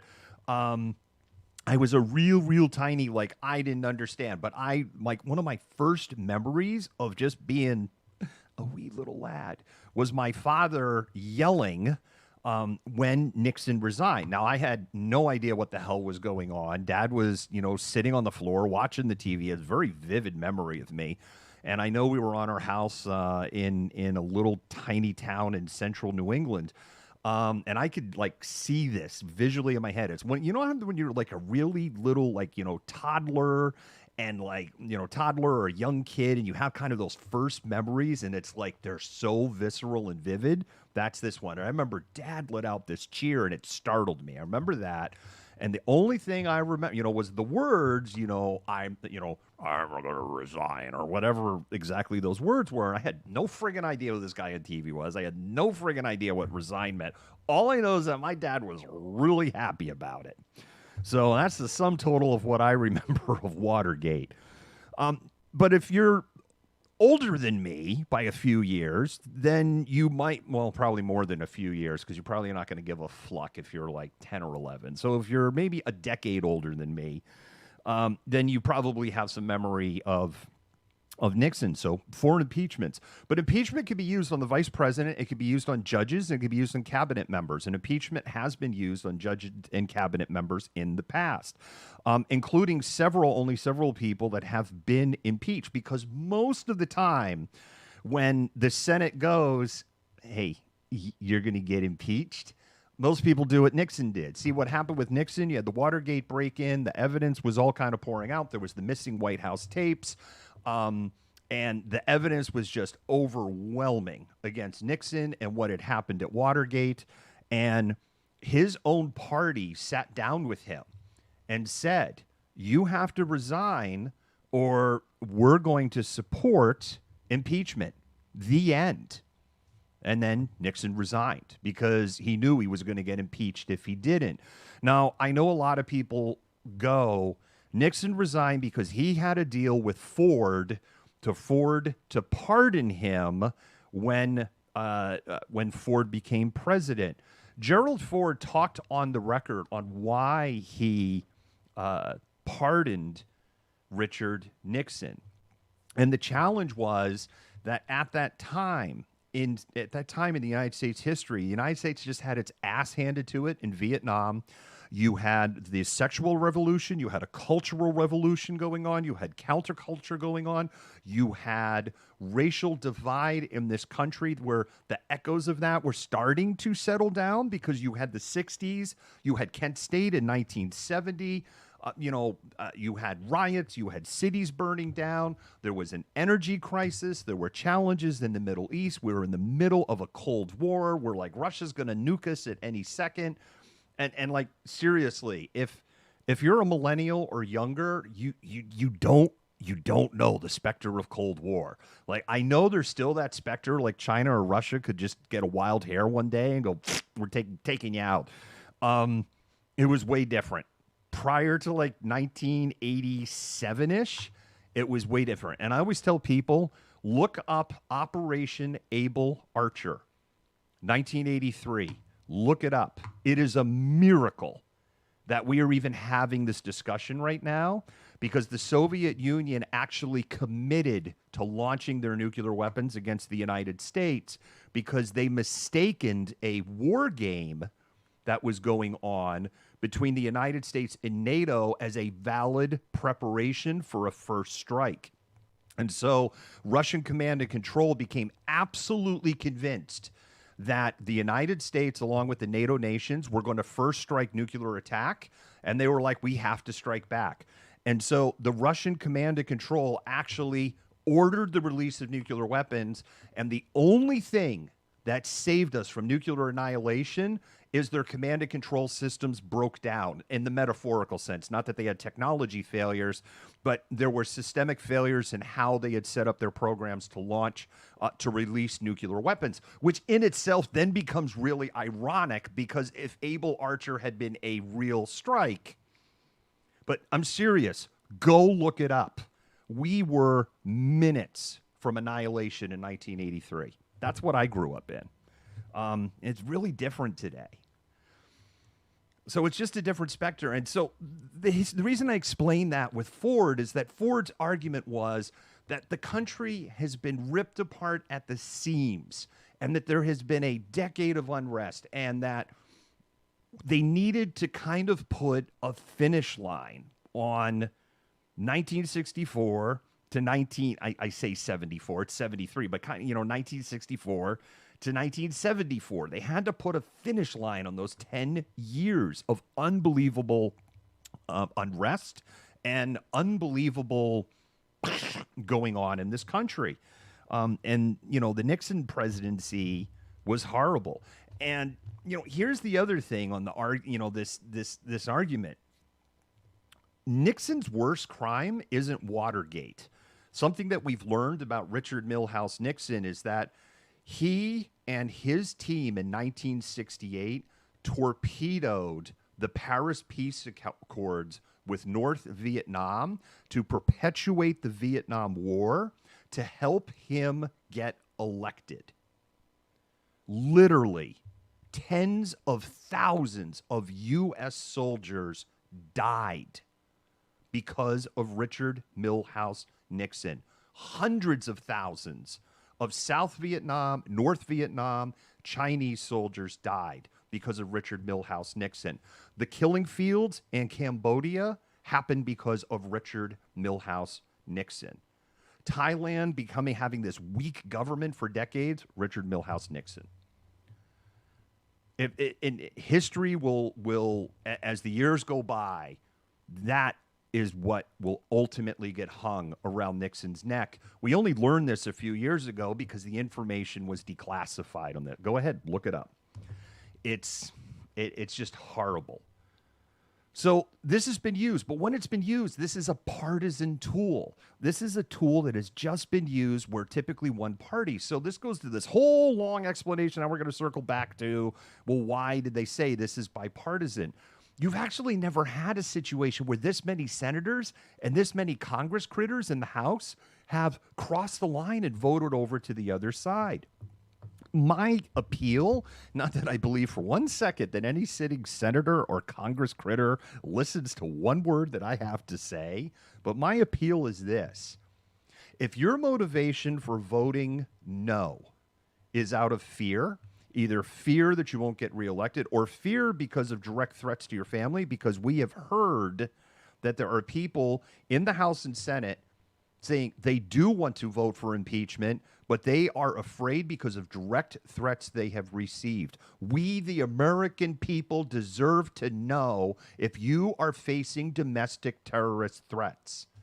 Because to give domestic terrorist threats a hall pass, if you as a congressperson or a senator are being threatened, or your family is being threatened to the point that the threats are against your life or your family's life, and then so you're going to appease that? What do you think is going to happen if you appease that?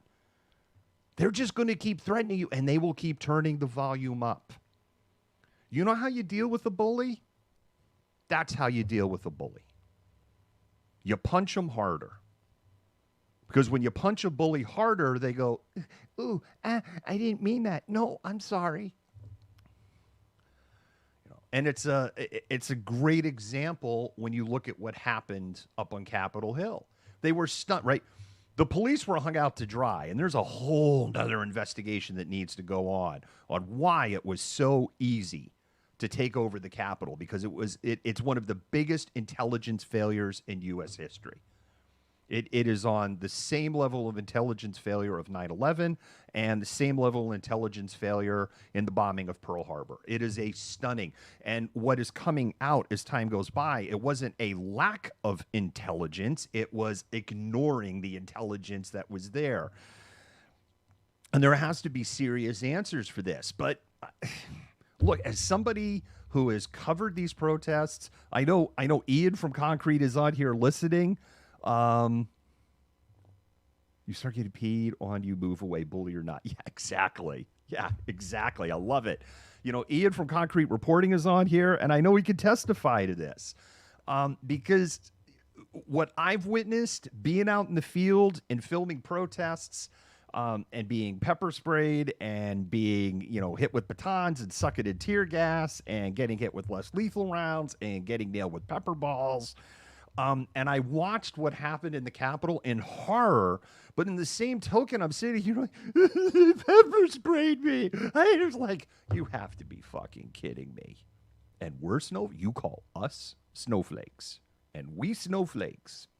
Because I'll tell you, during Black Lives Matter protests, I saw incredible bravery from unarmed protesters, from National Lawyers Guild, from ACLU legal observers, from street medics who literally ran into the line of fire while they were literally being targeted with flashbang grenades, which more and more police forces are going, we're not going to use the flashbang grenades because, they're really like a weapon. They're really not it's not like throwing fireworks at people. I mean, little fireworks. It's like, oh no, you can actually they're meant to hurt people. That is the design of a flash bang grenade. And that is the design of it. They are designed to deafen, to blind, and disorient temporarily, but that is the purpose of this. But they cause permanent hearing damage. Yeah, I can tell you firsthand, they cause permanent hearing damage. And they give off one hell of a concussion if one's thrown right at you. You can ask me how I know that. But, no one's ever... That's bad. Why did they do that? And so they were bullies on 1/6, and they didn't even get punched hard. I know one of the things in the streamer community that we all talked about is like just, what a light touch they got. If the insurrectionists had got the same treatment that Black Lives Matter got in June, Oh, my God. But you see, that's the whole point. If they had gotten that kind of treatment, they'd crawl back under their rocks. Flat out. And they'd be mad. They'd go home. They'd burn their Blue Lives Matter flags like a lot of them have. Irony. They'd be all mad at the police. Oh, that's right. You figured out that the police serve the state? Oh, welcome. We're here to embrace you and your realization of that. No, the police don't serve you, dumbasses. Yes, those two, LRADs and huge tear gas clouds.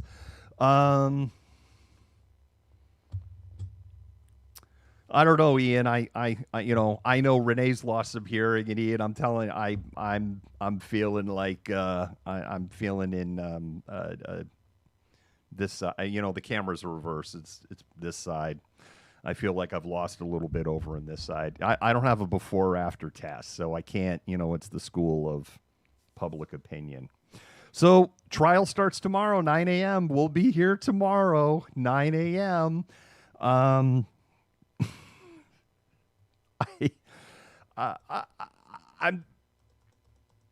be very curious to see if Bruce Castor, how much of a role Bruce Castor is going to play tomorrow. I would almost take a bet that Bruce Castor, could he be fired today? Because Bruce Castor was abysmal today as an attorney. If that was my lawyer, oh my God, I'd just be, I'd been tugging on his arm, and be like whispering in his ear. And it's like, I want to stay because I am firing you as my attorney right now. And you need to tell the judge that your client has just advised you that they want to terminate you as their attorney. Because holy shit. Oh, with Bruce Castor, that was just a train wreck. I don't know. And the other thing that a little bit surprised me with Bruce Castor, like Donald Trump is supposed to be really image conscious. This is his thing. You need to be made up right and look right and yada, yada. I don't know how much weight of that is true. I don't know how much of that is true. And I am not going to go here and start cherry picking men and women that were in the administration, based on their balding gray hair dude. So I'm not going after anybody on looks, but I will go after Bruce Castor on holy shit, that suit is from 1998 and it looks like it fit him 30 pounds ago. I'm like, you're on the television of the world, literally. You're on the stage of where everyone is going to hang on every word you could say. And you went to the Men's Warehouse going out of business sale and you're like, what do you have from 2 decades ago? Because I got something important. And they were like, well, we got this one suit here with pinstripes, but it's 2 sizes too big for you. And we can't get perfect. I'll take it. Because it just, in that situation, it takes away from the credibility. And look, if it was a woman up there and they were in a muumuu or something, I would be making kind of the same argument. I'd be more delicate about it because I'm not misogynist. But this is a situation on the clothes makes the man. I used to get a lot more dressed up for happy hour, if people remember that, and I've just kind of embraced COVID at this point. Yeah, I saw that 1,000 messages. And it's like the pinstripe. It was this bad mobster suit from the 90s that didn't fit. I'm going to let it go at this point. I've hashed on that enough. So both sides have not waived calling witnesses. If neither side calls witnesses, this is just BS. I know Lindsey Graham made this really bizarro threat last week, a week ago today. We covered it, or 8 days ago. 8 days ago, we covered it on the 1st. He made this bizarro threat of well, if you call witnesses, we're going to call in the FBI and have them explain everything that's going on. And we're like, Lindsey, please call in the FBI as witnesses, please. My take on the legality, and the last thing I'll do is we'll talk about weather, and then I'm going to go. Here's my hot take on the legality of things. here are the argument. I'm going to take Castor, and I'm just throwing out everything he said. Let's just throw that away. Let's focus on what Cohen said, because what Castor said was just incomprehensible. And basically, his argument was kind of, this is just a partisan hit job. The argument that they seem to be Cohen seems to be hanging his hat on is this. A couple of things. One, Donald Trump is now Citizen Trump. There is a path if you want to punish legally Citizen Trump, and that path of punishment is to charge him with a federal crime. I don't know if that's necessarily true or not, but then this gets into the January exception argument. And one of the things, this is why I am going to bring up, and why I would be like, Castor, I'd be like, dude, you're fired. You're just out of here. Because Castor's argued, they're not arguing for a January exception. He literally argued that. He literally said it. He called out, this idea of a January exception. And then Cohen comes up and basically argues for a January exception, right? This whole thing of the impeachment papers weren't presented to the Senate in time for the Senate to address it, that they had the time. And that is not true. And the other side is going to rip that argument to pieces. Yes, it is true. You're big. No, it's not true. Because the House went to McConnell and said, we're ready to give you the papers. And McConnell said, well, I'm not going to go ahead and take the Senate until 119, so that's all there is to it. And then Chuck Schumer said, well, we can declare a state of emergency, and I think insurrection is a state of emergency, and we can force an emergency seating of the Senate, but that takes requirement of that takes agreement from Mitch McConnell as the minority and the majority leader after mine. And Mitch was like, I'm not going to agree with that. It's just, you're going to just go ahead and we'll see you on 120. But I support impeachment. I think what's happened was just simply terrible.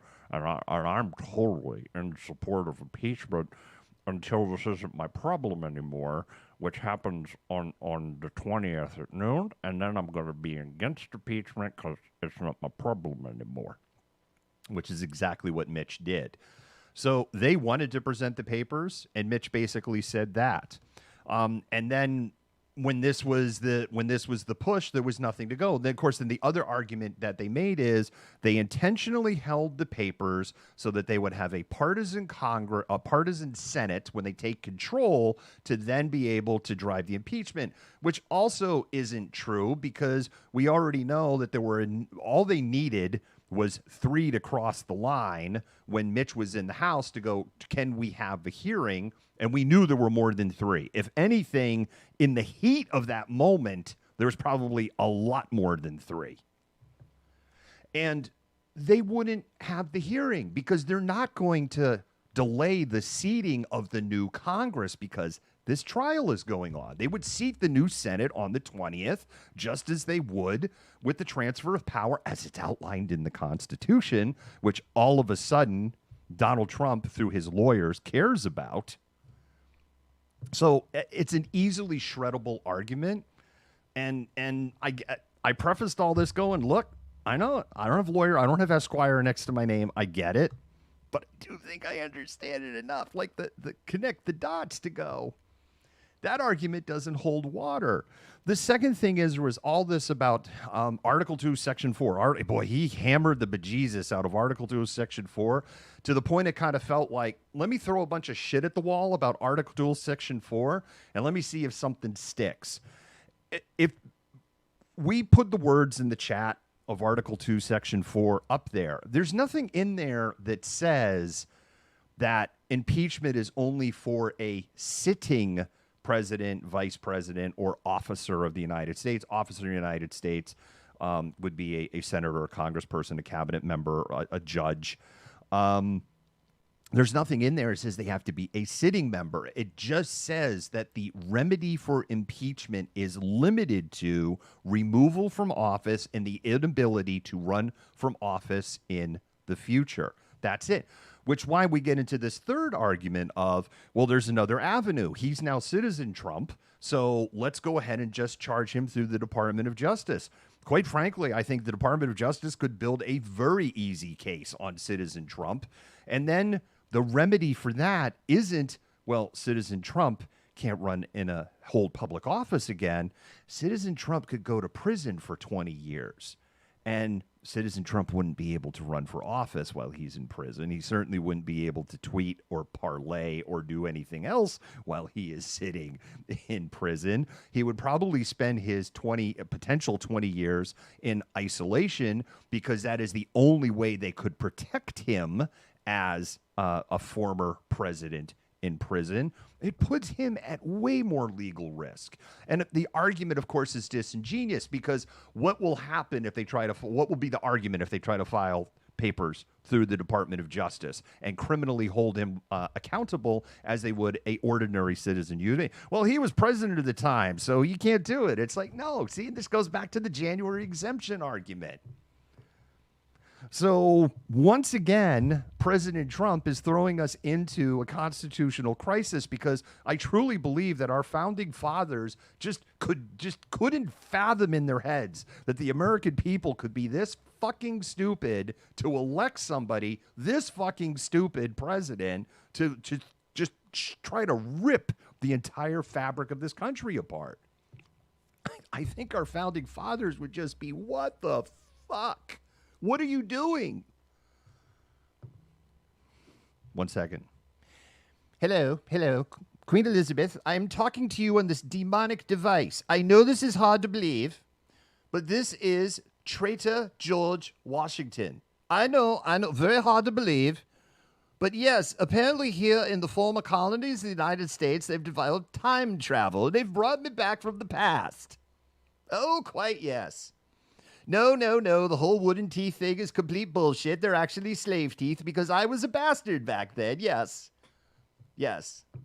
Anyway, I understand that you are the ruler of England still, yes. I was calling to negotiate a return of the colonies back to your rule, because clearly we have left this nation in the hands of dullards.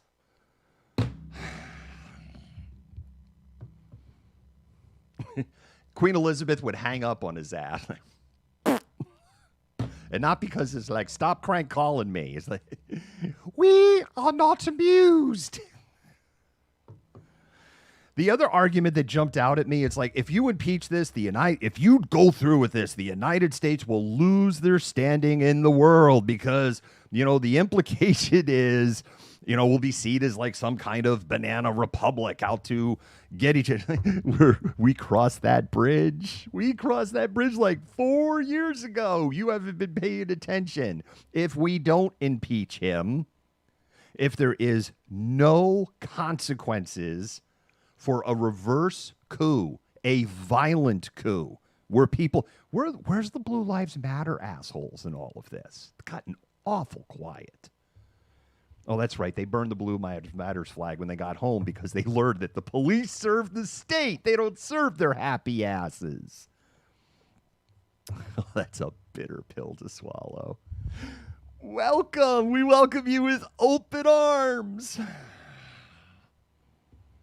Cat. You have this shoots hole in this other argument, which is, we will look worse if we don't do anything, because because the world used to look to us as the beacon of democracy. The world has made it very clear we don't have the moral high ground on that one anymore. Like, sit down and shut the fuck up. We're listening to Macron in France, and we're listening to Trudeau in Canada. That's where we're kind of getting our shining light of democracy at this point, because you assholes have fucked this up. So sit down and don't forget, part of Make America Great Again was Make America Isolated Again. That is part of the big lie. And the tools that are used in the big lie. If we take a soft approach on this, this will look bad in the world. This will send a signal to developing nations. Hey, it's cool to overthrow your government. They did it in the United States. They did a reverse coup. Here's the other thing that's going to happen. Mark my words. I will just draw this line in the sand. If there is a weak response to we're now up to over 200 people arrested, by the way. If there is a weak handling of these cases, of the 200 plus people that have been arrested, if there is not a full accounting for how deep this rabbit hole went, if there is not a full revelation on what happened in the Pentagon, what happened at the Capitol Police, what happened at the Department of Defense, what happened with the Joint Chiefs, what happened with the National Guard commanders, why were the police so unprepared? Because, again, I know Ian from Concrete Reporting's on here. Ian knew this was coming. We knew this was coming. Anybody who is spending even just a little bit of time in some of the dark rabbit holes of Telegram or 4chan knew this was coming because it was all out there. So what? The streamers in the United States of America are better intelligence gatherers than the NSA, CIA, FBI? Bullshit. They ignored it. And then not only did they ignore it, but they hanged those officers out to dry. And, look, you hate the police, you want to... I'm not an abolitionist on the police. I've made that really, really clear. I believe that there are situations where you need police and that you need police that have guns. But I think that there are way more situations where we have police with guns show up in situations where you don't need a police officer with a gun. Like a car chase in Idaho that went bad last night, and the police accidentally shot a homeowner in his own front yard because, of course, like this is irony, right?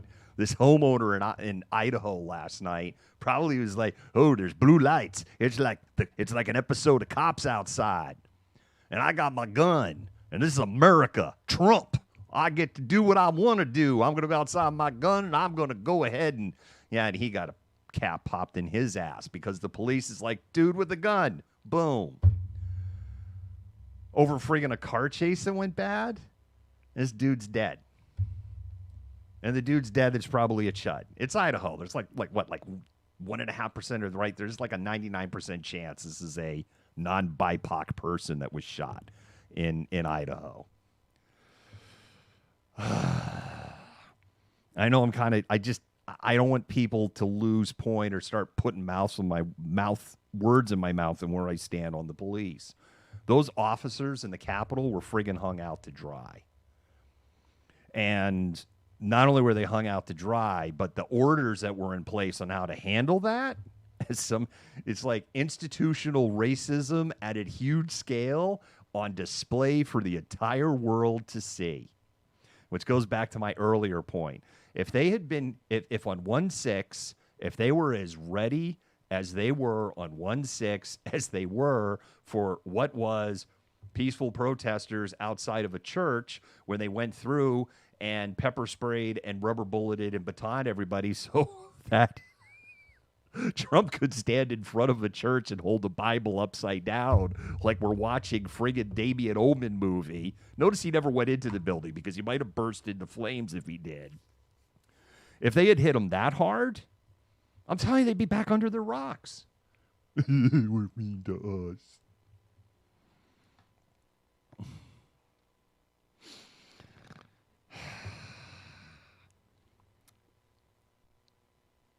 So, history, weather, done. Germany, 1923, November. Adolf Hitler and 2,000 armed supporters march into Munich to have a armed insurrection in Bavaria. They thought that they had support of regional commanders. They thought they had support of the police and army barracks. And does this all sound familiar? And so 2,000 of them marched in Munich with clear, specific goals, which for that time would make sense, right? They want to They want to occupy key government offices. They want to occupy the telegraph office. They want to occupy the radio station, right? All of this makes sense, right? And turns out, yeah, they didn't have the support of the police or the regional commanders or any of that. 16 people killed in gun battles. We had 7, not all in gun battles, but 7 people died. So 16 people killed in the beer hall. It's called the Beer Hall Putsch. Several key supporters of Adolf Hitler were wounded in gun battles. Hitler, for whatever it's worth, as a former combat soldier who saw combat, was on the front lines of all of this. Hitler was arrested. There was a show trial. He was given a very lenient sentence. He was treated like a celebrity in prison. He had his own bodyguard while he was in prison. He had people coming in and out. He was reading voraciously, and he wrote Mein Kampf while he was in prison. Now, the other thing that they did is other people and architects were put in prison, but also given very short and lenient sentences by the Weimar Republic because we just want to move on. We just had this World War I thing, and there's a lot of division, and people are upset, and we have leftists and rightists fighting each other in the streets and street brawls, and we just want this to go away. So we're going to take a soft approach on this. Look up your history. December 1924, Hitler is released out of prison for trying to overthrow the German government. Now, the other thing that the German government did is they said, no more Nazi party. And Hitler said, I'm cool with that. You know why Hitler was cool with no more Nazi party? Because then nobody else could rise to ascendancy within the party while he was sitting in prison. And so he had an agreement with the leaders that were not arrested that they would be, no. Let them parking lot the Nazi party. They could say no. And Goebbels is going to go, because Goebbels was the propaganda minister. Goebbels is going to go. He's going to start buying up some newspapers. So we're not going to be Nazi party, but we're going to keep spreading the big lie. Donald Trump in June of 2020 was negotiating through the Trump Organization to buy a 40% stake of Parler. Now, Brad Pascal was heading up those negotiations. Brad Pascal got fired after the disaster in Tulsa, Oklahoma, where it's like, oh, there's going to be 100,000 people show up, and like 7,000 did, and like 2,900 of them were paid actors. And it turned into a COVID super spreader event that literally killed a key supporter of Donald Trump. Kind of a disaster. So Brad Pascal gets fired. In November, it came up again. And that ended on the day after the insurrection when the word was coming down that the plug was going to get pulled on Parler. And in exchange for the 40% ownership stake, Donald Trump would be the exclusive, Parler would become the exclusive social media channel. This is in BuzzFeed News. BuzzFeed News investigative reporting has actually gotten pretty good. They've done a pretty amazing job of pivoting from like cutesy social media videos to a news organization. That sounds kind of Goebbelish, doesn't it? Right? Because, you're not going to buy newspapers today. You're not going to buy radio stations today. The TV station ownership is so consolidated at this point, so you're not going to buy like an individual TV station. But why would he want a 40% stake in Parler and then use that as the exclusive channel? So Goebbels keeps the communication going out. Now, Hitler gets out of prison, but the whole message of the Nazi party it's dead in the water. Because something's happened while he was in prison over those 13 months. And what happened is that the German economy got a lot better. And that improvement in the economy, people aren't fearful. So the message of the big lie that, it's the Jews and the bankers and they stabbed you in the back and it's the liberals and communists and Bolsheviks are coming. And when the Jews and the communists and the Bolsheviks come into power, they're going to allow all of these immigrants to come into the country. They're going to take away all your jobs, and you are going to lose your position in the world. Does this sound familiar? Look it up.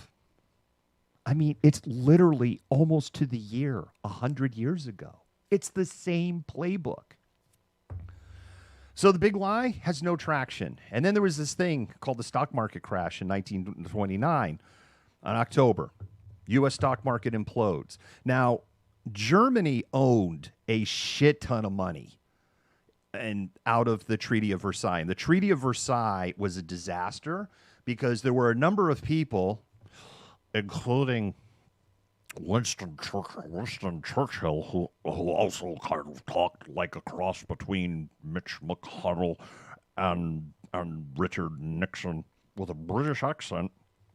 Even Winston Churchill was like, this is a disaster, right? There's going to be another war because of how lopsided and how bad this is. But France wanted Germany really punished. And part of this was huge cash reparations.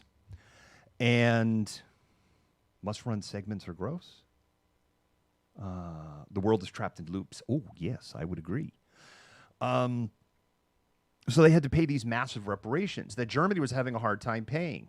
But it was okay because the economy was booming in the 20s. So U.S. bankers, right? Because one of the things that you hear about at the start of World War II is you hear things like, well, IBM at the time was making cash registers, but it's like, well, IBM benefited from this. The brand Fanta, the Coca-Cola brand Fanta, that is a Nazi brand. Look it up. When World War II started and Coca-Cola had to pull all of their operations out, that didn't mean like all of a sudden those soda factories went away. And then the Nazis were like, shit, we don't have Coca-Cola syrup anymore. We got this Coca-Cola factory, though. And they developed Fanta. Fanta's a Nazi brand. And then you hear about Ford, of course, because Henry Ford's a whole, boy, I could do a whole separate thing on what a piece of human shit he was. Henry Ford was a friggin', he got an award from Adolf Hitler in 1938, and he actually went to go get it. It's kind of all you need to know about Henry Ford. When Dr. and Mrs. Malcontent learned about this, she's like, we are never going to own a Ford vehicle again in our life. See, Dr. and Mrs. Malcontent's father was born in 1943 in Stalingrad. So she got kind of some strong opinions on Nazis. Imagine that. Because, you know, being born in Stalingrad in 1943, you're going to hear shit as you're starting to grow up. The apartment building that she first lived in still had like bullet holes and shrapnel marks from World War II in it. Just a little history reminder every time you're walking in and out of the building. So the U.S. was pouring money into Germany to help them with the payments. U.S. stock market crashes. So U.S. investors yank all their money out of Germany. They bring the capital back in the United States because banking has collapsed. There's no FDIC at that time. This is why we have the FDIC. Thank you, FDR. Because when banks went bankrupt, you lost all of your money, which is why people were keeping money in mattresses, blah, blah, blah, blah, blah. Yes, once upon a time, people literally were hiding their money like in mattresses. Germany couldn't make their payments. France took over the Ruhr Valley, and because this was part of the reparations, and the Ruhr Valley was this industrial area of Germany. It would be like some country coming in and saying, "Okay, we're taking over California because you're not keeping up on payments, so we're repossessing California." Now, I know for some chuds, they would be, well, I could just friggin' have if California was its own economy, it would be the 8th largest economy in the world. If you were to eliminate the California economy from the U.S. economy, it would be devastating to the U.S. economy. So they had the Ruhr Valley just ripped away from them from France. And this caused hyperinflation. And guess what? All of the message of the big lie all of a sudden resonated with the German people. See, outsiders came and they just took things from you. And now you're having to bring a wheelbarrow load of money just to buy a loaf of bread. And there is famine like literally. There is no jobs. The money is worthless. The government has failed you. Adolf Hitler rose to power legally. Like a lot of people seem to think that Adolf Hitler came to power by just like, I'm going to stab and kill everyone, and then you are going to make me Supreme Chancellor Führer. And that's not how it went down. He did it through propaganda and 100% legally using the Weimar Republic owned laws against them.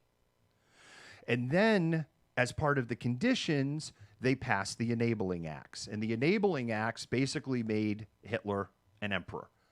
I can make decrees, I can do what I want, and the Reichstag, which would be the equivalent of parliament, or in the case of the United States Congress, cannot reverse my decrees.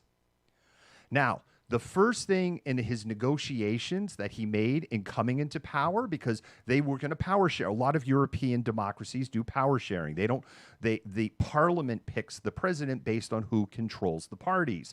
The Nazi Party actually lost seats in the second election at the end of 1932. They had 37%. They dropped down to 32%. They lost popularity because people were kind of like starting to go, these fuckers are violent. Like, they're talking some scary shit, and I don't like the shit I'm seeing going on in my hood. So they were losing power.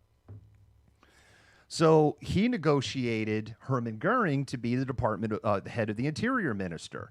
Now, the Interior Minister was actually kind of a hollow job at that time in the Weimar Republic.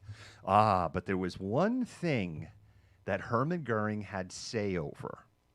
And the one thing that he had say over was he controlled the national police force and the regional the commanders of the regional forces. So the first thing, day one, Hermann Goering made 50,000 SA troops. So think of it as like Proud Boys on steroids, and said they're police officers now. That was day one. Enabling Acts. And then you had the Reichstag fire, where, again, think like the Capitol burning down. And they pinned it on a 17-year-old communist. And they see, it was the communists that did this. And he engaged the Enabling Acts. And then there was the Night of the Long Knives, which at that point, there was nobody left to kind of say, hey, no, not a good idea. And the other thing that happened with the Enabling Acts is Dachau was opened in 1933, the first concentration camp. And the first concentration camp did not have a single Jew in it. The first concentration camp had communists, socialists, educators, and trade union leaders. Liberal, liberal, liberal, liberal. That's not true. They had the word socialist. It was the National Socialist Workers' Party. They were socialists. Look, if you're going to drop that dumbass argument, then I guess North Korea is a democracy because they the People's Democratic Republic of Korea, the Democratic People's Republic of Korea, DPRK. Because hey, they got Democrat in the name. They a democracy because they say it. Dumbasses. We are at November 1923. That's where we're at today. And so we as a nation, if we go, this will only embolden those who want to destroy this democracy. And if we go, mark my words, 10 to 20 years from now, there will no longer be, we have a broken democracy right now. We have a really broken government. No argument there. We need serious changes. We are so far from what the Founding Fathers intended, and yet in some ways we are right where the Founding Fathers intended. This is a nation that absolutely supports straight white males, period. There is so much institutional racism and elitism that is built into this system. I'm not going to argue that for 1 second, but as far as fucked up as our system of government is, it still continues to survive despite our best attempts to destroy it. And if you look at American history, we have tried to destroy this country multiple times. And where a lot of other countries, that fabric is not held up, this fabric is held up. They got a fair amount of things right. They got a lot wrong.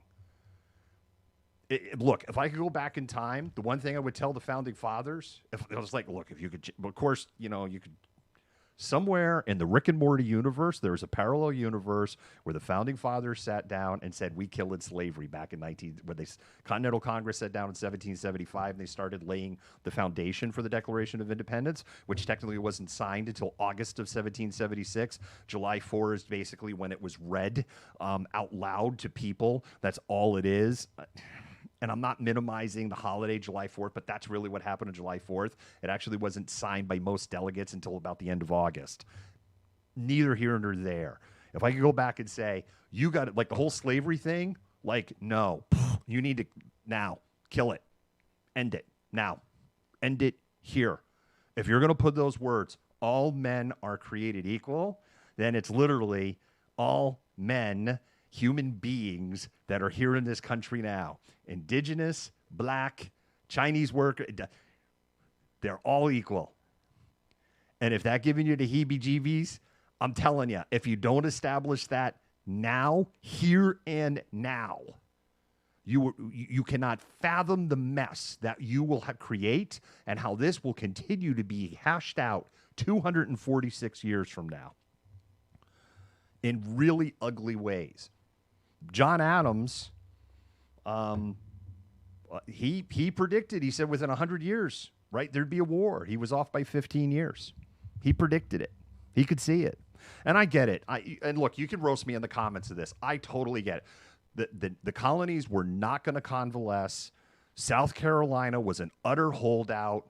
They were like, fuck you on this whole slavery thing. And like, you need to just take all that language out or we're not doing this. And if the colonies weren't united, they knew that England would just use South Carolina as a wedge. And it wouldn't. So this is why we wouldn't have America. And we'd be singing God Save the Queen right now. And we wouldn't have had the War of 1812 with Canada. And we'd be eating crumpets. And Boris Johnson would be our leader. Oh, fuck. He's almost as bad as Trump. At least after Boris Johnson got COVID, he was like, whoa, this is like, we have to start taking this seriously because, damn.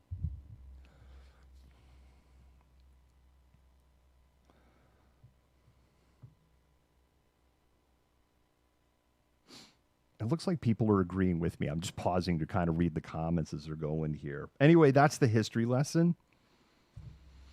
If we don't come down hard on the architects of this, if we don't root out in the Department of Defense, at the Pentagon, at the Capitol Police, in our intelligence agencies, in the FBI, the people that were like, not this text here saying like all hell's going to break loose tomorrow. Delete. We got to find those people. We have to hold them accountable. If we don't have this reckoning, it's just not going to be good. It's not, because what it will enable the people that want to put a white nationalist government in this country, the lesson they're going to be taught is, see, you can get away with it. We got away with it. And people here in America love getting away with it. There's nothing that's more American than getting away with it. All right. Let's talk about weather. I alluded to it. It was on the ticker, or it's on the ticker. People on the cell phones probably can't read the ticker, or they're probably like, ticker? This is what I think for snow. I'm going to actually put a line in the sand here, so you're hearing it first. Tomorrow, Wednesday, it ain't snowing. No, it ain't snowing. Thursday afternoon is looking like starting around Thursday afternoon, 3, 5 o'clock. I'm actually feeling confident enough to like drop some time around it. Talking Seattle area, 3, 5 o'clock, 3, 6 o'clock.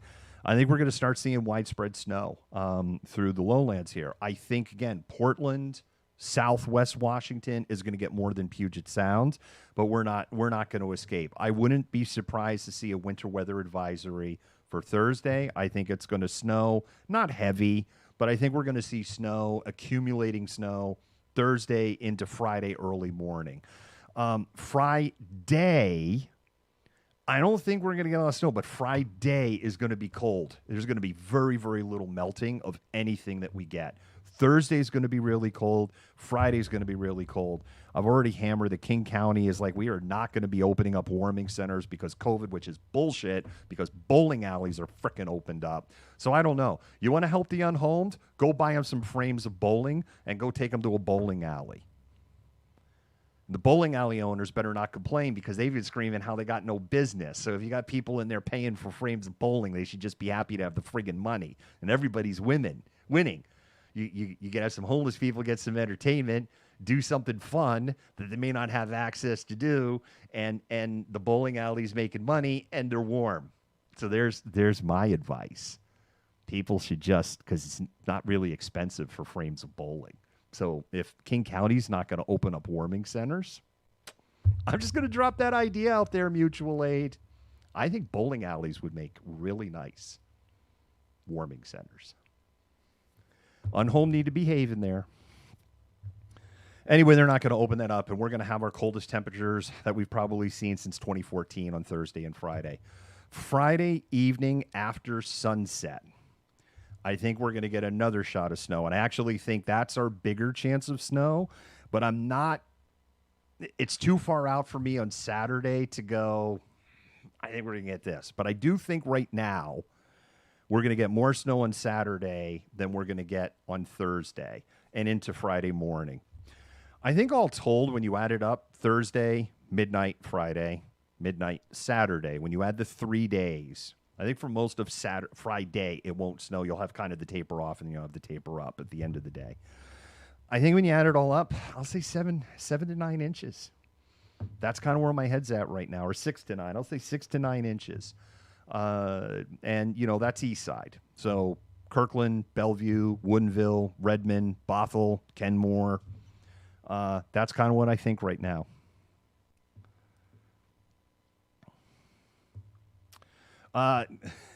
Kimberly, I think on happy hour on Thursday at 8 o'clock, I think it's snowing out. Check it out. It's snowing outside. That's what I think. So that's where we're at. Thank you, everybody, for tuning in today. Keep your fingers crossed. We'll hear about my COVID test tomorrow. As I've been saying, I think people have seen, if you've stick through a lot of this, you've seen that I probably have been coughing a few times. You probably just seen the visual, or you catch me turning the mic off and cough. I have a little bit of a cough, a little bit of sore throat. I've had a headache for like 2 days. But my sense of smell is just about wiped out. It's not gone. It's like if I get straight coffee grounds, put my nose right in it, and go, I can smell them.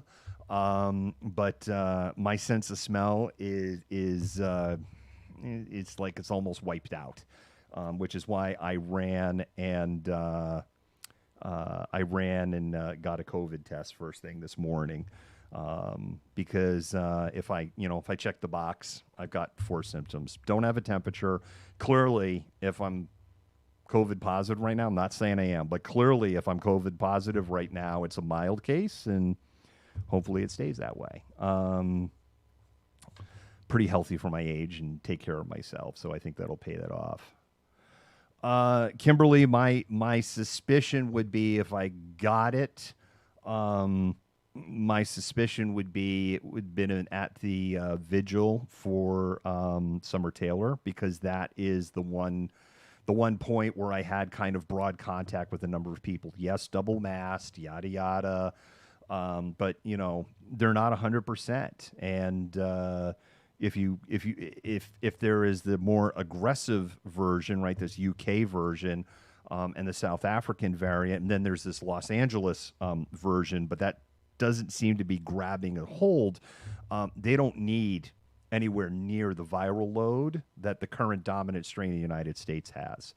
I know I'm super cautious, and I don't shake hands, and I generally try to stay in the rear with the rear, and I generally don't gather in with people. And it was a relatively small group of people, and a fair number of known entities were there, people that I know that generally care for themselves, and also, as we've said many times, protesters are super motivated to stay masked up because, thanks to the behavior of the Seattle Police Department, hey, chuds, wearing a mask, like you wear an N95 mask and you get pepper sprays up in the air, it's not perfect, but it helps. You get it like face full of the stuff, yeah, then an N95 is not going to help.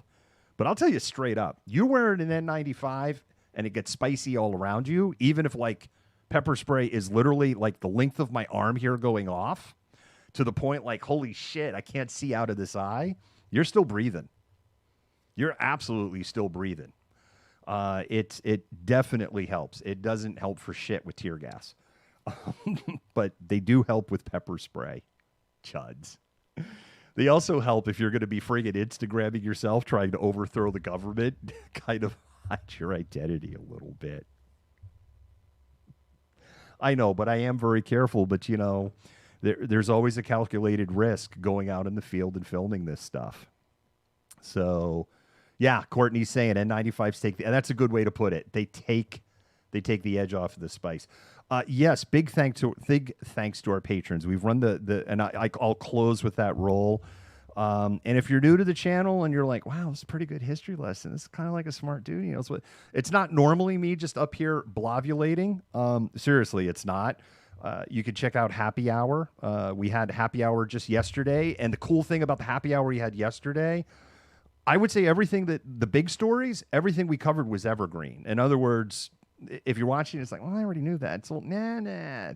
That's a special happy hour we had last night. Oh, Callie, believe me, there's people who think I blavulate. Callie, how come you're not streaming anymore? You used to stream a lot. Are you just, or am I mixing you up with a different Callie, by the way? Because I'm pretty sure you're the same Callie. And we watched your stream. We shared some of yours. We would share your streams if they were on SPN. We would share some of them on the SPN through that. Just rarely. Okay. Because you used to stream a lot more. I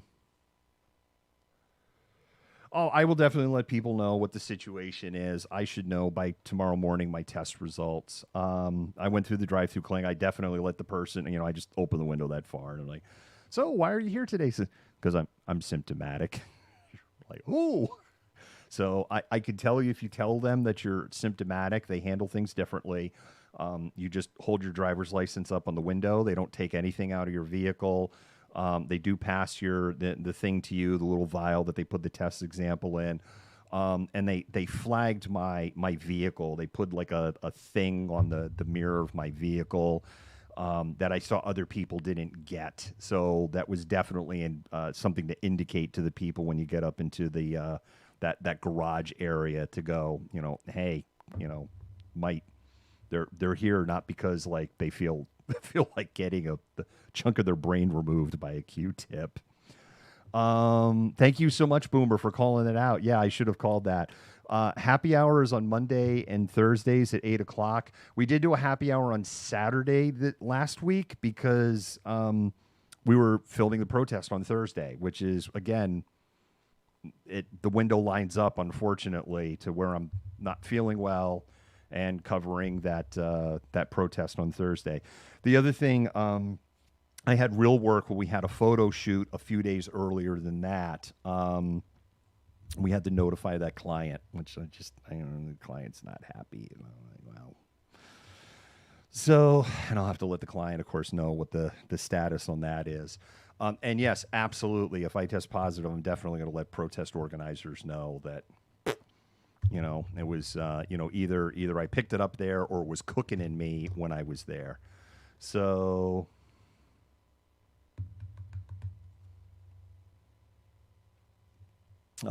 again, Kimberly, I wouldn't read too much into it. I'm not saying that that's where I could have picked it up in the grocery store, right? It could be, I can't say that it was this bizarro interaction that I had with the dude, because that's too long ago at this point. Yeah, the new variants, Kimberly, are definitely, particularly the South African variant. We have it on the scroller on the bottom, right, that South Africa has stopped using the AstraZeneca vaccination because they've concluded it's just not effective enough against the South African variant. It's not that it's not that it doesn't work. They're saying it's not working enough, which means it's under 50% effective, which from a clinical standpoint means it doesn't work. Under 50%, it might as well be zero. The minimum threshold for a vaccine is 50% effective. I would just think that this is all said and done with Weird Dude, Kimberly. That's my view. All right, folks. Thanks, everybody, for tuning in. We're going to go ahead and roll the close and also thank our patrons one more time. If you appreciated what we did, you can become a patron for as little as $5 a month. You can help keep independent media independent. We don't run ads. We don't have full say on Twitter. I just don't want on Twitch. There's ads on Twitch. Yeah, I know. That's Twitch, right? But we don't actively put ads on any of our content. We don't have ads on our website, malcontentnews.com. We really want to stay ad-free because otherwise, if we're running ads, we're beholden to our advertiser and the advertisers, and then that makes us beholden to their editorial points of view. And you're like, wait a minute, you run ads for Black. We don't charge for those ads. And I've said before in the past, I haven't said this in a while. If you're a BIPOC business, if you're a BIPOC small business, and you just want us to run a spot, you could just give us the spot, and we'll just run the spot, and we don't charge you because we amplify Black, Indigenous, person of color voices. And if you're a BIPOC, LGBTQIA owned and supportive company, boy, we'd be all over running ads for you because that is to the core of what we are. But anyway, you become a patron, or you can go to Venmo. We're on Venmo with the Malcontent. You know, you literally just drop a couple of bucks in the tip jar. Every little bit helps to keep the lights on. And so with that, I'm going to say, Malcontent out. Malcontent News is a team of journalists, activists, and researchers with 3 key missions. A commitment to show an unfiltered view of the before, during, and after of key events, live, as it happens. To defend the First Amendment using our rights of a free press. And to amplify the voices of underrepresented individuals, including Black, Indigenous, persons of color, and the LGBTQIA+ community. Our team is committed to seeking equality for all and holding those in power accountable. The easiest way to support Malcontent News is to bookmark our website at malcontentnews.com, like and follow us on Facebook, subscribe to us on YouTube, and follow us on Twitter, Twitch, Instagram, and in the Google News app. To provide financial support, you can become a patron, make a one-time donation through Venmo, or link your Twitch account to your Amazon Prime account and use your free subscription to subscribe to Malcontent News. Thank you for supporting independent journalism and for being a malcontent.